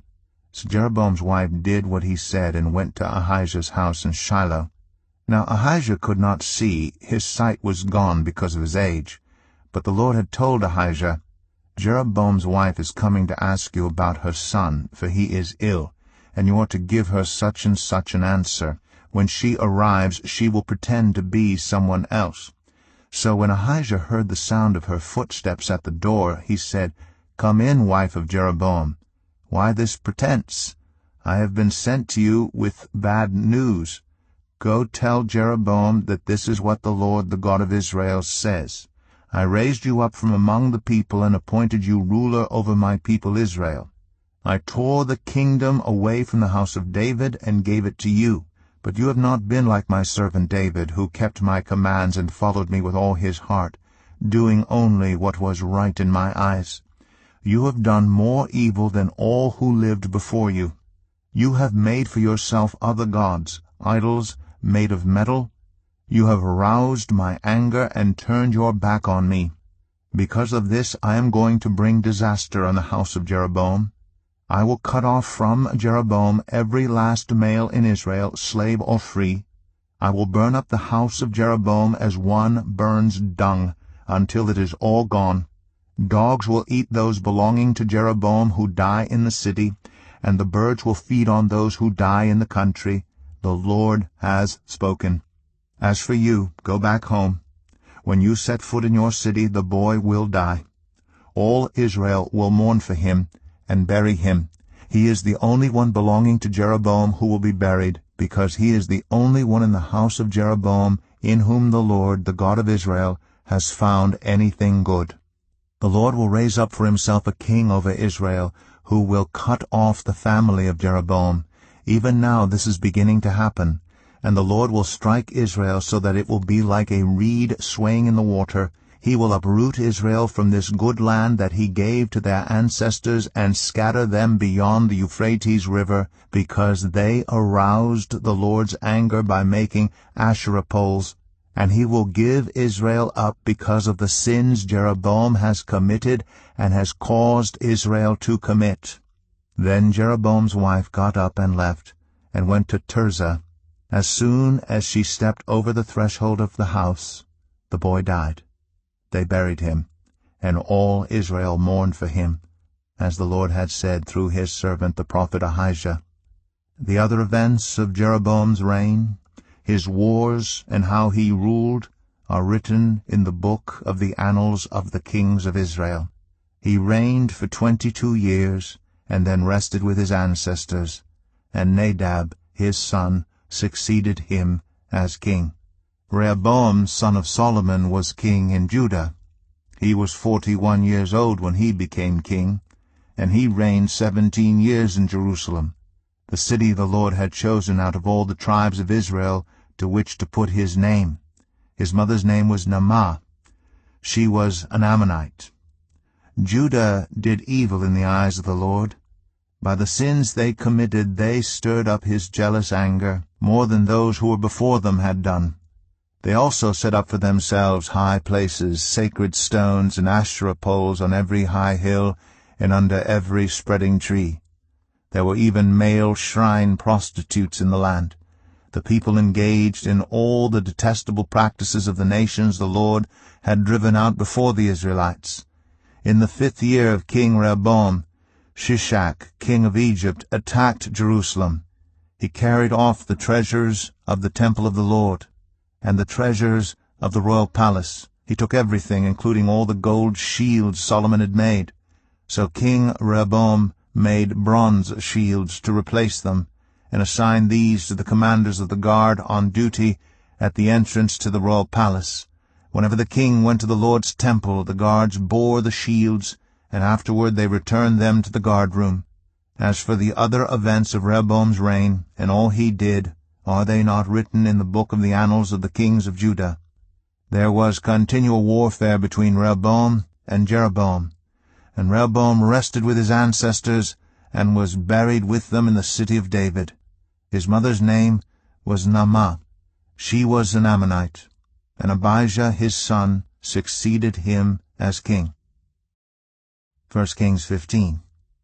In the 18th year of the reign of Jeroboam son of Nebat, Abijah became king of Judah, and he reigned in Jerusalem 3 years. His mother's name was Maacah, daughter of Abishalom. He committed all the sins his father had done before him. His heart was not fully devoted to the Lord his God, as the heart of David his forefather had been. Nevertheless, for David's sake the Lord his God gave him a lamp in Jerusalem by raising up a son to succeed him, and by making Jerusalem strong. For David had done what was right in the eyes of the Lord, and had not failed to keep any of the Lord's commands all the days of his life, except in the case of Uriah the Hittite. There was war between Abijah and Jeroboam throughout Abijah's lifetime. As for the other events of Abijah's reign and all he did, are they not written in the book of the annals of the kings of Judah? There was war between Abijah and Jeroboam, and Abijah rested with his ancestors, and was buried in the city of David. And Asa his son succeeded him as king. In the 20th year of Jeroboam king of Israel, Asa became king of Judah, and he reigned in Jerusalem 41 years. His grandmother's name was Maacah, daughter of Abishalom. Asa did what was right in the eyes of the Lord, as his father David had done. He expelled the male shrine prostitutes from the land, and got rid of all the idols his ancestors had made. He even deposed his grandmother Maacah from her position as queen mother because she had made a repulsive image for the worship of Asherah. Asa cut it down and burned it in the Kidron Valley. Although he did not remove the high places, Asa's heart was fully committed to the Lord all his life. He brought into the temple of the Lord the silver and gold and the articles that he and his father had dedicated. There was war between Asa and Baasha king of Israel throughout their reigns. Baasha king of Israel went up against Judah and fortified Ramah to prevent anyone from leaving or entering the territory of Asa king of Judah. Asa then took all the silver and gold that was left in the treasuries of the Lord's temple and of his own palace. He entrusted it to his officials and sent them to Ben-Hadad, son of Tabrimmon, the son of Hezion, the king of Aram, who was ruling in Damascus. "Let there be a treaty between me and you," he said, "as there was between my father and your father. See, I am sending you a gift of silver and gold. Now break your treaty with Baasha, king of Israel, so he will withdraw from me." Ben-Hadad agreed with King Asa, and sent the commanders of his forces against the towns of Israel. He conquered Ijon, Dan, Abel-Beth-Maacah, and all Kinnereth, in addition to Naphtali. When Baasha heard this, he stopped building Ramah and withdrew to Tirzah. Then King Asa issued an order to all Judah, no one was exempt, and they carried away from Ramah the stones and timber Baasha had been using there. With them King Asa built up Geba in Benjamin, and also Mizpah. As for all the other events of Asa's reign, all his achievements, all he did, and the cities he built, are they not written in the book of the annals of the kings of Judah? In his old age, however, his feet became diseased. Then Asa rested with his ancestors, and was buried with them in the city of his father David, and Jehoshaphat his son succeeded him as king. Nadab son of Jeroboam became king of Israel in the 2nd year of Asa king of Judah, and he reigned over Israel 2 years. He did evil in the eyes of the Lord, following the ways of his father and committing the same sin his father had caused Israel to commit. Baasha, son of Ahijah, from the tribe of Issachar, plotted against him, and he struck him down at Gibbethon, a Philistine town, while Nadab and all Israel were besieging it. Baasha killed Nadab in the 3rd year of Asa king of Judah, and succeeded him as king. As soon as he began to reign, he killed Jeroboam's whole family. He did not leave Jeroboam anyone that breathed, but destroyed them all, according to the word of the Lord given through his servant Ahijah the Shilonite. This happened because of the sins Jeroboam had committed and had caused Israel to commit, and because he aroused the anger of the Lord, the God of Israel. As for the other events of Nadab's reign, and all he did, are they not written in the book of the annals of the kings of Israel? There was war between Asa and Baasha, king of Israel, throughout their reigns. In the 3rd year of Asa king of Judah, Baasha, son of Ahijah, became king of all Israel in Tirzah, and he reigned 24 years. He did evil in the eyes of the Lord, following the ways of Jeroboam, and committing the same sin Jeroboam had caused Israel to commit. 1 Kings 16. Then the word of the Lord came to Jehu, son of Hanani, concerning Baasha. I lifted you up from the dust and appointed you ruler over my people Israel. But you followed the ways of Jeroboam, and caused my people Israel to sin and to arouse my anger by their sins. So I am about to wipe out Baasha and his house, and I will make your house like that of Jeroboam son of Nebat. Dogs will eat those belonging to Baasha who die in the city, and birds will feed on those who die in the country. As for the other events of Baasha's reign, what he did and his achievements, are they not written in the book of the annals of the kings of Israel? Baasha rested with his ancestors and was buried in Tirzah, and Elah, his son, succeeded him as king. Moreover, the word of the Lord came through the prophet Jehu, son of Hanani, to Baasha and his house, because of all the evil he had done in the eyes of the Lord, arousing his anger by the things he did, becoming like the house of Jeroboam, and also because he destroyed it. In the 26th year of Asa king of Judah, Elah son of Baasha became king of Israel, and he reigned in Tirzah 2 years. Zimri, one of his officials who had command of half his chariots, plotted against him. Elah was in Tirzah at the time, getting drunk in the home of Arzah, the palace administrator at Tirzah. Zimri came in, struck him down, and killed him in the 27th year of Asa king of Judah. Then he succeeded him as king. As soon as he began to reign and was seated on the throne, he killed off Baasha's whole family. He did not spare a single male, whether relative or friend. So Zimri destroyed the whole family of Baasha in accordance with the word of the Lord spoken against Baasha through the prophet Jehu, because of all the sins Baasha and his son Elah had committed and had caused Israel to commit, so that they aroused the anger of the Lord, the God of Israel, by their worthless idols. As for the other events of Elah's reign, and all he did, are they not written in the book of the annals of the kings of Israel? In the 27th year of Asa king of Judah, Zimri reigned in Tirzah 7 days. The army was encamped near Gibbethon, a Philistine town. When the Israelites in the camp heard that Zimri had plotted against the king and murdered him, they proclaimed Omri, the commander of the army, king over Israel that very day there in the camp. Then Omri and all the Israelites with him withdrew from Gibbethon and laid siege to Tirzah. When Zimri saw that the city was taken, he went into the citadel of the royal palace and set the palace on fire around him. So he died, because of the sins he had committed, doing evil in the eyes of the Lord and following the ways of Jeroboam, and committing the same sin Jeroboam had caused Israel to commit. As for the other events of Zimri's reign, and the rebellion he carried out, are they not written in the book of the annals of the kings of Israel? Then the people of Israel were split into 2 factions. Half supported Tibni, son of Ginath, for king, and the other half supported Omri. But Omri's followers proved stronger than those of Tibni, son of Ginath. So Tibni died, and Omri became king.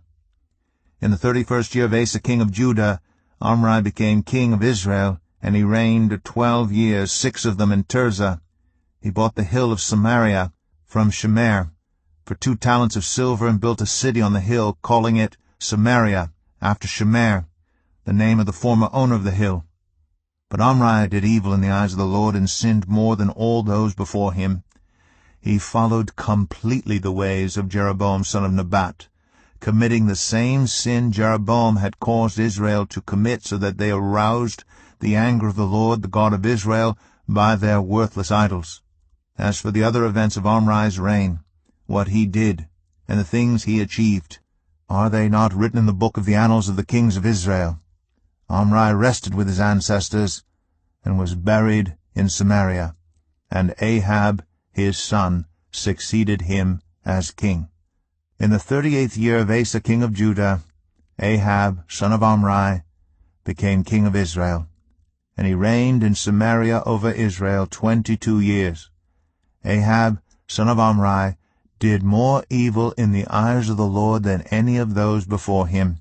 he not only considered it trivial to commit the sins of Jeroboam son of Nebat, but he also married Jezebel, daughter of Ethbaal, king of the Sidonians, and began to serve Baal and worship him.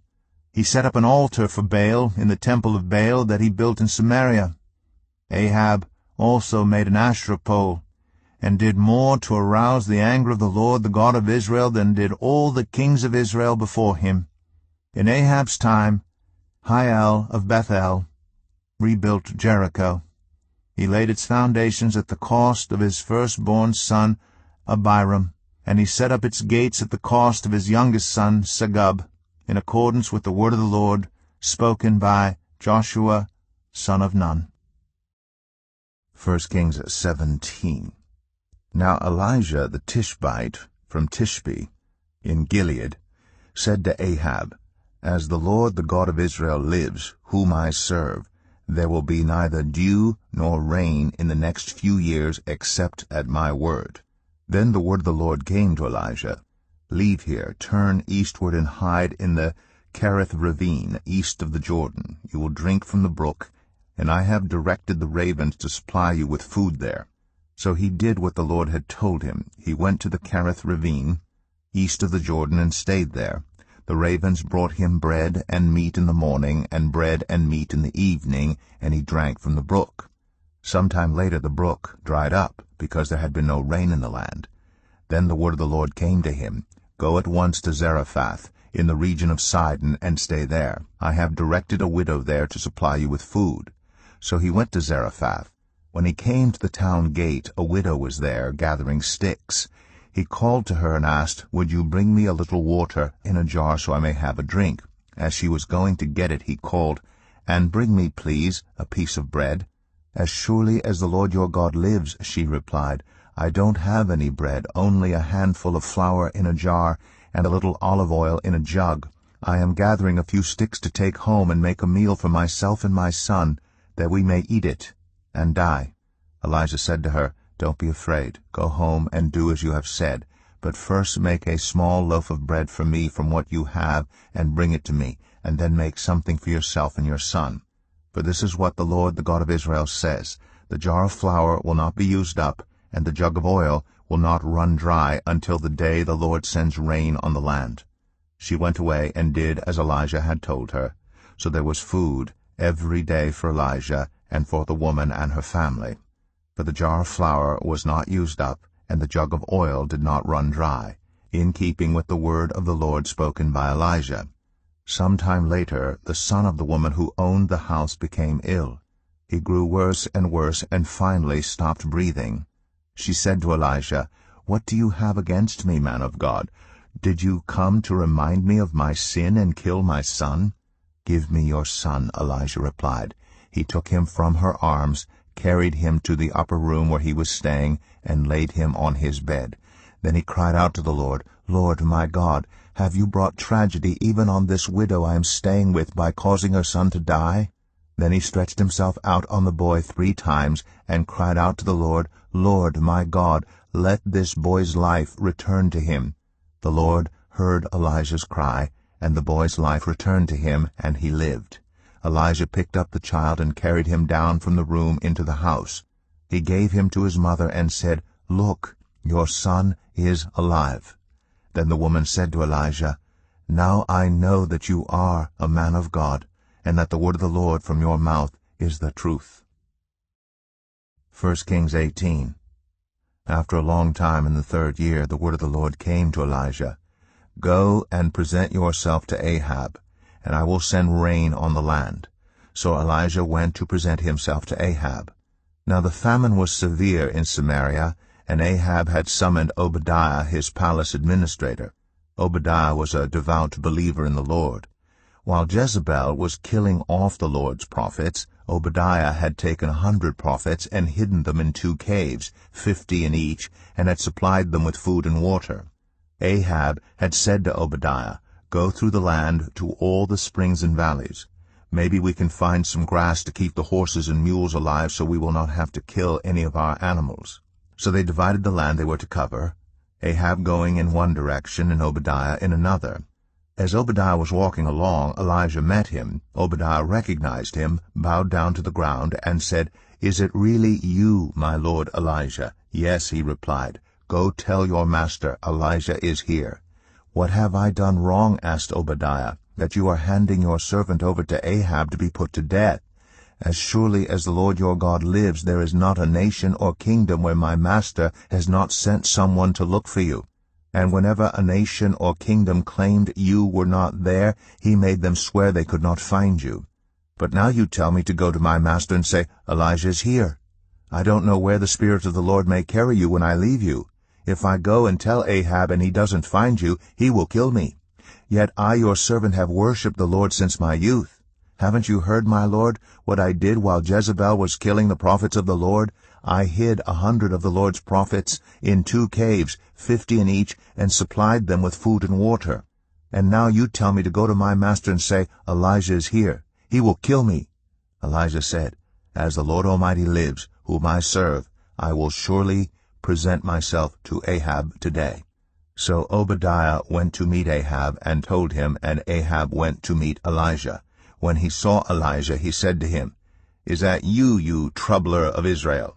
"I have not made trouble for Israel," Elijah replied, "but you and your father's family have.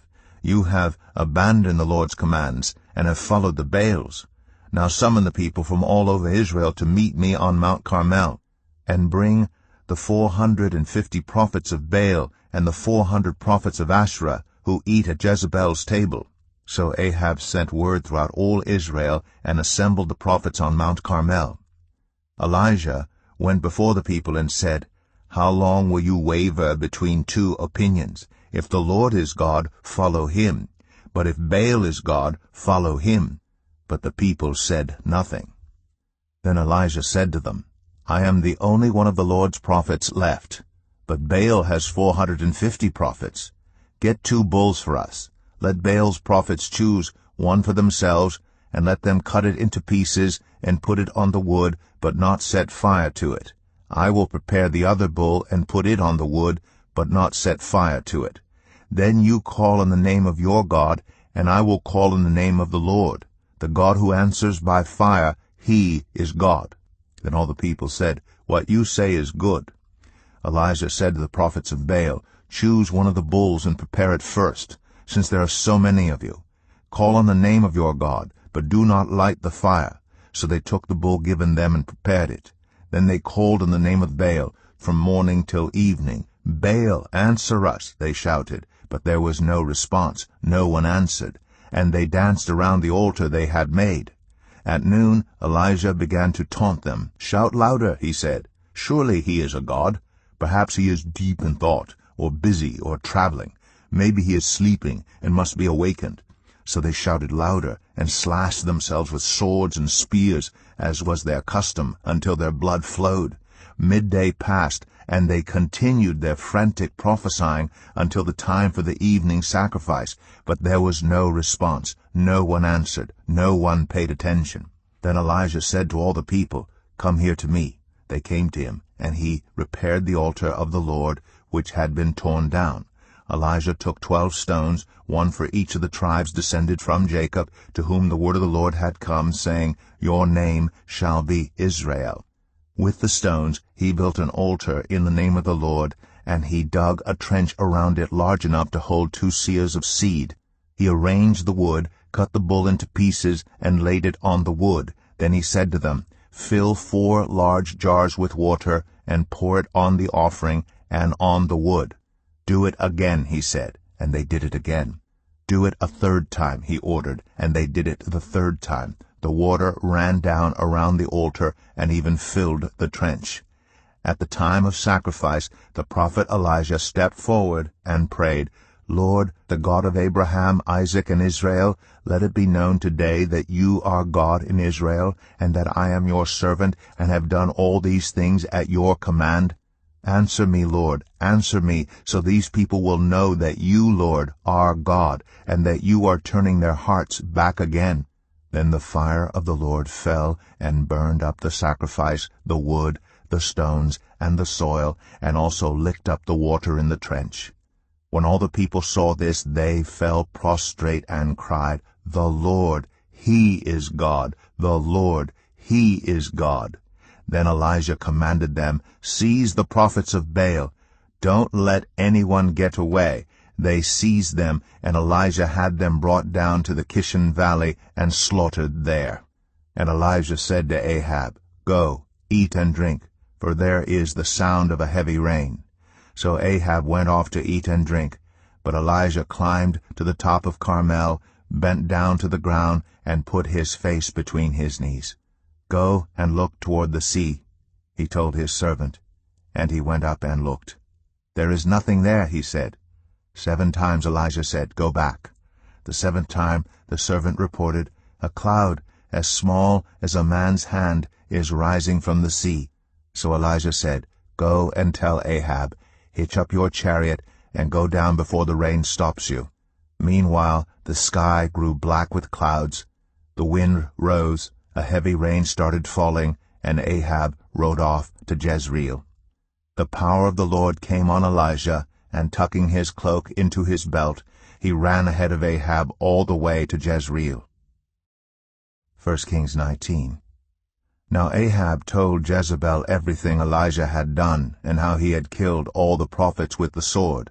So Jezebel sent a messenger to Elijah to say, "May the gods deal with me, be it ever so severely, if by this time tomorrow I do not make your life like that of one of them." Elijah was afraid and ran for his life. When he came to Beersheba in Judah, he left his servant there, while he himself went a day's journey into the wilderness. He came to a broom bush, sat down under it, and prayed that he might die. "I have had enough, Lord," he said. "Take my life. I am no better than my ancestors." Then he lay down under the bush and fell asleep. All at once an angel touched him and said, "Get up and eat." He looked around, and there by his head was some bread baked over hot coals and a jar of water. He ate and drank, and then lay down again. The angel of the Lord came back a 2nd time, and touched him and said, "Get up and eat, for the journey is too much for you." So he got up and ate and drank. Strengthened by that food, he traveled 40 days and 40 nights until he reached Horeb, the mountain of God. There he went into a cave and spent the night. And the word of the Lord came to him, "What are you doing here, Elijah?" He replied, "I have been very zealous for the Lord God Almighty. The Israelites have rejected your covenant, torn down your altars, and put your prophets to death with the sword. I am the only one left, and now they are trying to kill me too."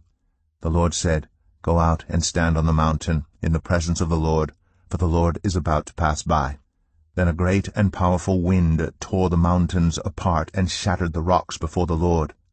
But the Lord was not in the wind. After the wind there was an earthquake. But the Lord was not in the earthquake. After the earthquake came a fire. But the Lord was not in the fire. And after the fire came a gentle whisper. When Elijah heard it, he pulled his cloak over his face, and went out and stood at the mouth of the cave. Then a voice said to him, "What are you doing here, Elijah?" He replied, "I have been very zealous for the Lord God Almighty. The Israelites have rejected your covenant, torn down your altars, and put your prophets to death with the sword. I am the only one left, and now they are trying to kill me too." The Lord said to him, "Go back the way you came, and go to the desert of Damascus. When you get there, anoint Hazael king over Aram. Also anoint Jehu son of Nimshi king over Israel, and anoint Elisha son of Shaphat from Abel-Meholah to succeed you as prophet. Jehu will put to death any who escape the sword of Hazael, and Elisha will put to death any who escape the sword of Jehu. Yet I reserve 7,000 in Israel, all whose knees have not bowed down to Baal, and whose mouths have not kissed him."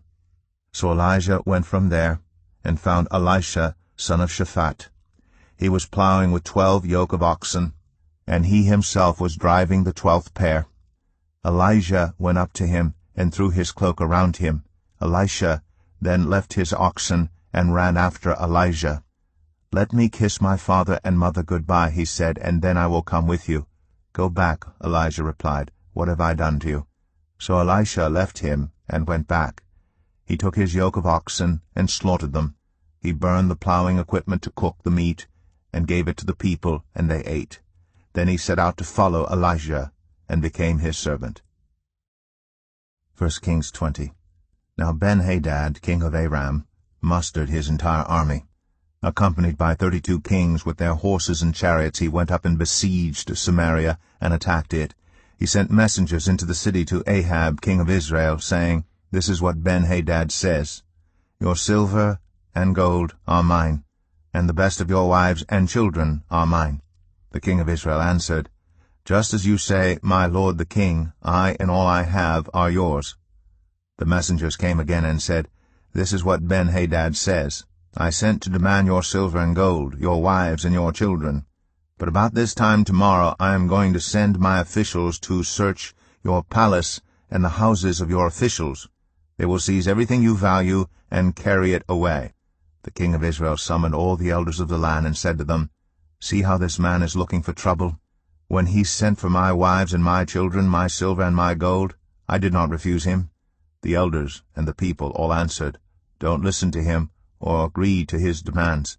So he replied to Ben-Hadad's messengers, Tell my lord the king, Your servant will do all you demanded the first time, but this demand I cannot meet. They left and took the answer back to Ben-Hadad. Then Ben-Hadad sent another message to Ahab, May the gods deal with me, be it ever so severely, if enough dust remains in Samaria to give each of my men a handful. The king of Israel answered, Tell him, One who puts on his armor should not boast like one who takes it off. Ben-Hadad heard this message while he and the kings were drinking in their tents, and he ordered his men, Prepare to attack. So they prepared to attack the city. Meanwhile a prophet came to Ahab king of Israel and announced, This is what the Lord says, Do you see this vast army? I will give it into your hand today, and then you will know that I am the Lord. But who will do this? Asked Ahab. The prophet replied, This is what the Lord says, The junior officers under the provincial commanders will do it. And who will start the battle? He asked. The prophet answered, You will. So Ahab summoned the 232 junior officers under the provincial commanders. Then he assembled the rest of the Israelites, 7,000 in all. They set out at noon, while Ben-Hadad and the 32 kings allied with him were in their tents getting drunk. The junior officers under the provincial commanders went out first. Now Ben-Hadad had dispatched scouts who reported, Men are advancing from Samaria. He said, If they have come out for peace, take them alive. If they have come out for war, take them alive. The junior officers under the provincial commanders marched out of the city with the army behind them, and each one struck down his opponent. At that the Arameans fled, with the Israelites in pursuit. But Ben-Hadad, king of Aram, escaped on horseback with some of his horsemen. The king of Israel advanced and overpowered the horses and chariots, and inflicted heavy losses on the Arameans. Afterward the prophet came to the king of Israel and said, Strengthen your position, and see what must be done, because next spring the king of Aram will attack you again. Meanwhile the officials of the king of Aram advised him, Their gods are gods of the hills. That is why they were too strong for us. But if we fight them on the plains, surely we will be stronger than they. Do this. Remove all the kings from their commands, and replace them with other officers. You must also raise an army like the one you lost, horse for horse, and chariot for chariot, so we can fight Israel on the plains. Then surely we will be stronger than they. He agreed with them and acted accordingly. The next spring Ben-Hadad mustered the Arameans, and went up to Aphek to fight against Israel. When the Israelites were also mustered and given provisions, they marched out to meet them. The Israelites camped opposite them like 2 small flocks of goats, while the Arameans covered the countryside. The man of God came up and told the king of Israel, This is what the Lord says, Because the Arameans think the Lord is a God of the hills and not a God of the valleys, I will deliver this vast army into your hands, and you will know that I am the Lord. For 7 days they camped opposite each other, and on the 7th day the battle was joined. The Israelites inflicted 100,000 casualties on the Aramean foot soldiers in 1 day. The rest of them escaped to the city of Aphek, where the wall collapsed on 27,000 of them. And Ben-Hadad fled to the city and hid in an inner room. His officials said to him, "Look, we have heard that the kings of Israel are merciful. Let us go to the king of Israel with sackcloth around our waists and ropes around our heads. Perhaps he will spare your life." Wearing sackcloth around their waists and ropes around their heads, they went to the king of Israel and said, "Your servant Ben-Hadad says, 'Please let me live.'" The king answered, "Is he still alive?" "He is my brother." The men took this as a good sign and were quick to pick up his word. "Yes, your brother Ben-Hadad," they said. "Go and get him," the king said. When Ben-Hadad came out, Ahab had him come up into his chariot. "I will return the cities my father took from your father," Ben-Hadad offered.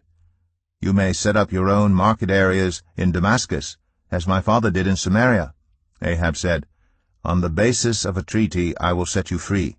So he made a treaty with him and let him go. By the word of the Lord, one of the company of the prophets said to his companion, "Strike me with your weapon." But he refused. So the prophet said, "Because you have not obeyed the Lord, as soon as you leave me, a lion will kill you." And after the man went away, a lion found him and killed him. The prophet found another man and said, "Strike me, please." So the man struck him and wounded him. Then the prophet went and stood by the road waiting for the king. He disguised himself with his headband down over his eyes. As the king passed by, the prophet called out to him, "Your servant went into the thick of the battle, and someone came to me with a captive and said, 'Guard this man. If he is missing, it will be your life for his life, or you must pay a talent of silver.' While your servant was busy here and there, the man disappeared." "That is your sentence," the king of Israel said. "You have pronounced it yourself." Then the prophet quickly removed the headband from his eyes, and the king of Israel recognized him as one of the prophets. He said to the king, "This is what the Lord says. You have set free a man I had determined should die. Therefore it is your life for his life, your people for his people." Sullen and angry, the king of Israel went to his palace in Samaria. 1 Kings 21. Some time later there was an incident involving a vineyard belonging to Naboth the Jezreelite. The vineyard was in Jezreel, close to the palace of Ahab, king of Samaria. Ahab said to Naboth, "Let me have your vineyard to use for a vegetable garden, since it is close to my palace. In exchange I will give you a better vineyard, or, if you prefer, I will pay you whatever it is worth." But Naboth replied, "The Lord forbid that I should give you the inheritance of my ancestors." So Ahab went home, sullen and angry, because Naboth the Jezreelite had said, "I will not give you the inheritance of my ancestors." He lay on his bed sulking and refused to eat. His wife Jezebel came in and asked him, "Why are you so sullen? Why won't you eat?" He answered her, "Because I said to Naboth the Jezreelite, 'Sell me your vineyard, or if you prefer, I will give you another vineyard in its place.' But he said, 'I will not give you my vineyard.'" Jezebel his wife said, "Is this how you act as king over Israel? Get up and eat. Cheer up. I'll get you the vineyard of Naboth the Jezreelite." So she wrote letters in Ahab's name, placed his seal on them, and sent them to the elders and nobles who lived in Naboth's city with him. In those letters she wrote, "Proclaim a day of fasting, and seat Naboth in a prominent place among the people. But seat 2 scoundrels opposite him, and have them bring charges that he has cursed both God and the king. Then take him out and stone him to death." So the elders and nobles who lived in Naboth's city did as Jezebel directed in the letters she had written to them. They proclaimed a fast, and seated Naboth in a prominent place among the people. Then 2 scoundrels came and sat opposite him, and brought charges against Naboth before the people, saying, "Naboth has cursed both God and the king." So they took him outside the city and stoned him to death. Then they sent word to Jezebel, "Naboth has been stoned to death." As soon as Jezebel heard that Naboth had been stoned to death, she said to Ahab, "Get up and take possession of the vineyard of Naboth the Jezreelite that he refused to sell you. He is no longer alive, but dead." When Ahab heard that Naboth was dead, he got up and went down to take possession of Naboth's vineyard. Then the word of the Lord came to Elijah the Tishbite, "Go down to meet Ahab king of Israel, who rules in Samaria. He is now in Naboth's vineyard, where he has gone to take possession of it. Say to him, 'This is what the Lord says. Have you not murdered a man and seized his property? Then say to him, This is what the Lord says. In the place where dogs licked up Naboth's blood, dogs will lick up your blood, yes, yours. Ahab said to Elijah, So you have found me, my enemy. I have found you, he answered, because you have sold yourself to do evil in the eyes of the Lord. He says, I am going to bring disaster on you. I will wipe out your descendants and cut off from Ahab every last male in Israel, slave or free. I will make your house like that of Jeroboam son of Nebat, and that of Baasha son of Ahijah, because you have aroused my anger and have caused Israel to sin. And also concerning Jezebel, the Lord says, Dogs will devour Jezebel by the wall of Jezreel. Dogs will eat those belonging to Ahab who die in the city, and the birds will feed on those who die in the country. There was never anyone like Ahab, who sold himself to do evil in the eyes of the Lord, urged on by Jezebel his wife.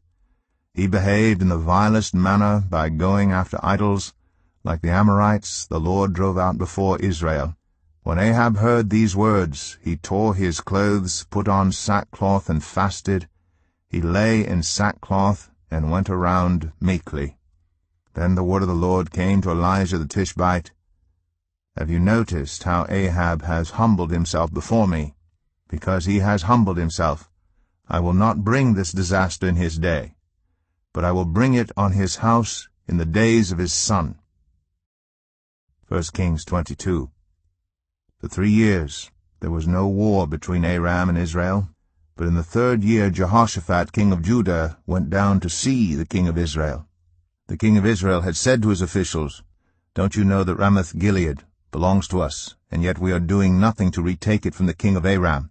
So he asked Jehoshaphat, Will you go with me to fight against Ramoth-Gilead? Jehoshaphat replied to the king of Israel, I am as you are, my people as your people, my horses as your horses. But Jehoshaphat also said to the king of Israel, First seek the counsel of the Lord. So the king of Israel brought together the prophets, about 400 men, and asked them, Shall I go to war against Ramoth-Gilead, or shall I refrain? Go, they answered, for the Lord will give it into the king's hand. But Jehoshaphat asked, Is there no longer a prophet of the Lord here, whom we can inquire of? The king of Israel answered Jehoshaphat, There is still one prophet through whom we can inquire of the Lord, but I hate him, because he never prophesies anything good about me, but always bad. He is Micaiah son of Imlah. The king should not say such a thing, Jehoshaphat replied. So the king of Israel called one of his officials and said, Bring Micaiah son of Imlah at once. Dressed in their royal robes, the king of Israel and Jehoshaphat, king of Judah, were sitting on their thrones at the threshing floor by the entrance of the gate of Samaria, with all the prophets prophesying before them. Now Zedekiah son of Kenana had made iron horns, and he declared, This is what the Lord says, With these you will gore the Arameans until they are destroyed. All the other prophets were prophesying the same thing. Attack Ramoth-Gilead, and be victorious, they said, for the Lord will give it into the king's hand. The messenger who had gone to summon Micaiah said to him, Look, the other prophets without exception are predicting success for the king. Let your word agree with theirs and speak favorably. But Micaiah said, As surely as the Lord lives, I can tell him only what the Lord tells me. When he arrived, the king asked him, Micaiah, shall we go to war against Ramoth-Gilead or not? Attack and be victorious, he answered, for the Lord will give it into the king's hand. The king said to him, How many times must I make you swear to tell me nothing but the truth in the name of the Lord? Then Micaiah answered, I saw all Israel scattered on the hills like sheep without a shepherd. And the Lord said, These people have no master. Let each one go home in peace. The king of Israel said to Jehoshaphat, Didn't I tell you that he never prophesies anything good about me, but only bad? Micaiah continued, Therefore hear the word of the Lord. I saw the Lord sitting on his throne, with all the multitudes of heaven standing around him on his right and on his left. And the Lord said, Who will entice Ahab into attacking Ramoth-Gilead and going to his death there? One suggested this, and another that. Finally a spirit came forward, stood before the Lord, and said, I will entice him. By what means? The Lord asked. "I will go out and be a deceiving spirit in the mouths of all his prophets," he said. "You will succeed in enticing him," said the Lord. "Go and do it." So now the Lord has put a deceiving spirit in the mouths of all these prophets of yours. The Lord has decreed disaster for you. Then Zedekiah son of Kenana went up and slapped Micaiah in the face. "Which way did the Spirit from the Lord go when he went from me to speak to you?" he asked. Micaiah replied, "You will find out on the day you go to hide in an inner room." The king of Israel then ordered, "Take Micaiah and send him back to Amon, the ruler of the city, and to Joash the king's son, and say, 'This is what the king says. Put this fellow in prison, and give him nothing but bread and water until I return safely.'" Micaiah declared, "If you ever return safely, the Lord has not spoken through me."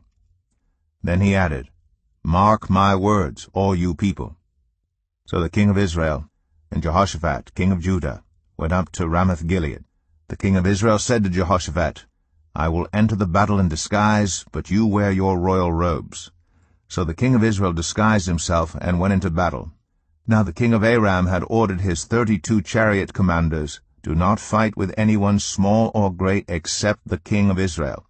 When the chariot commanders saw Jehoshaphat, they thought, "Surely this is the king of Israel." So they turned to attack him. But when Jehoshaphat cried out, the chariot commanders saw that he was not the king of Israel and stopped pursuing him. But someone drew his bow at random and hit the king of Israel between the sections of his armor. The king told his chariot driver, "Wheel around and get me out of the fighting. I've been wounded."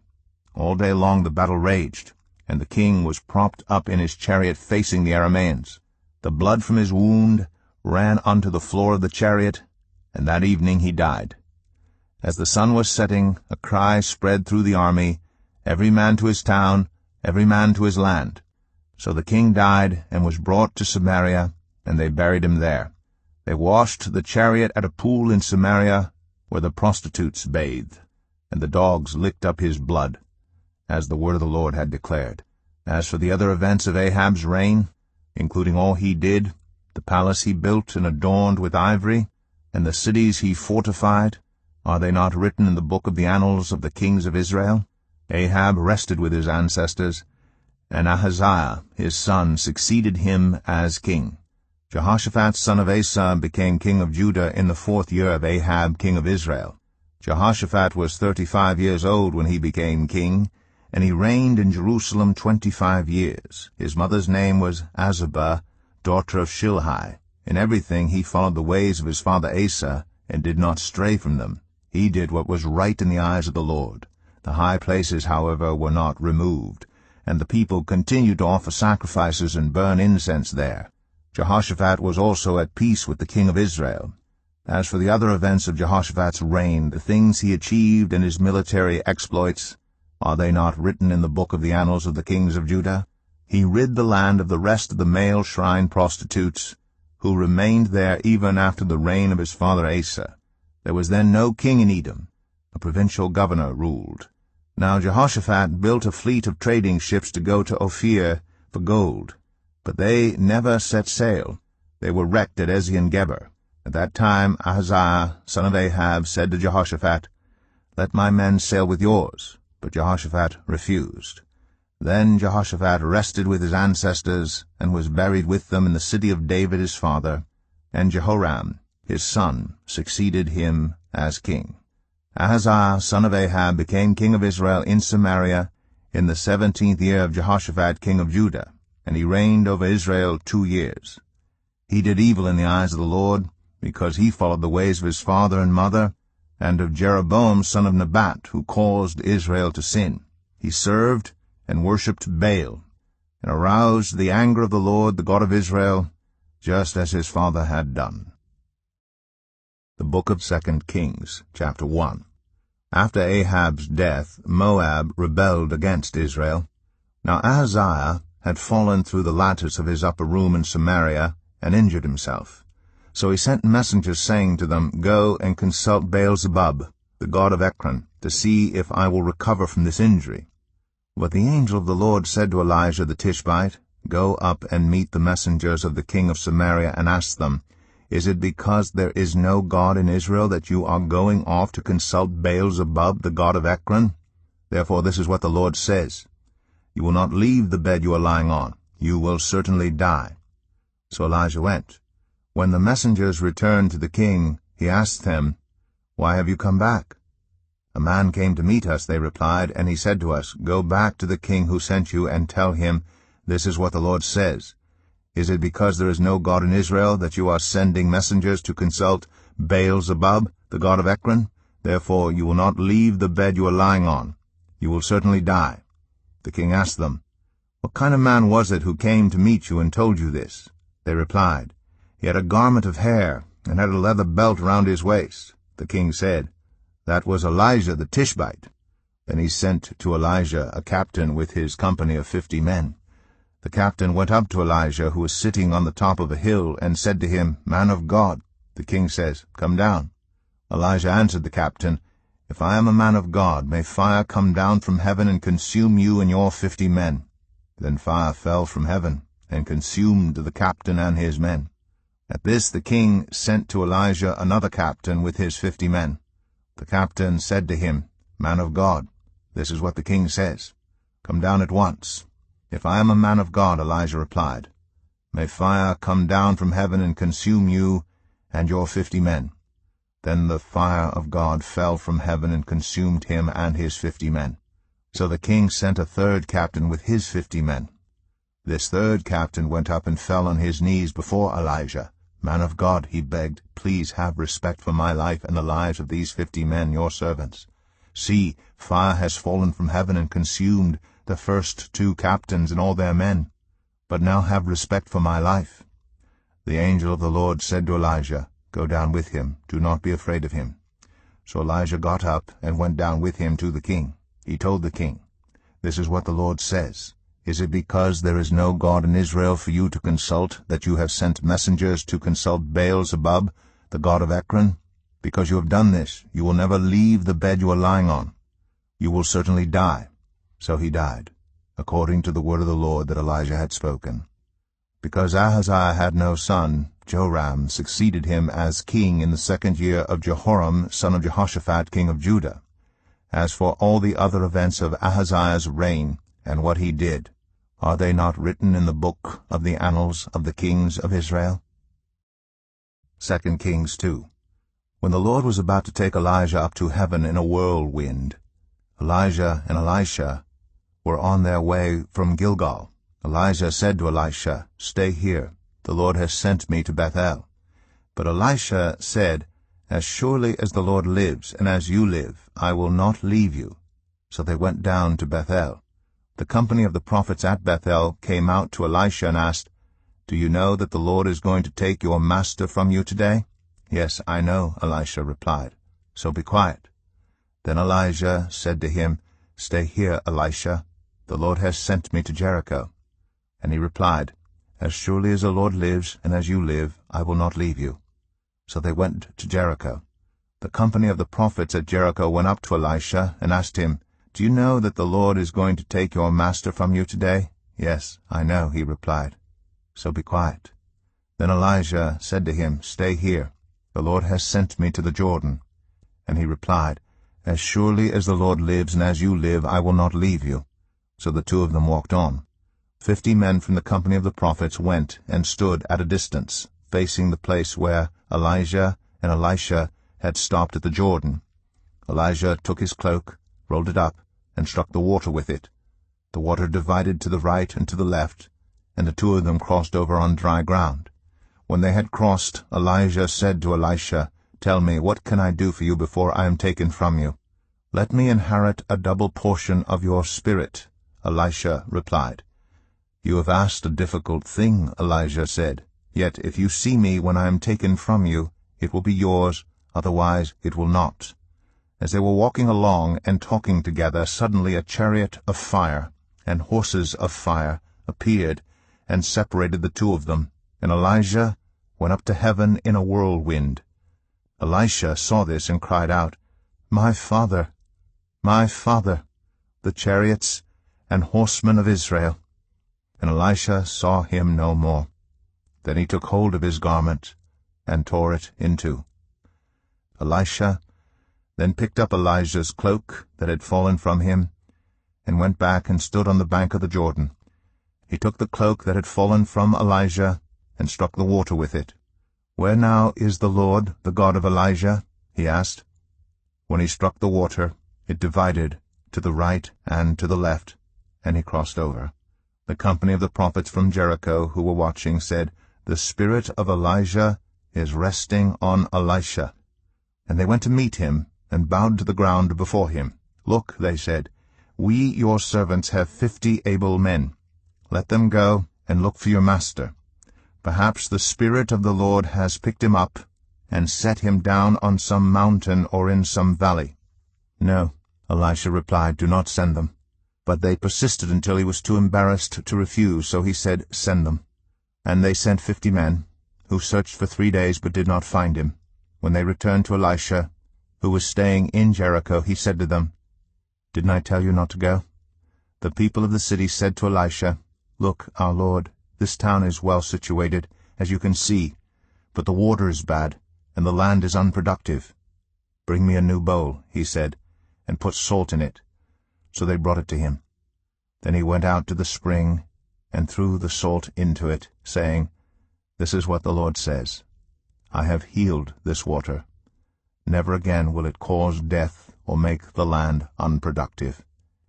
And the water has remained pure to this day, according to the word Elisha had spoken.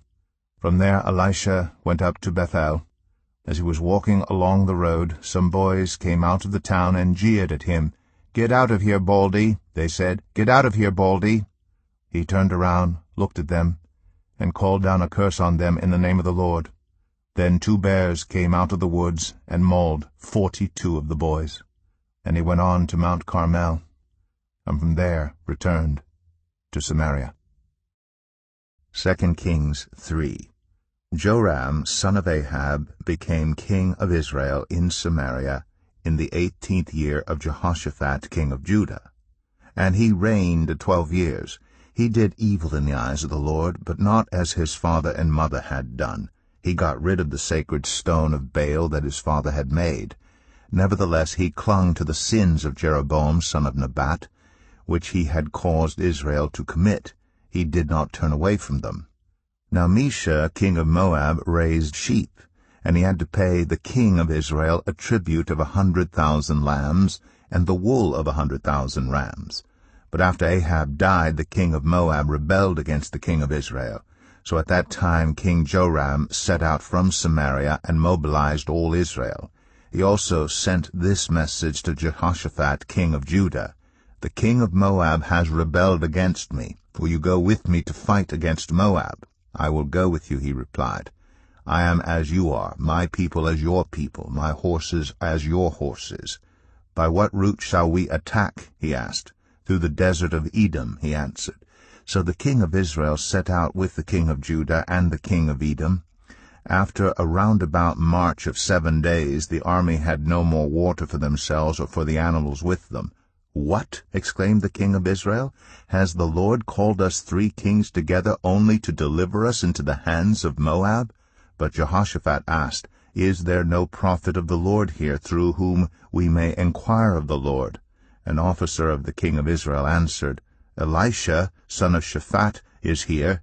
He used to pour water on the hands of Elijah." Jehoshaphat said, "The word of the Lord is with him." So the king of Israel and Jehoshaphat and the king of Edom went down to him. Elisha said to the king of Israel, "Why do you want to involve me? Go to the prophets of your father and the prophets of your mother." "No," the king of Israel answered, "because it was the Lord who called us 3 kings together to deliver us into the hands of Moab." Elisha said, "As surely as the Lord Almighty lives, whom I serve, if I did not have respect for the presence of Jehoshaphat, king of Judah, I would not pay any attention to you. But now bring me a harpist." While the harpist was playing, the hand of the Lord came on Elisha, and he said, "This is what the Lord says, I will fill this valley with pools of water.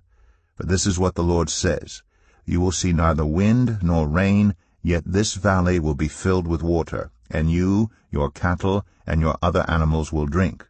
This is an easy thing in the eyes of the Lord. He will also deliver Moab into your hands. You will overthrow every fortified city and every major town. You will cut down every good tree, stop up all the springs, and ruin every good field with stones. The next morning, about the time for offering the sacrifice, there it was, water flowing from the direction of Edom, and the land was filled with water. Now all the Moabites had heard that the kings had come to fight against them, so every man, young and old, who could bear arms was called up and stationed on the border. When they got up early in the morning, the sun was shining on the water. To the Moabites across the way, the water looked red, like blood. "That's blood," they said. "Those kings must have fought and slaughtered each other. Now to the plunder, Moab." But when the Moabites came to the camp of Israel, the Israelites rose up and fought them until they fled, and the Israelites invaded the land and slaughtered the Moabites. They destroyed the towns, and each man threw a stone on every good field until it was covered.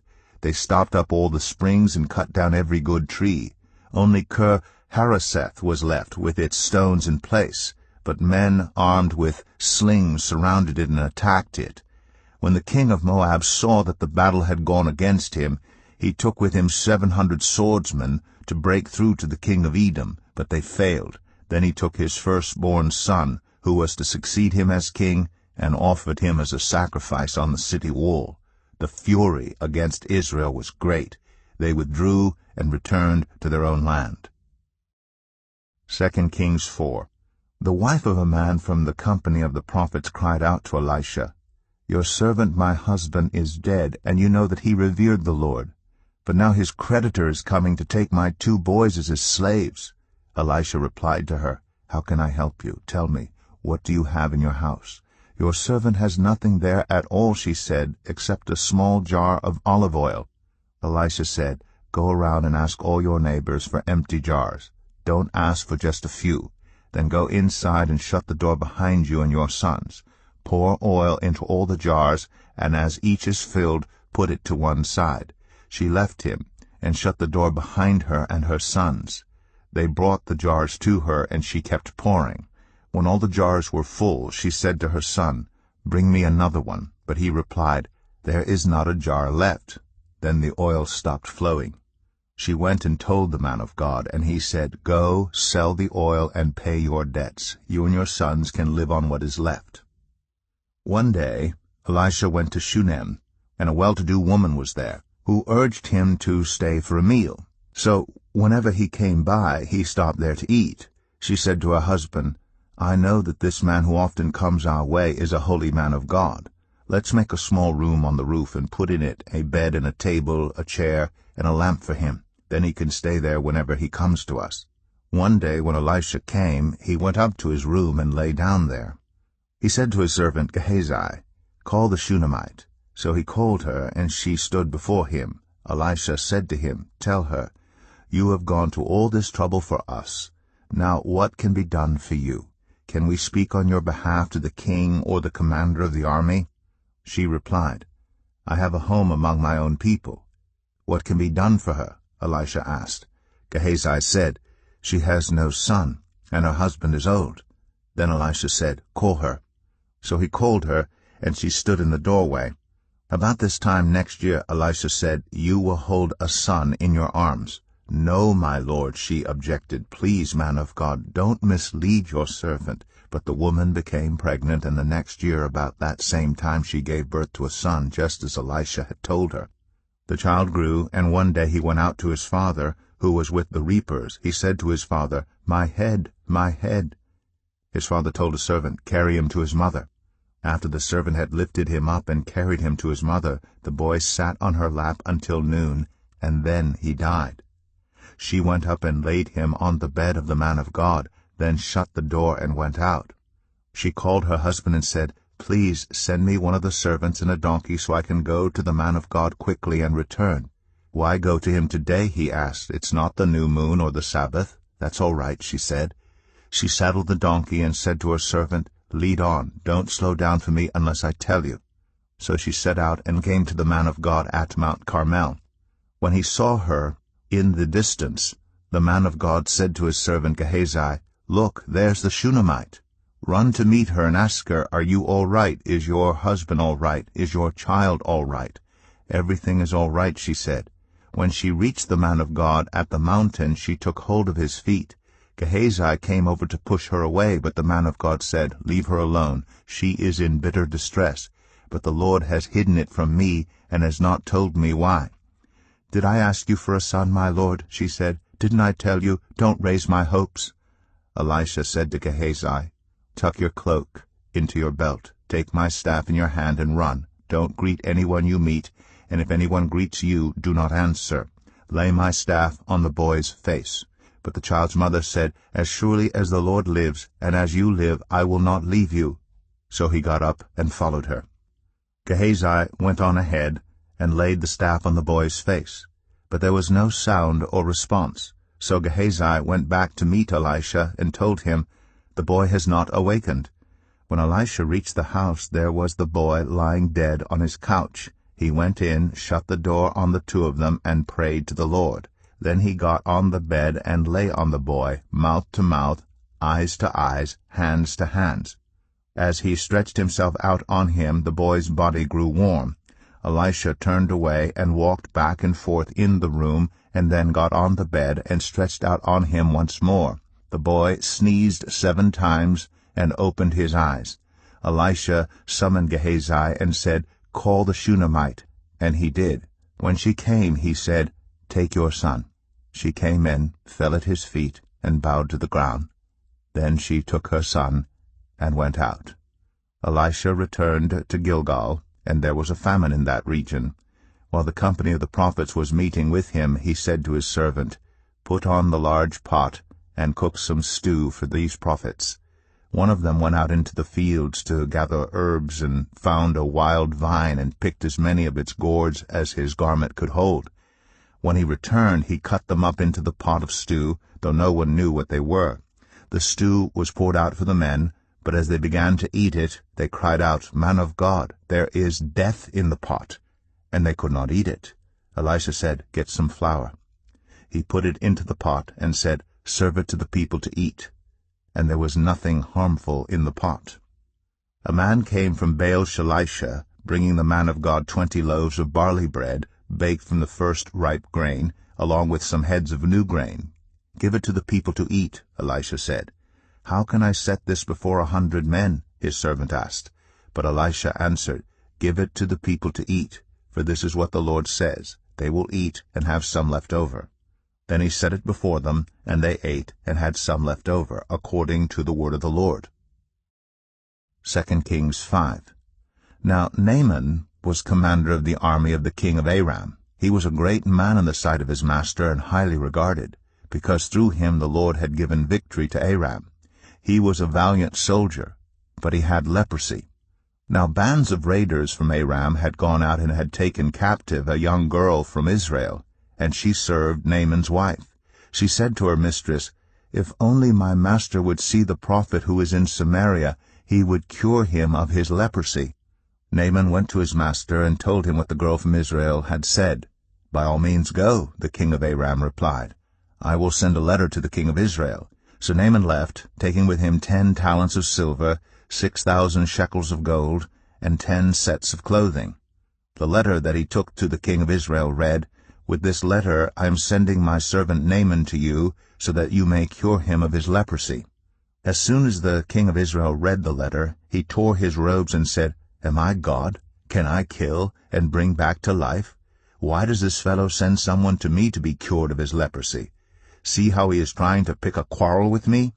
When Elisha, the man of God, heard that the king of Israel had torn his robes, he sent him this message, 'Why have you torn your robes? Have the man come to me, and he will know that there is a prophet in Israel.' So Naaman went with his horses and chariots, and stopped at the door of Elisha's house. Elisha sent a messenger to say to him, 'Go, wash yourself 7 times in the Jordan, and your flesh will be restored, and you will be cleansed.' But Naaman went away angry and said, 'I thought that he would surely come out to me and stand and call on the name of the Lord his God, wave his hand over the spot, and cure me of my leprosy. Are not Abana and Pharpar, the rivers of Damascus better than all the waters of Israel? Couldn't I wash in them and be cleansed?" So he turned and went off in a rage. Naaman's servants went to him and said, "My father, if the prophet had told you to do some great thing, would you not have done it? How much more then when he tells you, 'Wash and be cleansed'?" So he went down and dipped himself in the Jordan 7 times, as the man of God had told him, and his flesh was restored, and became clean, like that of a young boy.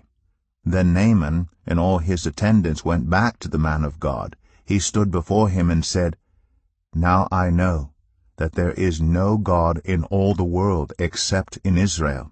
So please accept a gift from your servant."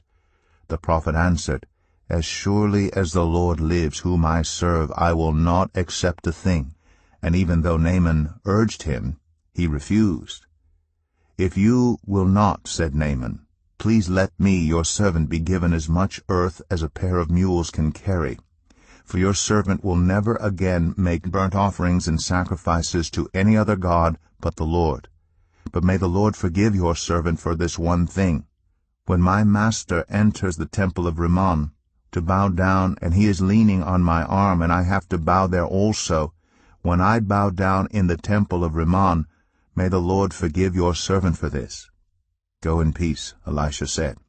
After Naaman had traveled some distance, Gehazi, the servant of Elisha, the man of God, said to himself, "My master was too easy on Naaman, this Aramean, by not accepting from him what he brought. As surely as the Lord lives, I will run after him and get something from him." So Gehazi hurried after Naaman. When Naaman saw him running toward him, he got down from the chariot to meet him. "Is everything all right?" he asked. "Everything is all right," Gehazi answered. "My master sent me to say, 2 young men from the company of the prophets have just come to me from the hill country of Ephraim. Please give them a talent of silver and 2 sets of clothing." "By all means, take 2 talents," said Naaman. He urged Gehazi to accept them, and then tied up the 2 talents of silver in 2 bags with 2 sets of clothing. He gave them to 2 of his servants, and they carried them ahead of Gehazi. When Gehazi came to the hill, he took the things from the servants and put them away in the house. He sent the men away, and they left. When he went in and stood before his master, Elisha asked him, "Where have you been, Gehazi?" "Your servant didn't go anywhere," Gehazi answered. But Elisha said to him, "Was not my spirit with you when the man got down from his chariot to meet you? Is this the time to take money or to accept clothes, or olive groves and vineyards, or flocks and herds, or male and female slaves? Naaman's leprosy will cling to you and to your descendants forever." Then Gehazi went from Elisha's presence, and his skin was leprous. It had become as white as snow. 2 Kings 6. The company of the prophets said to Elisha, "Look, the place where we meet with you is too small for us. Let us go to the Jordan, where each of us can get a pole, and let us build a place there for us to meet." And he said, "Go." Then one of them said, "Won't you please come with your servants?" "I will," Elisha replied, and he went with them. They went to the Jordan and began to cut down trees. As one of them was cutting down a tree, the iron axe head fell into the water. "Oh no, my lord," he cried out, "it was borrowed."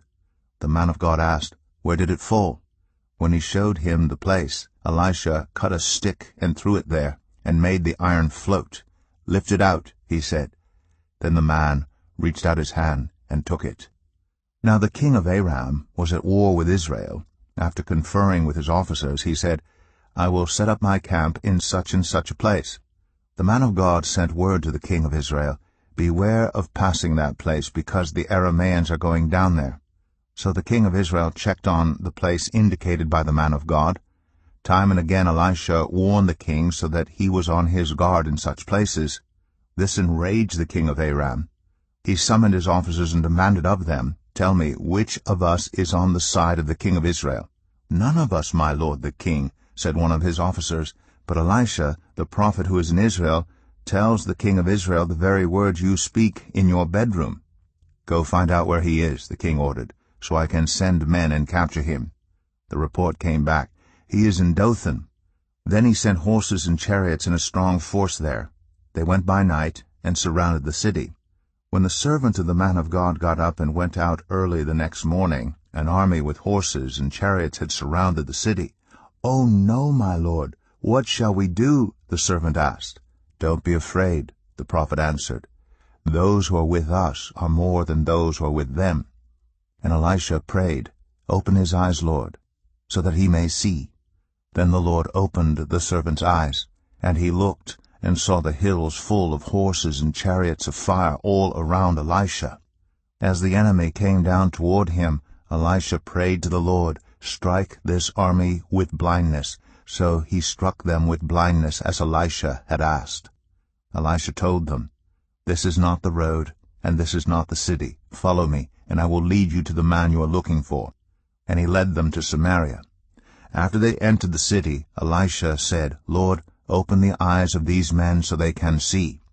Then the Lord opened their eyes, and they looked, and there they were, inside Samaria. When the king of Israel saw them, he asked Elisha, "Shall I kill them, my father? Shall I kill them?" "Do not kill them," he answered. "Would you kill those you have captured with your own sword or bow? Set food and water before them so that they may eat and drink and then go back to their master." So he prepared a great feast for them, and after they had finished eating and drinking, he sent them away, and they returned to their master. So the bands from Aram stopped raiding Israel's territory. Sometime later, Ben-Hadad, king of Aram, mobilized his entire army and marched up and laid siege to Samaria. There was a great famine in the city. The siege lasted so long that a donkey's head sold for 80 shekels of silver, and a quarter of a cab of seed pods for 5 shekels. As the king of Israel was passing by on the wall, a woman cried to him, "Help me, my lord the king." The king replied, "If the Lord does not help you, where can I get help for you? From the threshing floor? From the winepress?" Then he asked her, "What's the matter?" She answered, "This woman said to me, 'Give up your son, so we may eat him today, and tomorrow we'll eat my son.' So we cooked my son and ate him. The next day I said to her, 'Give up your son, so we may eat him.' But she had hidden him." When the king heard the woman's words, he tore his robes. As he went along the wall, the people looked, and they saw that under his robes he had sackcloth on his body. He said, "May God deal with me, be it ever so severely, if the head of Elisha son of Shaphat remains on his shoulders today." Now Elisha was sitting in his house, and the elders were sitting with him. The king sent a messenger ahead, but before he arrived, Elisha said to the elders, "Don't you see how this murderer is sending someone to cut off my head?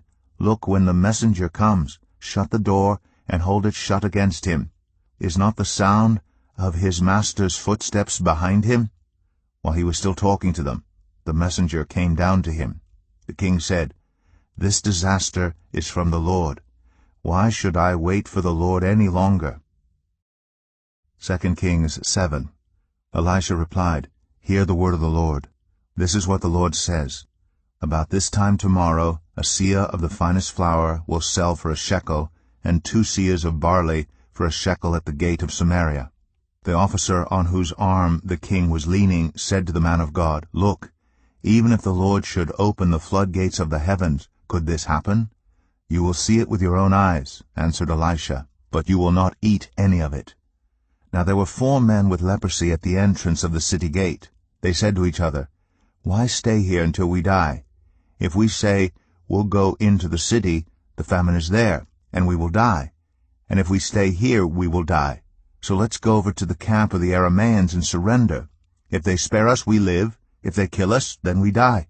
At dusk they got up and went to the camp of the Arameans.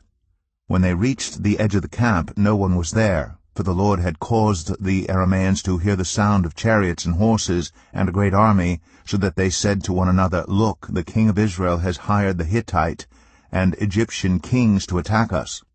So they got up and fled in the dusk and abandoned their tents and their horses and donkeys. They left the camp as it was and ran for their lives. The men who had leprosy reached the edge of the camp, entered one of the tents, and ate and drank. Then they took silver, gold, and clothes, and went off and hid them. They returned and entered another tent, and took some things from it, and hid them also. Then they said to each other, What we're doing is not right. This is a day of good news, and we're keeping it to ourselves. If we wait until daylight, punishment will overtake us. Let's go at once and report this to the royal palace." So they went and called out to the city gatekeepers and told them, "We went into the Aramean camp, and no one was there, not a sound of anyone, only tethered horses and donkeys, and the tents left just as they were." The gatekeepers shouted the news, and it was reported within the palace.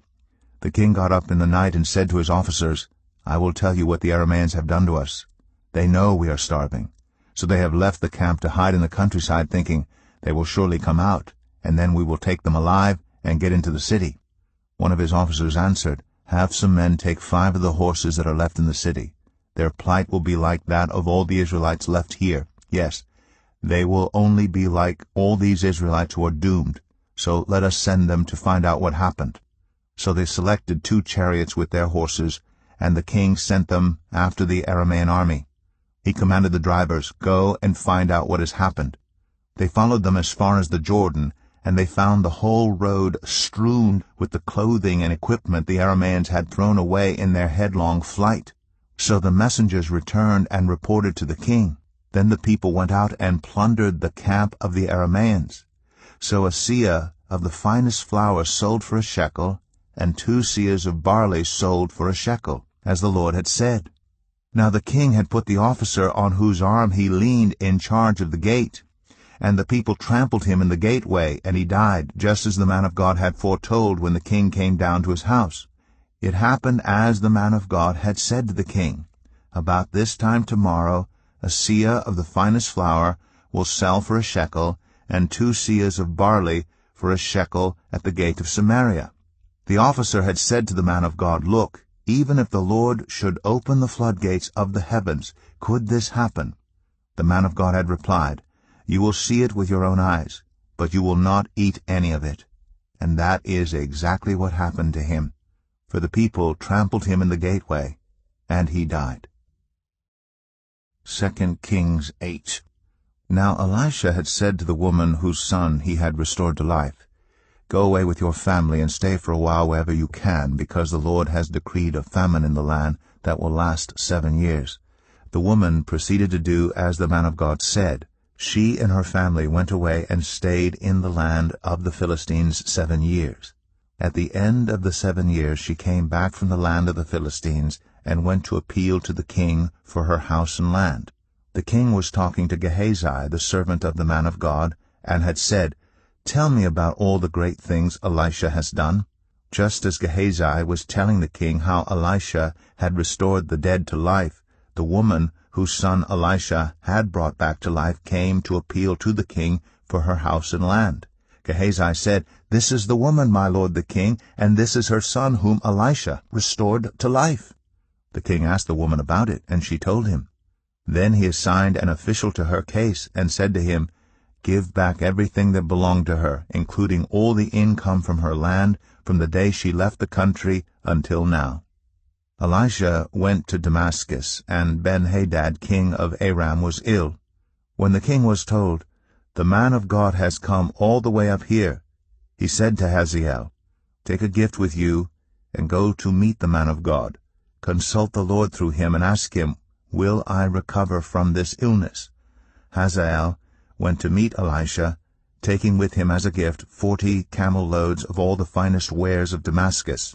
He went in and stood before him and said, "Your son, Ben-Hadad, king of Aram, has sent me to ask, 'Will I recover from this illness?'" Elisha answered, "Go and say to him, 'You will certainly recover.' Nevertheless, the Lord has revealed to me that he will in fact die." He stared at him with a fixed gaze until Hazael was embarrassed. Then the man of God began to weep. "Why is my lord weeping?" asked Hazael. "Because I know the harm you will do to the Israelites," he answered.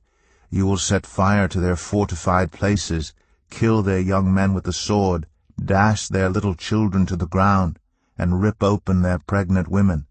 Hazael said, "How could your servant, a mere dog, accomplish such a feat?" "The Lord has shown me that you will become king of Aram," answered Elisha. Then Hazael left Elisha and returned to his master. When Ben-Hadad asked, "What did Elisha say to you?" Hazael replied, "He told me that you would certainly recover." But the next day he took a thick cloth, soaked it in water, and spread it over the king's face, so that he died. Then Hazael succeeded him as king. In the 5th year of Joram son of Ahab king of Israel, when Jehoshaphat was king of Judah, Jehoram son of Jehoshaphat began his reign as king of Judah. He was 32 years old when he became king, and he reigned in Jerusalem 8 years. He followed the ways of the kings of Israel, as the house of Ahab had done, for he married a daughter of Ahab. He did evil in the eyes of the Lord. Nevertheless, for the sake of his servant David, the Lord was not willing to destroy Judah. He had promised to maintain a lamp for David and his descendants forever. In the time of Jehoram, Edom rebelled against Judah and set up its own king. So Jehoram went to Zair with all his chariots. The Edomites surrounded him and his chariot commanders, but he rose up and broke through by night. His army, however, fled back home. To this day Edom has been in rebellion against Judah. Libnah revolted at the same time. As for the other events of Jehoram's reign, and all he did, are they not written in the book of the annals of the kings of Judah? Jehoram rested with his ancestors, and was buried with them in the city of David, and Ahaziah, his son, succeeded him as king. In the 12th year of Joram son of Ahab king of Israel, Ahaziah son of Jehoram king of Judah began to reign. Ahaziah was 22 years old when he became king, and he reigned in Jerusalem 1 year. His mother's name was Athaliah, a granddaughter of Omri, king of Israel. He followed the ways of the house of Ahab, and did evil in the eyes of the Lord, as the house of Ahab had done, for he was related by marriage to Ahab's family. Ahaziah went with Joram son of Ahab to war against Hazael, king of Aram, at Ramoth-Gilead. The Arameans wounded Joram. So King Joram returned to Jezreel to recover from the wounds the Arameans had inflicted on him at Ramoth, in his battle with Hazael, king of Aram. Then Ahaziah son of Jehoram, king of Judah, went down to Jezreel to see Joram son of Ahab, because he had been wounded. 2 Kings 9. The prophet Elisha summoned a man from the company of the prophets and said to him, "Tuck your cloak into your belt, take this flask of olive oil with you, and go to Ramoth-Gilead. When you get there, look for Jehu son of Jehoshaphat the son of Nimshi. Go to him, get him away from his companions, and take him into an inner room. Then take the flask and pour the oil on his head and declare, 'This is what the Lord says, I anoint you king over Israel.' Then open the door and run, don't delay." So the young prophet went to Ramoth-Gilead. When he arrived, he found the army officers sitting together. "I have a message for you, Commander," he said. "For which of us?" asked Jehu. "For you, Commander," he replied. Jehu got up and went into the house. Then the prophet poured the oil on Jehu's head and declared, "This is what the Lord, the God of Israel, says. I anoint you king over the Lord's people Israel. You are to destroy the house of Ahab your master, and I will avenge the blood of my servants, the prophets, and the blood of all the Lord's servants shed by Jezebel. The whole house of Ahab will perish. I will cut off from Ahab every last male in Israel, slave or free. I will make the house of Ahab like the house of Jeroboam son of Nebat, and like the house of Baasha son of Ahijah. As for Jezebel, dogs will devour her on the plot of ground at Jezreel, and no one will bury her." Then he opened the door and ran. When Jehu went out to his fellow officers, one of them asked him, "Is everything all right? Why did this maniac come to you?" "You know the man and the sort of things he says," Jehu replied. "That's not true," they said. "Tell us." Jehu said, "Here is what he told me. This is what the Lord says, I anoint you king over Israel." They quickly took their cloaks and spread them under him on the bare steps. Then they blew the trumpet and shouted, "Jehu is king." So Jehu, son of Jehoshaphat, the son of Nimshi, conspired against Joram. Now Joram and all Israel had been defending Ramoth-Gilead against Hazael, king of Aram, But King Joram had returned to Jezreel to recover from the wounds the Arameans had inflicted on him in the battle with Hazael, king of Aram. Jehu said, "If you desire to make me king, don't let anyone slip out of the city to go and tell the news in Jezreel." Then he got into his chariot and rode to Jezreel, because Joram was resting there, and Ahaziah king of Judah had gone down to see him. When the lookout standing on the tower in Jezreel saw Jehu's troops approaching, he called out, "I see some troops coming." "Get a horseman," Joram ordered. "Send him to meet them and ask, 'Do you come in peace?'" The horseman rode off to meet Jehu and said, "This is what the king says, 'Do you come in peace?'" "What do you have to do with peace?" Jehu replied. "Fall in behind me." The lookout reported, "The messenger has reached them, but he isn't coming back." So the king sent out a second horseman. When he came to them, he said, "This is what the king says, 'Do you come in peace?'" Jehu replied, "What do you have to do with peace? Fall in behind me."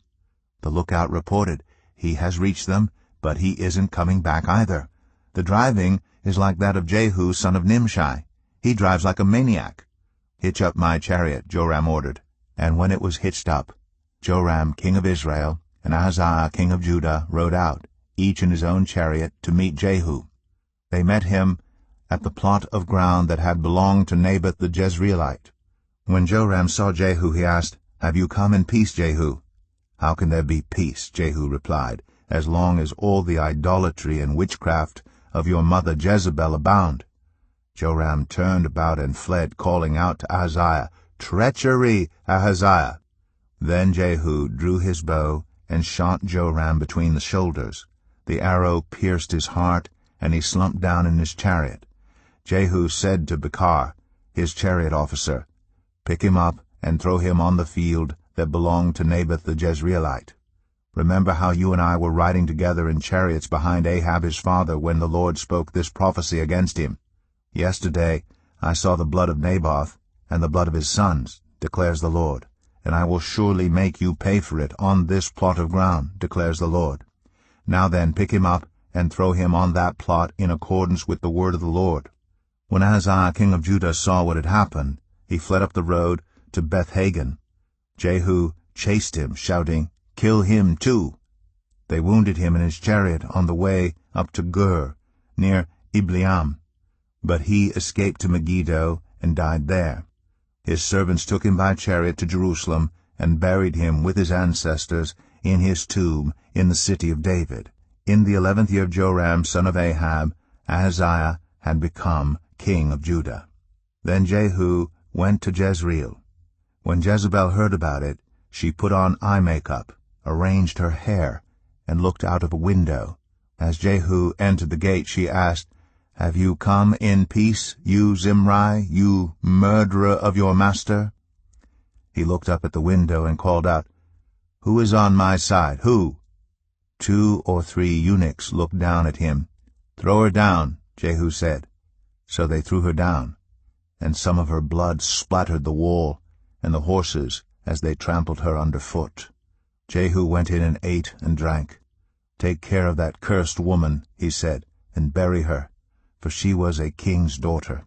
But when they went out to bury her, they found nothing except her skull, her feet, and her hands. They went back and told Jehu, who said, "This is the word of the Lord that he spoke through his servant Elijah the Tishbite. On the plot of ground at Jezreel, dogs will devour Jezebel's flesh. Jezebel's body will be like dung on the ground in the plot at Jezreel, so that no one will be able to say, 'This is Jezebel.'"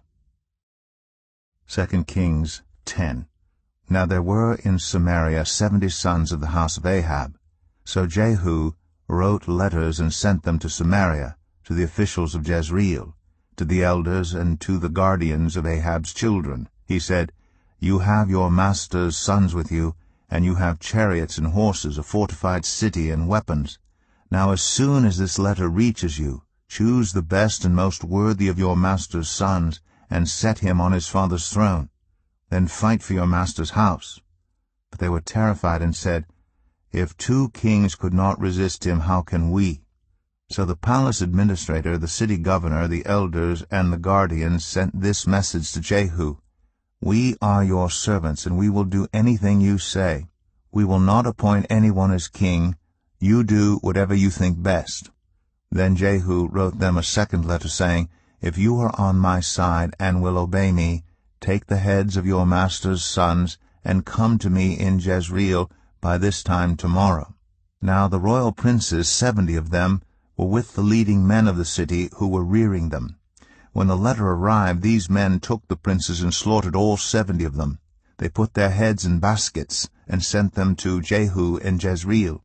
When the messenger arrived, he told Jehu, "They have brought the heads of the princes." Then Jehu ordered, "Put them in 2 piles at the entrance of the city gate until morning." The next morning Jehu went out. He stood before all the people and said, "You are innocent. It was I who conspired against my master and killed him. But who killed all these? Know then that not a word the Lord has spoken against the house of Ahab will fail. The Lord has done what he announced through his servant Elijah." So Jehu killed everyone in Jezreel who remained of the house of Ahab, as well as all his chief men, his close friends, and his priests, leaving him no survivor. Jehu then set out and went toward Samaria. At Beth-Eked of the shepherds he met some relatives of Ahaziah, king of Judah, and asked, "Who are you?" They said, "We are relatives of Ahaziah, and we have come down to greet the families of the king and of the queen mother." "Take them alive," he ordered. So they took them alive and slaughtered them by the well of Beth-Eked, 42 of them. He left no survivor. After he left there, he came upon Jehonadab, son of Rechab, who was on his way to meet him. Jehu greeted him and said, "Are you in accord with me, as I am with you?" "I am," Jehonadab answered. "If so," said Jehu, "give me your hand." So he did, and Jehu helped him up into the chariot. Jehu said, "Come with me, and see my zeal for the Lord." Then he had him ride along in his chariot. When Jehu came to Samaria, he killed all who were left there of Ahab's family. He destroyed them, according to the word of the Lord spoken to Elijah. Then Jehu brought all the people together and said to them, "Ahab served Baal a little. Jehu will serve him much. Now summon all the prophets of Baal, all his servants, and all his priests. See that no one is missing, because I am going to hold a great sacrifice for Baal. Anyone who fails to come will no longer live." But Jehu was acting deceptively in order to destroy the servants of Baal. Jehu said, "Call an assembly in honor of Baal." So they proclaimed it. Then he sent word throughout Israel, and all the servants of Baal came, not one stayed away. They crowded into the temple of Baal until it was full from one end to the other. And Jehu said to the keeper of the wardrobe, "Bring robes for all the servants of Baal." So he brought out robes for them. Then Jehu and Jehonadab, son of Rechab, went into the temple of Baal. Jehu said to the servants of Baal, "Look around, and see that no one who serves the Lord is here with you, only servants of Baal." So they went in to make sacrifices and burnt offerings. Now Jehu had posted 80 men outside with this warning, "If one of you lets any of the men I am placing in your hands escape, it will be your life for his life." As soon as Jehu had finished making the burnt offering, he ordered the guards and officers, "Go in and kill them. Let no one escape." So they cut them down with the sword. The guards and officers threw the bodies out, and then entered the inner shrine of the temple of Baal. They brought the sacred stone out of the temple of Baal and burned it. They demolished the sacred stone of Baal and tore down the temple of Baal, and people have used it for a latrine to this day. So Jehu destroyed Baal worship in Israel. However, he did not turn away from the sins of Jeroboam son of Nebat, which he had caused Israel to commit, the worship of the golden calves at Bethel and Dan. The Lord said to Jehu, "Because you have done well in accomplishing what is right in my eyes, and have done to the house of Ahab all I had in mind to do, your descendants will sit on the throne of Israel to the 4th generation." Yet Jehu was not careful to keep the law of the Lord, the God of Israel, with all his heart. He did not turn away from the sins of Jeroboam, which he had caused Israel to commit. In those days the Lord began to reduce the size of Israel. Hazael overpowered the Israelites throughout their territory, east of the Jordan, in all the land of Gilead, the region of Gad, Reuben, and Manasseh, from Aroer by the Arnon Gorge through Gilead to Bashan. As for the other events of Jehu's reign, all he did, and all his achievements, are they not written in the book of the annals of the kings of Israel? Jehu rested with his ancestors and was buried in Samaria. And Jehoahaz his son succeeded him as king. The time that Jehu reigned over Israel in Samaria was 28 years. 2 Kings 11. When Athaliah the mother of Ahaziah saw that her son was dead, she proceeded to destroy the whole royal family. But Jehosheba, the daughter of King Jehoram, and sister of Ahaziah, took Joash, son of Ahaziah, and stole him away from among the royal princes, who were about to be murdered. She put him and his nurse in a bedroom to hide him from Athaliah, so he was not killed. He remained hidden with his nurse at the temple of the Lord for 6 years, while Athaliah ruled the land. In the 7th year, Jehoiada sent for the commanders of units of 100, the Kerites, and the guards, and had them brought to him at the temple of the Lord. He made a covenant with them, and put them under oath at the temple of the Lord. Then he showed them the king's son. He commanded them, saying, "This is what you are to do. You who are in the 3 companies that are going on duty on the Sabbath, a third of you guarding the royal palace, a third of you at the Sur gate, and a third at the gate behind the guard, who take turns guarding the temple. And you who are in the other 2 companies that normally go off Sabbath duty are all to guard the temple for the king. Station yourselves around the king, each of you with weapon in hand. Anyone who approaches your ranks is to be put to death. Stay close to the king wherever he goes." The commanders of units of 100 did just as Jehoiada the priest ordered. Each one took his men, those who were going on duty on the Sabbath and those who were going off duty, and came to Jehoiada the priest. Then he gave the commanders the spears and shields that had belonged to King David and that were in the temple of the Lord. The guards, each with weapon in hand, stationed themselves around the king, near the altar and the temple from the south side to the north side of the temple. Jehoiada brought out the king's son and put the crown on him. He presented him with a copy of the covenant and proclaimed him king. They anointed him, and the people clapped their hands and shouted, "Long live the king!" When Athaliah heard the noise made by the guards and the people, she went to the people at the temple of the Lord. She looked, and there was the king standing by the pillar as the custom was.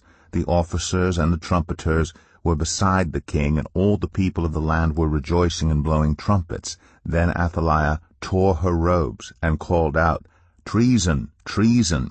Jehoiada the priest ordered the commanders of units of 100, who were in charge of the troops, "Bring her out between the ranks and put to the sword anyone who follows her." For the priest had said, "She must not be put to death in the temple of the Lord." So they seized her as she reached the place where the horses entered the palace grounds, and there she was put to death. Jehoiada then made a covenant between the Lord and the king and people that they would be the Lord's people. He also made a covenant between the king and the people. All the people of the land went to the temple of Baal and tore it down. They smashed the altars and idols to pieces and killed Mattan, the priest of Baal, in front of the altars. Then Jehoiada the priest posted guards at the temple of the Lord. He took with him the commanders of hundreds, the Kerites, the guards, and all the people of the land, and together they brought the king down from the temple of the Lord and went into the palace, entering by way of the gate of the guards. The king then took his place on the royal throne. All the people of the land rejoiced, and the city was calm, because Athaliah had been slain with the sword at the palace. Joash was 7 years old when he began to reign. 2 Kings 12. In the 7th year of Jehu, Joash became king, and he reigned in Jerusalem 40 years. His mother's name was Zibiah. She was from Beersheba. Joash did what was right in the eyes of the Lord all the years Jehoiada the priest instructed him. The high places, however, were not removed. The people continued to offer sacrifices and burn incense there. Joash said to the priests, "Collect all the money that is brought as sacred offerings to the temple of the Lord, the money collected in the census, the money received from personal vows, and the money brought voluntarily to the temple. Let every priest receive the money from one of the treasurers, then use it to repair whatever damage is found in the temple."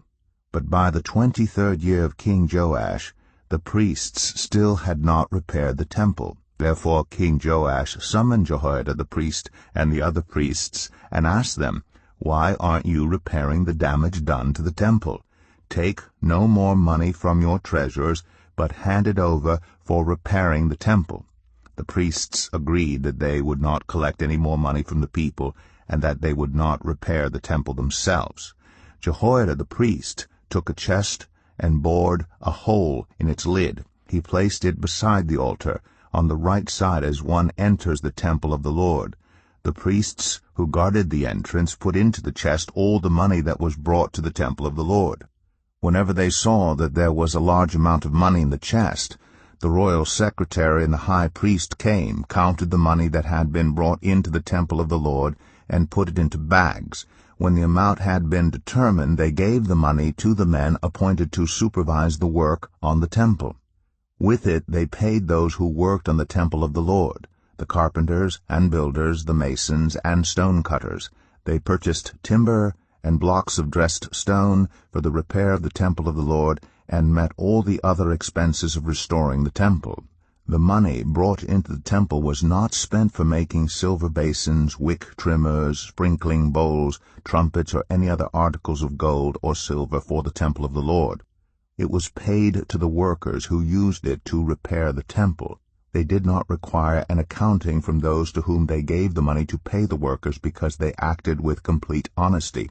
The money from the guilt offerings and sin offerings was not brought into the temple of the Lord. It belonged to the priests. About this time Hazael, king of Aram, went up and attacked Gath and captured it. Then he turned to attack Jerusalem. But Joash, king of Judah, took all the sacred objects dedicated by his predecessors, Jehoshaphat, Jehoram, and Ahaziah, the kings of Judah, and the gifts he himself had dedicated, and all the gold found in the treasuries of the temple of the Lord and of the royal palace, and he sent them to Hazael, king of Aram, who then withdrew from Jerusalem. As for the other events of the reign of Joash, and all he did, are they not written in the book of the annals of the kings of Judah? His officials conspired against him and assassinated him at Beth-Millo, on the road down to Silla. The officials who murdered him were Jozabad, son of Shemaeth, and Jehozabad, son of Shomer. He died and was buried with his ancestors in the city of David, and Amaziah, his son, succeeded him as king. 2 Kings 13. In the 23rd year of Joash, son of Ahaziah, king of Judah, Jehoahaz, son of Jehu, became king of Israel in Samaria, and he reigned 17 years. He did evil in the eyes of the Lord by following the sins of Jeroboam, son of Nebat, which he had caused Israel to commit, and he did not turn away from them. So the Lord's anger burned against Israel, and for a long time he kept them under the power of Hazael, king of Aram, and Ben-Hadad his son. Then Jehoahaz sought the Lord's favor, and the Lord listened to him, for he saw how severely the king of Aram was oppressing Israel. The Lord provided a deliverer for Israel, and they escaped from the power of Aram. So the Israelites lived in their own homes as they had before. But they did not turn away from the sins of the house of Jeroboam, which he had caused Israel to commit. They continued in them. Also the Asherah pole remained standing in Samaria. Nothing had been left of the army of Jehoahaz except 50 horsemen, 10 chariots, and 10,000 foot soldiers, for the king of Aram had destroyed the rest and made them like the dust at threshing time. As for the other events of the reign of Jehoahaz, all he did and his achievements, are they not written in the book of the annals of the kings of Israel? Jehoahaz rested with his ancestors and was buried in Samaria, and Jehoash his son succeeded him as king. In the 37th year of Joash king of Judah, Jehoash son of Jehoahaz became king of Israel in Samaria, and he reigned 16 years. He did evil in the eyes of the Lord, and did not turn away from any of the sins of Jeroboam son of Nebat, which he had caused Israel to commit. He continued in them. As for the other events of the reign of Jehoash, all he did and his achievements, including his war against Amaziah king of Judah, are they not written in the book of the annals of the kings of Israel? Jehoash rested with his ancestors, and Jeroboam succeeded him on the throne. Jehoash was buried in Samaria with the kings of Israel. Now Elisha had been suffering from the illness from which he died. Jehoash king of Israel went down to see him and wept over him. my father, he cried, the chariots and horsemen of Israel. Elisha said, Get a bow and some arrows, and he did so. Take the bow in your hands, he said to the king of Israel. When he had taken it, Elisha put his hands on the king's hands. Open the east window, he said, and he opened it. Shoot, Elisha said, and he shot. The Lord's arrow of victory, the arrow of victory over Aram. Elisha declared, You will completely destroy the Arameans at Aphek. Then he said, Take the arrows, and the king took them. Elisha told him, Strike the ground. He struck it 3 times and stopped. The man of God was angry with him and said, You should have struck the ground 5 or 6 times. Then you would have defeated Aram and completely destroyed it.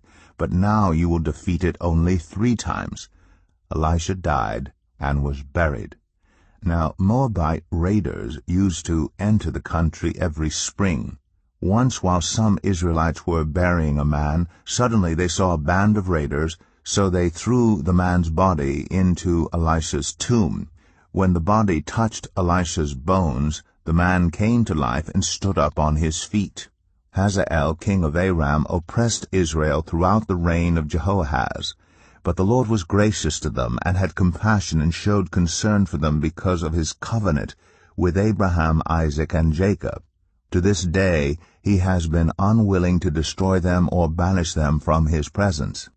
Hazael, king of Aram, died, and Ben-Hadad his son succeeded him as king. Then Jehoash, son of Jehoahaz, recaptured from Ben-Hadad, son of Hazael, the towns he had taken in battle from his father Jehoahaz.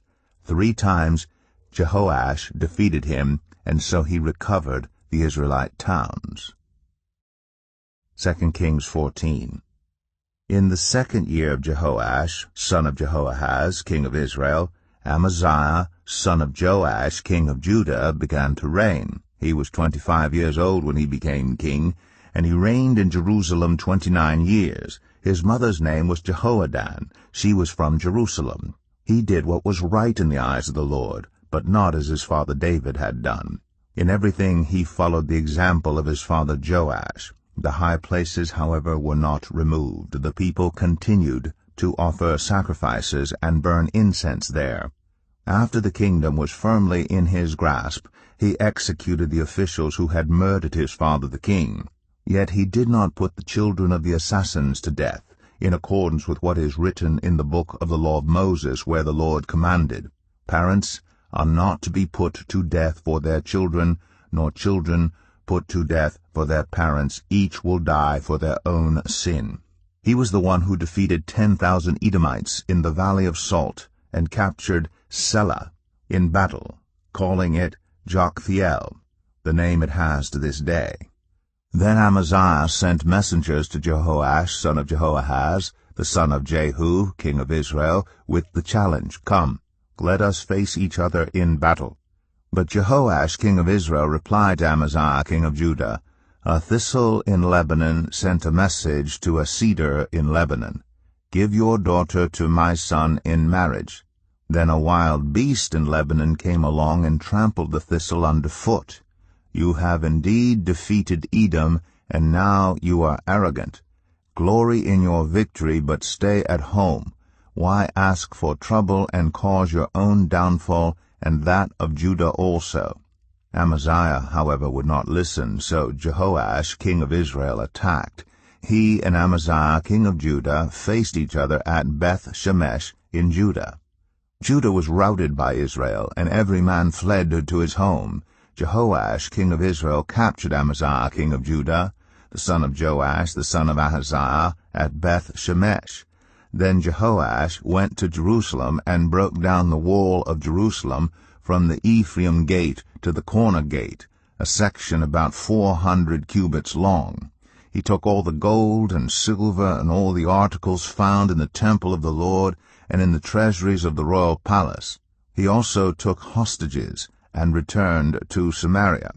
As for the other events of the reign of Jehoash, what he did and his achievements, including his war against Amaziah, king of Judah, are they not written in the book of the annals of the kings of Israel? Jehoash rested with his ancestors and was buried in Samaria with the kings of Israel, and Jeroboam his son succeeded him as king. Amaziah, son of Joash, king of Judah, lived for 15 years after the death of Jehoash, son of Jehoahaz, king of Israel. As for the other events of Amaziah's reign, are they not written in the book of the annals of the kings of Judah? They conspired against him in Jerusalem, and he fled to Lachish, but they sent men after him to Lachish and killed him there. He was brought back by horse and was buried in Jerusalem with his ancestors in the city of David. Then all the people of Judah took Azariah, who was 16 years old, and made him king in place of his father Amaziah.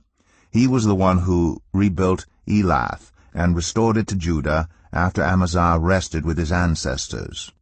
In the 15th year of Amaziah, son of Joash, king of Judah, Jeroboam, son of Joash, king of Israel, became king in Samaria, and he reigned 41 years. He did evil in the eyes of the Lord, and did not turn away from any of the sins of Jeroboam, son of Nebat, which he had caused Israel to commit. He was the one who restored the boundaries of Israel from Lebo-Hamath to the Dead Sea, in accordance with the word of the Lord, the God of Israel, spoken through his servant Jonah, son of Amittai, the prophet from Gath-Hepher. The Lord had seen how bitterly everyone in Israel, whether slave or free, was suffering. There was no one to help them. And since the Lord had not said he would blot out the name of Israel from under heaven, he saved them by the hand of Jeroboam, son of Jehoash. As for the other events of Jeroboam's reign, all he did and his military achievements, including how he recovered for Israel both Damascus and Hamath, which had belonged to Judah, are they not written in the book of the annals of the kings of Israel? Jeroboam rested with his ancestors, the kings of Israel, and Zechariah his son succeeded him as king. 2 Kings 15. In the 27th year of Jeroboam king of Israel, Azariah son of Amaziah king of Judah began to reign. He was 16 years old when he became king, and he reigned in Jerusalem 52 years. His mother's name was Jechaliah. She was from Jerusalem.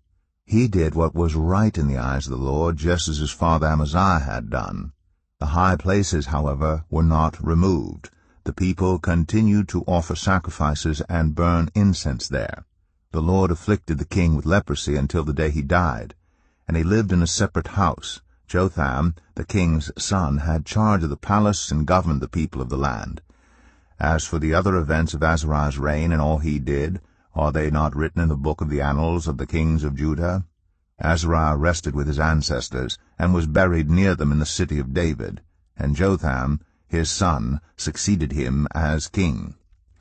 In the 38th year of Azariah, king of Judah, Zechariah son of Jeroboam became king of Israel in Samaria, and he reigned 6 months.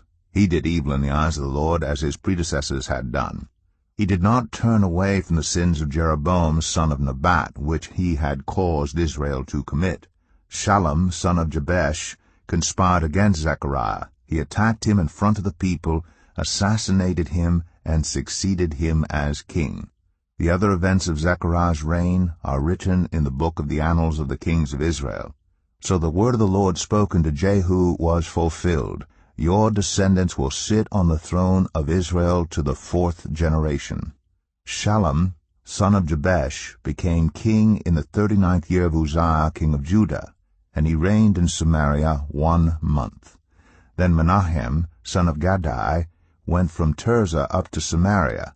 He attacked Shallum, son of Jabesh, in Samaria, assassinated him, and succeeded him as king. The other events of Shallum's reign and the conspiracy he led are written in the book of the annals of the kings of Israel.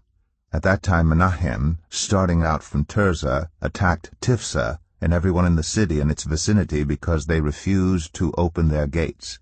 He sacked Tiphsah and ripped open all the pregnant women. In the 39th year of Azariah, king of Judah, Menahem, son of Gadai, became king of Israel, and he reigned in Samaria 10 years. He did evil in the eyes of the Lord. During his entire reign he did not turn away from the sins of Jeroboam, son of Nebat, which he had caused Israel to commit. Then Pul, king of Assyria, invaded the land, and Menahem gave him 1,000 talents of silver to gain his support and strengthen his own hold on the kingdom.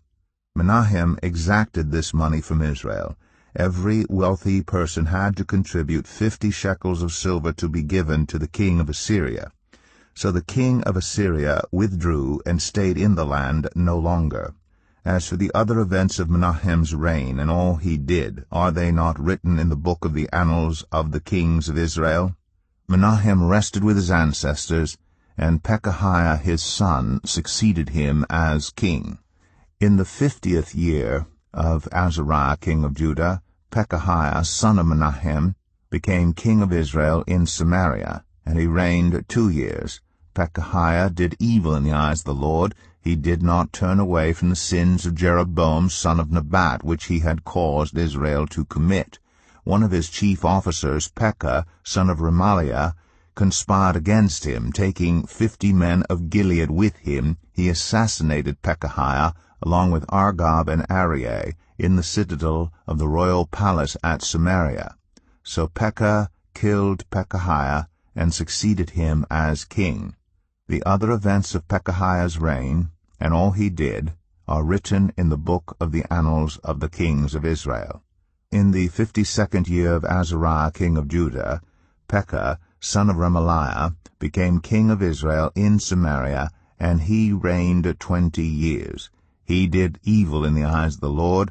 He did not turn away from the sins of Jeroboam son of Nebat, which he had caused Israel to commit. In the time of Pekah, king of Israel, Tiglath-Pileser, king of Assyria, came and took Ijon, Abel Beth-Makkah, Genoa, Kadesh, and Hazor. He took Gilead and Galilee, including all the land of Naphtali, and deported the people to Assyria. Then Hoshea, son of Elah, conspired against Pekah, son of Remaliah. He attacked and assassinated him, and then succeeded him as king in the 20th year of Jotham, son of Uzziah. As for the other events of Pekah's reign, and all he did, are they not written in the book of the annals of the kings of Israel? In the 2nd year of Pekah, son of Remaliah, king of Israel, Jotham, son of Uzziah, king of Judah, began to reign. He was 25 years old when he became king, and he reigned in Jerusalem 16 years. His mother's name was Jerusha, daughter of Zadok. He did what was right in the eyes of the Lord, just as his father Uzziah had done. The high places, however, were not removed. The people continued to offer sacrifices and burn incense there. Jotham rebuilt the upper gate of the temple of the Lord. As for the other events of Jotham's reign and what he did, are they not written in the book of the annals of the kings of Judah? In those days the Lord began to send Rezin, king of Aram, and Pekah, son of Remaliah, against Judah. Jotham rested with his ancestors, and was buried with them in the city of David, the city of his father, and Ahaz his son succeeded him as king. 2 Kings 16. In the 17th year of Pekah, son of Remaliah, Ahaz, son of Jotham, king of Judah, began to reign. Ahaz was 20 years old when he became king, and he reigned in Jerusalem 16 years. Unlike David, his father, he did not do what was right in the eyes of the Lord his God. He followed the ways of the kings of Israel, and even sacrificed his son in the fire, engaging in the detestable practices of the nations the Lord had driven out before the Israelites. He offered sacrifices and burnt incense at the high places, on the hilltops, and under every spreading tree. Then Rezin, king of Aram, and Pekah, son of Remaliah, king of Israel, marched up to fight against Jerusalem and besieged Ahaz, but they could not overpower him. At that time Rezin, king of Aram, recovered Elath for Aram by driving out the people of Judah. Edomites then moved into Elath and have lived there to this day. Ahaz sent messengers to say to Tiglath-Pileser, king of Assyria, I am your servant and vassal. Come up and save me out of the hand of the king of Aram and of the king of Israel, who are attacking me. And Ahaz took the silver and gold found in the temple of the Lord and in the treasuries of the royal palace, and sent it as a gift to the king of Assyria. The king of Assyria complied by attacking Damascus and capturing it. He deported its inhabitants to Kir, and put Rezin to death. Then King Ahaz went to Damascus to meet Tiglath-Pileser, king of Assyria. He saw an altar in Damascus, and sent to Uriah the priest a sketch of the altar, with detailed plans for its construction. So Uriah the priest built an altar, in accordance with all the plans that King Ahaz had sent from Damascus, and finished it before King Ahaz returned. When the king came back from Damascus and saw the altar, he approached it, and presented offerings on it. He offered up his burnt offering and grain offering, poured out his drink offering, and splashed the blood of his fellowship offerings against the altar. As for the bronze altar that stood before the Lord, he brought it from the front of the temple, from between the new altar and the temple of the Lord, and put it on the north side of the new altar. King Ahaz then gave these orders to Uriah the priest. On the large new altar, offer the morning burnt offering and the evening grain offering, the king's burnt offering and his grain offering, and the burnt offering of all the people of the land, and their grain offering and their drink offering. Splash against this altar the blood of all the burnt offerings and sacrifices. But I will use the bronze altar for seeking guidance. And Uriah the priest did just as King Ahaz had ordered. King Ahaz cut off the side panels and removed the basins from the movable stands. He removed the sea from the bronze bowls that supported it and set it on a stone base. He took away the Sabbath canopy that had been built at the temple, and removed the royal entryway outside the temple of the Lord in deference to the king of Assyria. As for the other events of the reign of Ahaz and what he did, are they not written in the book of the annals of the kings of Judah?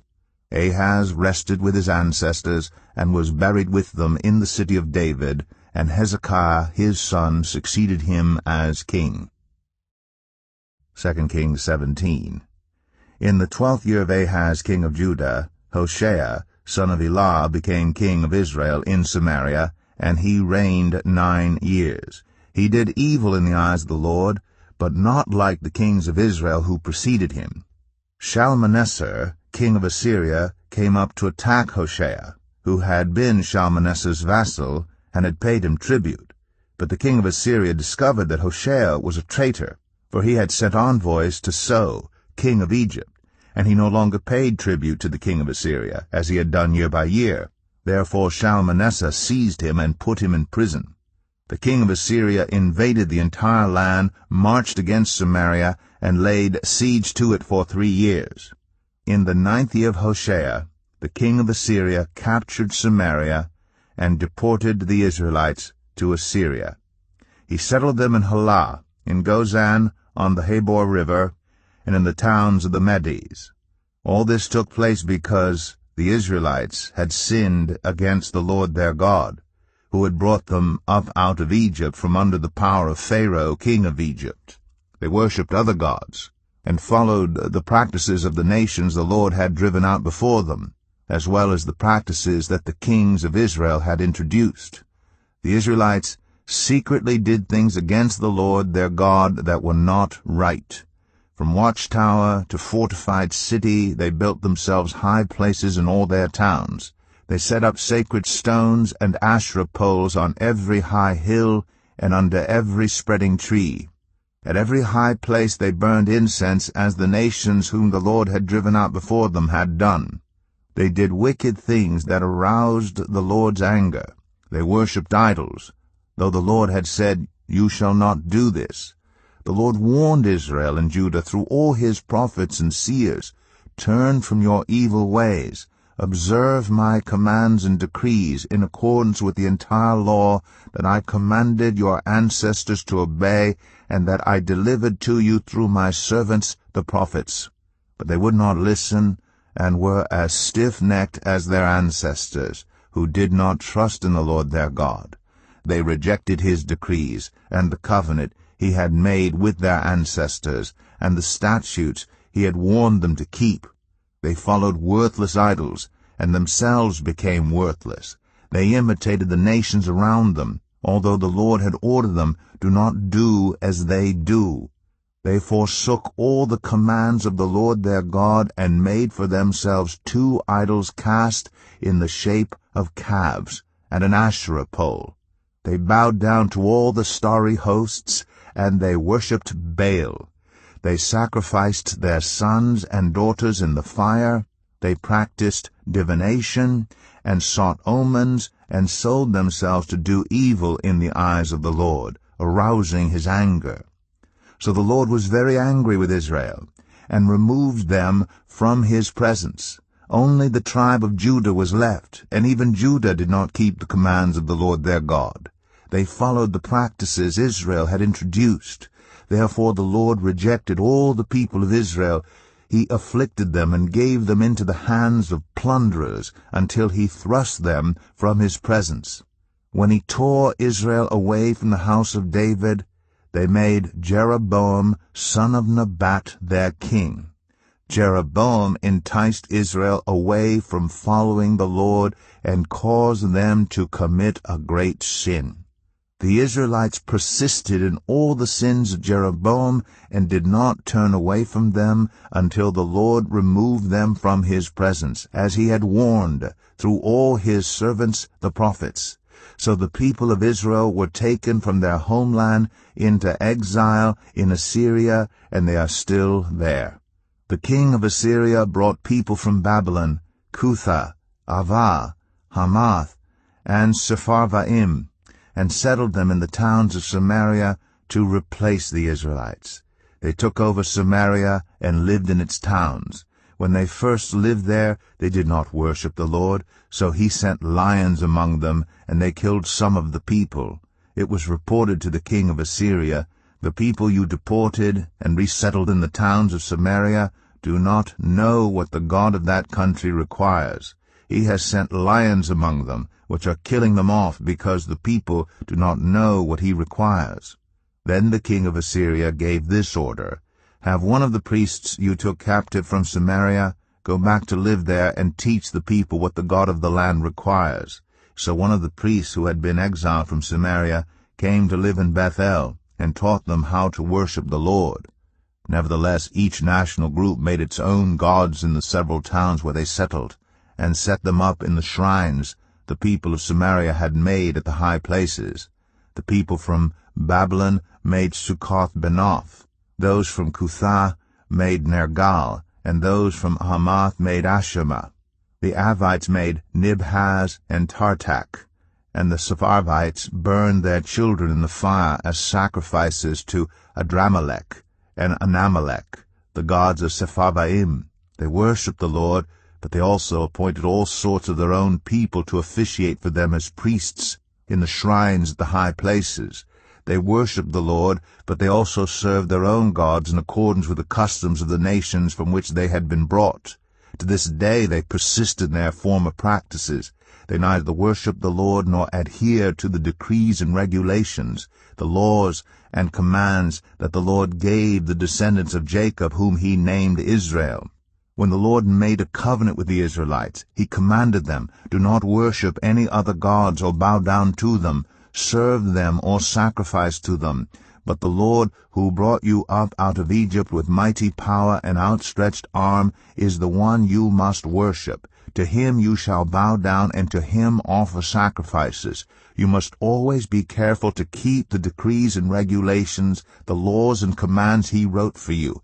Do not worship other gods. Do not forget the covenant I have made with you. And do not worship other gods. Rather, worship the Lord your God. It is he who will deliver you from the hand of all your enemies." They would not listen, however, but persisted in their former practices. Even while these people were worshiping the Lord, they were serving their idols. To this day, their children and grandchildren continue to do as their ancestors did. 2 Kings 18. In the 3rd year of Hoshea, son of Elah, king of Israel, Hezekiah, son of Ahaz, king of Judah, began to reign. He was 25 years old when he became king, and he reigned in Jerusalem 29 years. His mother's name was Abijah, daughter of Zechariah. He did what was right in the eyes of the Lord, just as his father David had done. He removed the high places, smashed the sacred stones, and cut down the Asherah poles. He broke into pieces the bronze snake Moses had made, for up to that time the Israelites had been burning incense to it. It was called Nehushtan. Hezekiah trusted in the Lord, the God of Israel. There was no one like him among all the kings of Judah, either before him or after him. He held fast to the Lord and did not stop following him. He kept the commands the Lord had given Moses, and the Lord was with him. He was successful in whatever he undertook. He rebelled against the king of Assyria and did not serve him. From watchtower to fortified city, he defeated the Philistines as far as Gaza and its territory. In King Hezekiah's 4th year, which was the 7th year of Hoshea, son of Elah, king of Israel, Shalmaneser, king of Assyria, marched against Samaria and laid siege to it. At the end of 3 years, the Assyrians took it. So Samaria was captured in Hezekiah's 6th year, which was the 9th year of Hoshea, king of Israel. The king of Assyria deported Israel to Assyria and settled them in Halah, in Gozan, on the Habor River, and in towns of the Medes. This happened because they had not obeyed the Lord their God, but had violated his covenant, all that Moses the servant of the Lord commanded. They neither listened to the commands nor carried them out. In the 14th year of King Hezekiah's reign, Sennacherib, king of Assyria, attacked all the fortified cities of Judah and captured them. So Hezekiah, king of Judah, sent this message to the king of Assyria at Lachish: "I have done wrong. Withdraw from me, and I will pay whatever you demand of me." The king of Assyria exacted from Hezekiah, king of Judah, 300 talents of silver and 30 talents of gold. So Hezekiah gave him all the silver that was found in the temple of the Lord and in the treasuries of the royal palace. At this time Hezekiah, king of Judah, stripped off the gold with which he had covered the doors and doorposts of the temple of the Lord, and gave it to the king of Assyria. The king of Assyria sent his supreme commander, his chief officer, and his field commander with a large army from Lachish to King Hezekiah at Jerusalem. They came up to Jerusalem and stopped at the aqueduct of the upper pool, on the road to the washerman's field. They called for the king, and Eliakim, son of Hilkiah, the palace administrator, Shebna, the secretary, and Joah, son of Asaph, the recorder, went out to them. The field commander said to them, "Tell Hezekiah, this is what the great king, the king of Assyria, says. On what are you basing this confidence of yours? You say you have the counsel and the might for war, but you speak only empty words. On whom are you depending that you rebel against me? Look, I know you are depending on Egypt, that splintered reed of a staff which pierces the hand of anyone who leans on it. Such is Pharaoh, king of Egypt, to all who depend on him. But if you say to me, we are depending on the Lord our God, Isn't he the one whose high places and altars Hezekiah removed, saying to Judah and Jerusalem, You must worship before this altar in Jerusalem? Come now, make a bargain with my master the king of Assyria. I will give you 2,000 horses, if you can put riders on them. How can you repulse one officer of the least of my master's officials, even though you are depending on Egypt for chariots and horsemen? Furthermore, have I come to attack and destroy this place without word from the Lord? The Lord himself told me to march against this country and destroy it. Then Eliakim son of Hilkiah, and Shebna and Joah said to the field commander, Please speak to your servants in Aramaic, since we understand it. Don't speak to us in Hebrew in the hearing of the people on the wall. But the commander replied, Was it only to your master and you that my master sent me to say these things, and not to the people sitting on the wall, who, like you, will have to eat their own excrement and drink their own urine? Then the commander stood and called out in Hebrew, Hear the word of the great king, the king of Assyria. This is what the king says. Do not let Hezekiah deceive you. He cannot deliver you from my hand. Do not let Hezekiah persuade you to trust in the Lord when he says, The Lord will surely deliver us. This city will not be given into the hand of the king of Assyria. Do not listen to Hezekiah. This is what the king of Assyria says, Make peace with me and come out to me. Then each of you will eat fruit from your own vine and fig tree, and drink water from your own cistern, until I come and take you to a land like your own, a land of grain and new wine, a land of bread and vineyards, a land of olive trees and honey. Choose life and not death. Do not listen to Hezekiah, for he is misleading you when he says, The Lord will deliver us. Has the God of any nation ever delivered his land from the hand of the king of Assyria? Where are the gods of Hamath and Arpad? Where are the gods of Sepharvaim, Hena, and Ivah? Have they rescued Samaria from my hand? Who of all the gods of these countries has been able to save his land from me? How then can the Lord deliver Jerusalem from my hand? But the people remained silent and said nothing in reply, because the king had commanded, Do not answer him. Then Eliakim son of Hilkiah, the palace administrator, Shebna the secretary, and Joah son of Asaph the recorder, went to Hezekiah with their clothes torn, and told him what the field commander had said. 2 Kings 19. When King Hezekiah heard this, he tore his clothes and put on sackcloth, and went into the temple of the Lord. He sent Eliakim the palace administrator, Shebna the secretary, and the leading priests, all wearing sackcloth, to the prophet Isaiah son of Amoz. They told him, This is what Hezekiah says, This day is a day of distress and rebuke and disgrace, as when children come to the moment of birth, and there is no strength to deliver them. It may be that the Lord your God will hear all the words of the field commander, whom his master the king of Assyria has sent to ridicule the living God, and that he will rebuke him for the words the Lord your God has heard. Therefore pray for the remnant that still survives. When King Hezekiah's officials came to Isaiah, Isaiah said to them, Tell your master, This is what the Lord says. Do not be afraid of what you have heard, those words with which the underlings of the king of Assyria have blasphemed me. Listen. When he hears a certain report, I will make him want to return to his own country, and there I will have him cut down with the sword. When the field commander heard that the king of Assyria had left Lachish, he withdrew, and found the king fighting against Libnah.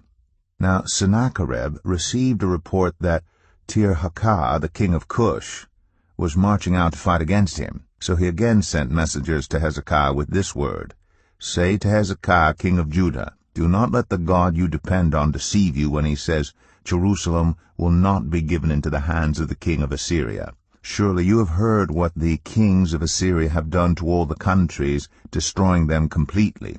And will you be delivered? Did the gods of the nations that were destroyed by my predecessors deliver them, the gods of Gozan, Haran, Rezeph, and the people of Eden, who were in Tel Assar? Where is the king of Hamath or the king of Arpad? Where are the kings of Lair, Sepharvaim, Hena, and Ivah?"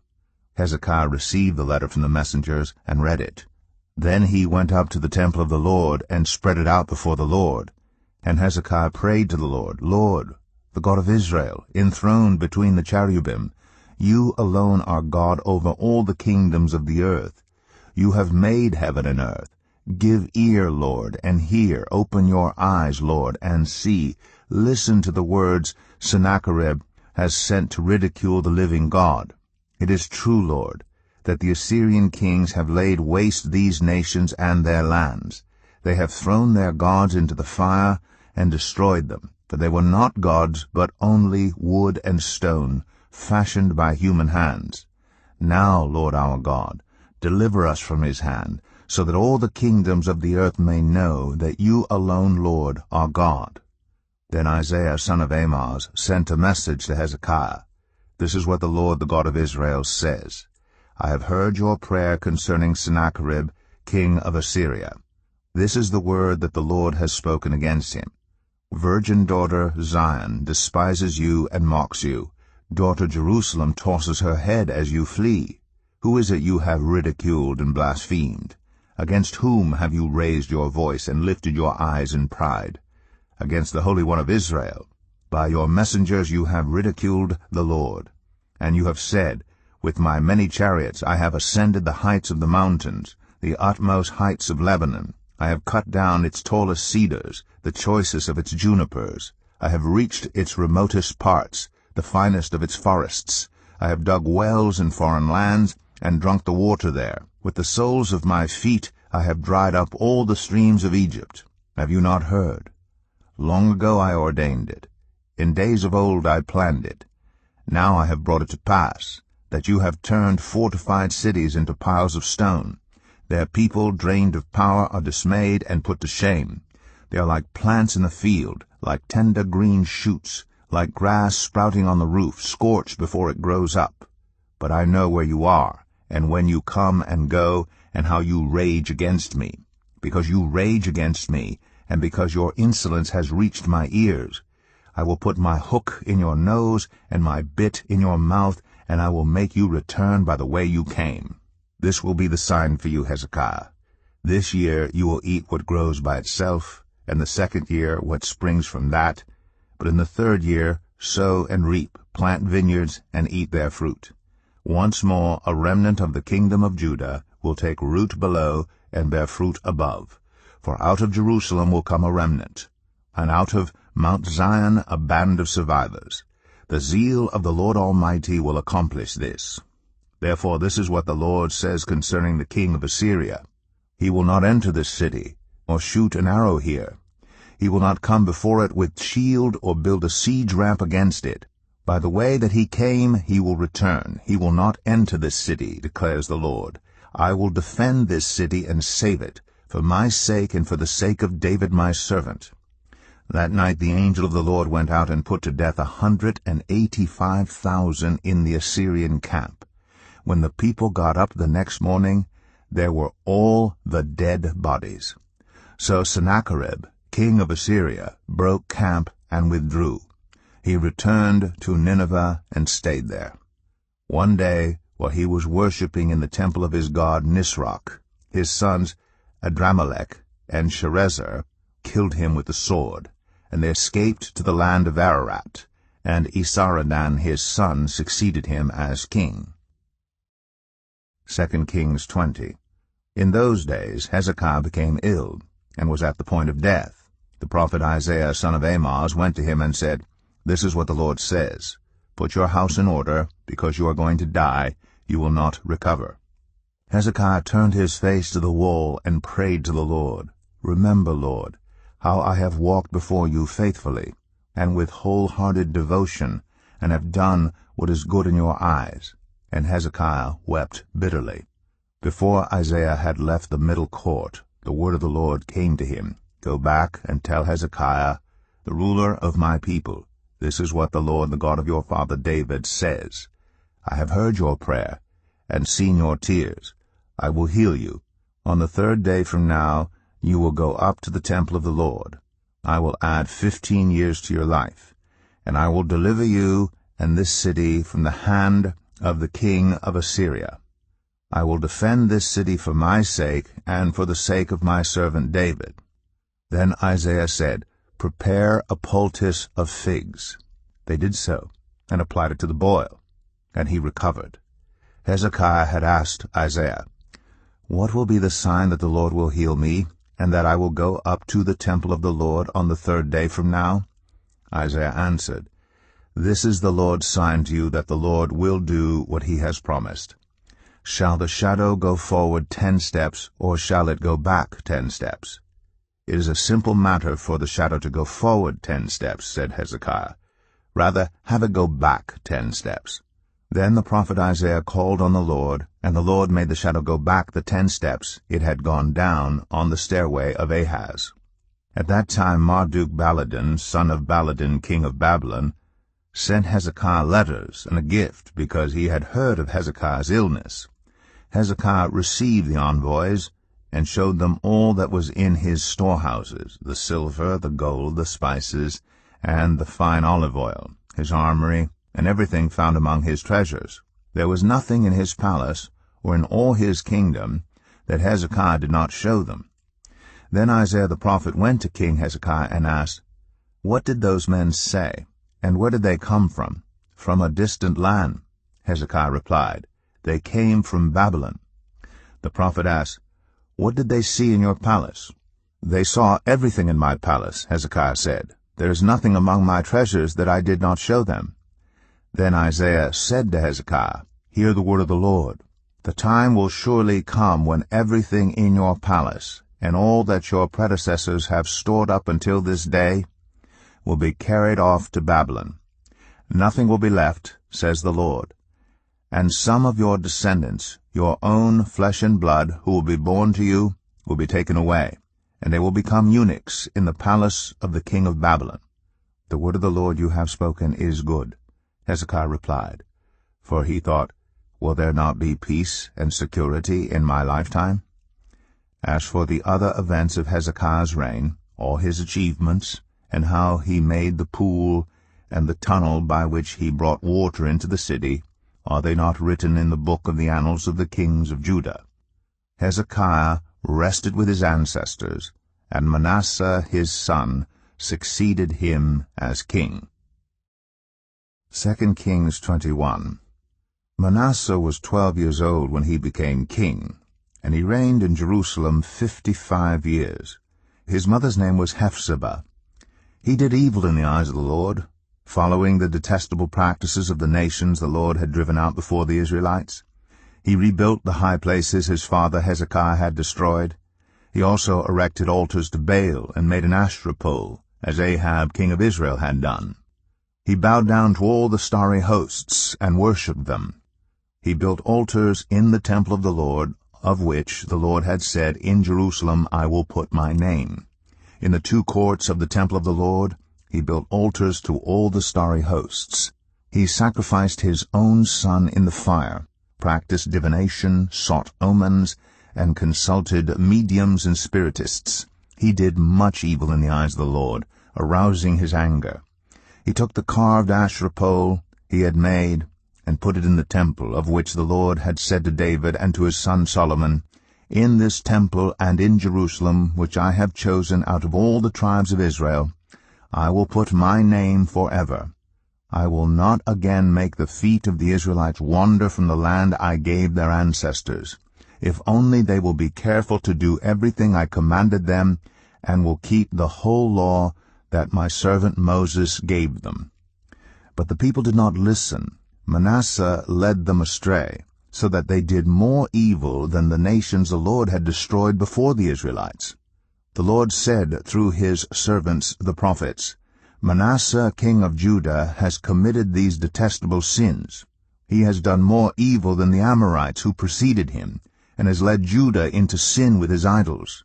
Therefore this is what the Lord, the God of Israel, says. I am going to bring such disaster on Jerusalem and Judah that the ears of everyone who hears of it will tingle.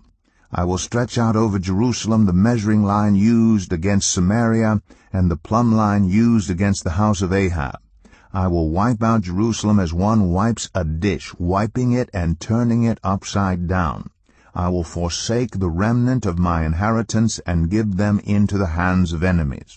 They will be looted and plundered by all their enemies. They have done evil in my eyes, and have aroused my anger from the day their ancestors came out of Egypt until this day. Moreover, Manasseh also shed so much innocent blood that he filled Jerusalem from end to end, besides the sin that he had caused Judah to commit, so that they did evil in the eyes of the Lord. As for the other events of Manasseh's reign and all he did, including the sin he committed, are they not written in the book of the annals of the kings of Judah? Manasseh rested with his ancestors, and was buried in his palace garden, the garden of Uzzah, and Amon his son succeeded him as king. Amon was 22 years old when he became king, and he reigned in Jerusalem 2 years. His mother's name was Meshullemeth, daughter of Haraz. She was from Jotbah. He did evil in the eyes of the Lord, as his father Manasseh had done. He followed completely the ways of his father, worshipping the idols his father had worshipped, and bowing down to them. He forsook the Lord, the God of his ancestors, and did not walk in obedience to him. Amon's officials conspired against him and assassinated the king in his palace. Then the people of the land killed all who had plotted against King Amon, and they made Josiah his son king in his place. As for the other events of Amon's reign and what he did, are they not written in the book of the annals of the kings of Judah? He was buried in his tomb in the garden of Uzzah, and Josiah his son succeeded him as king. 2 Kings 22. Josiah was 8 years old when he became king, and he reigned in Jerusalem 31 years. His mother's name was Jedidah, daughter of Adaiah. She was from Bozkath. He did what was right in the eyes of the Lord, and followed completely the ways of his father David, not turning aside to the right or to the left. In the 18th year of his reign, King Josiah sent the secretary Shaphan, son of Azaliah, the son of Meshullam, to the temple of the Lord. He said, "Go up to Hilkiah, the high priest, and have him get ready the money that has been brought into the temple of the Lord, which the doorkeepers have collected from the people. Have them entrusted to the men appointed to supervise the work on the temple, and have these men pay the workers who repair the temple of the Lord, the carpenters, the builders, and the masons. Also have them purchase timber and dressed stone to repair the temple. But they need not account for the money entrusted to them, because they are honest in their dealings." Hilkiah the high priest said to Shaphan the secretary, "I have found the book of the law in the temple of the Lord." He gave it to Shaphan, who read it. Then Shaphan the secretary went to the king and reported to him, "Your officials have paid out the money that was in the temple of the Lord, and have entrusted it to the workers and supervisors at the temple." Then Shaphan the secretary informed the king, "Hilkiah the priest has given me a book." And Shaphan read from it in the presence of the king. When the king heard the words of the book of the law, he tore his robes. He gave these orders to Hilkiah the priest, Ahikam, son of Shaphan, Akbor, son of Micaiah, Shaphan the secretary, and Azariah, the king's attendant. "Go and inquire of the Lord for me, and for the people, and for all Judah, about what is written in this book that has been found. Great is the Lord's anger that burns against us, because those who have gone before us have not obeyed the words of this book. They have not acted in accordance with all that is written there concerning us." Hilkiah the priest, Ahikam, Akbor, Shaphan, and Asahiah went to speak to the prophet Huldah, who was the wife of Shallum, son of Tikvah, the son of Harhas, keeper of the wardrobe. She lived in Jerusalem in the new quarter. She said to them, "This is what the Lord, the God of Israel, says. Tell the man who sent you to me, this is what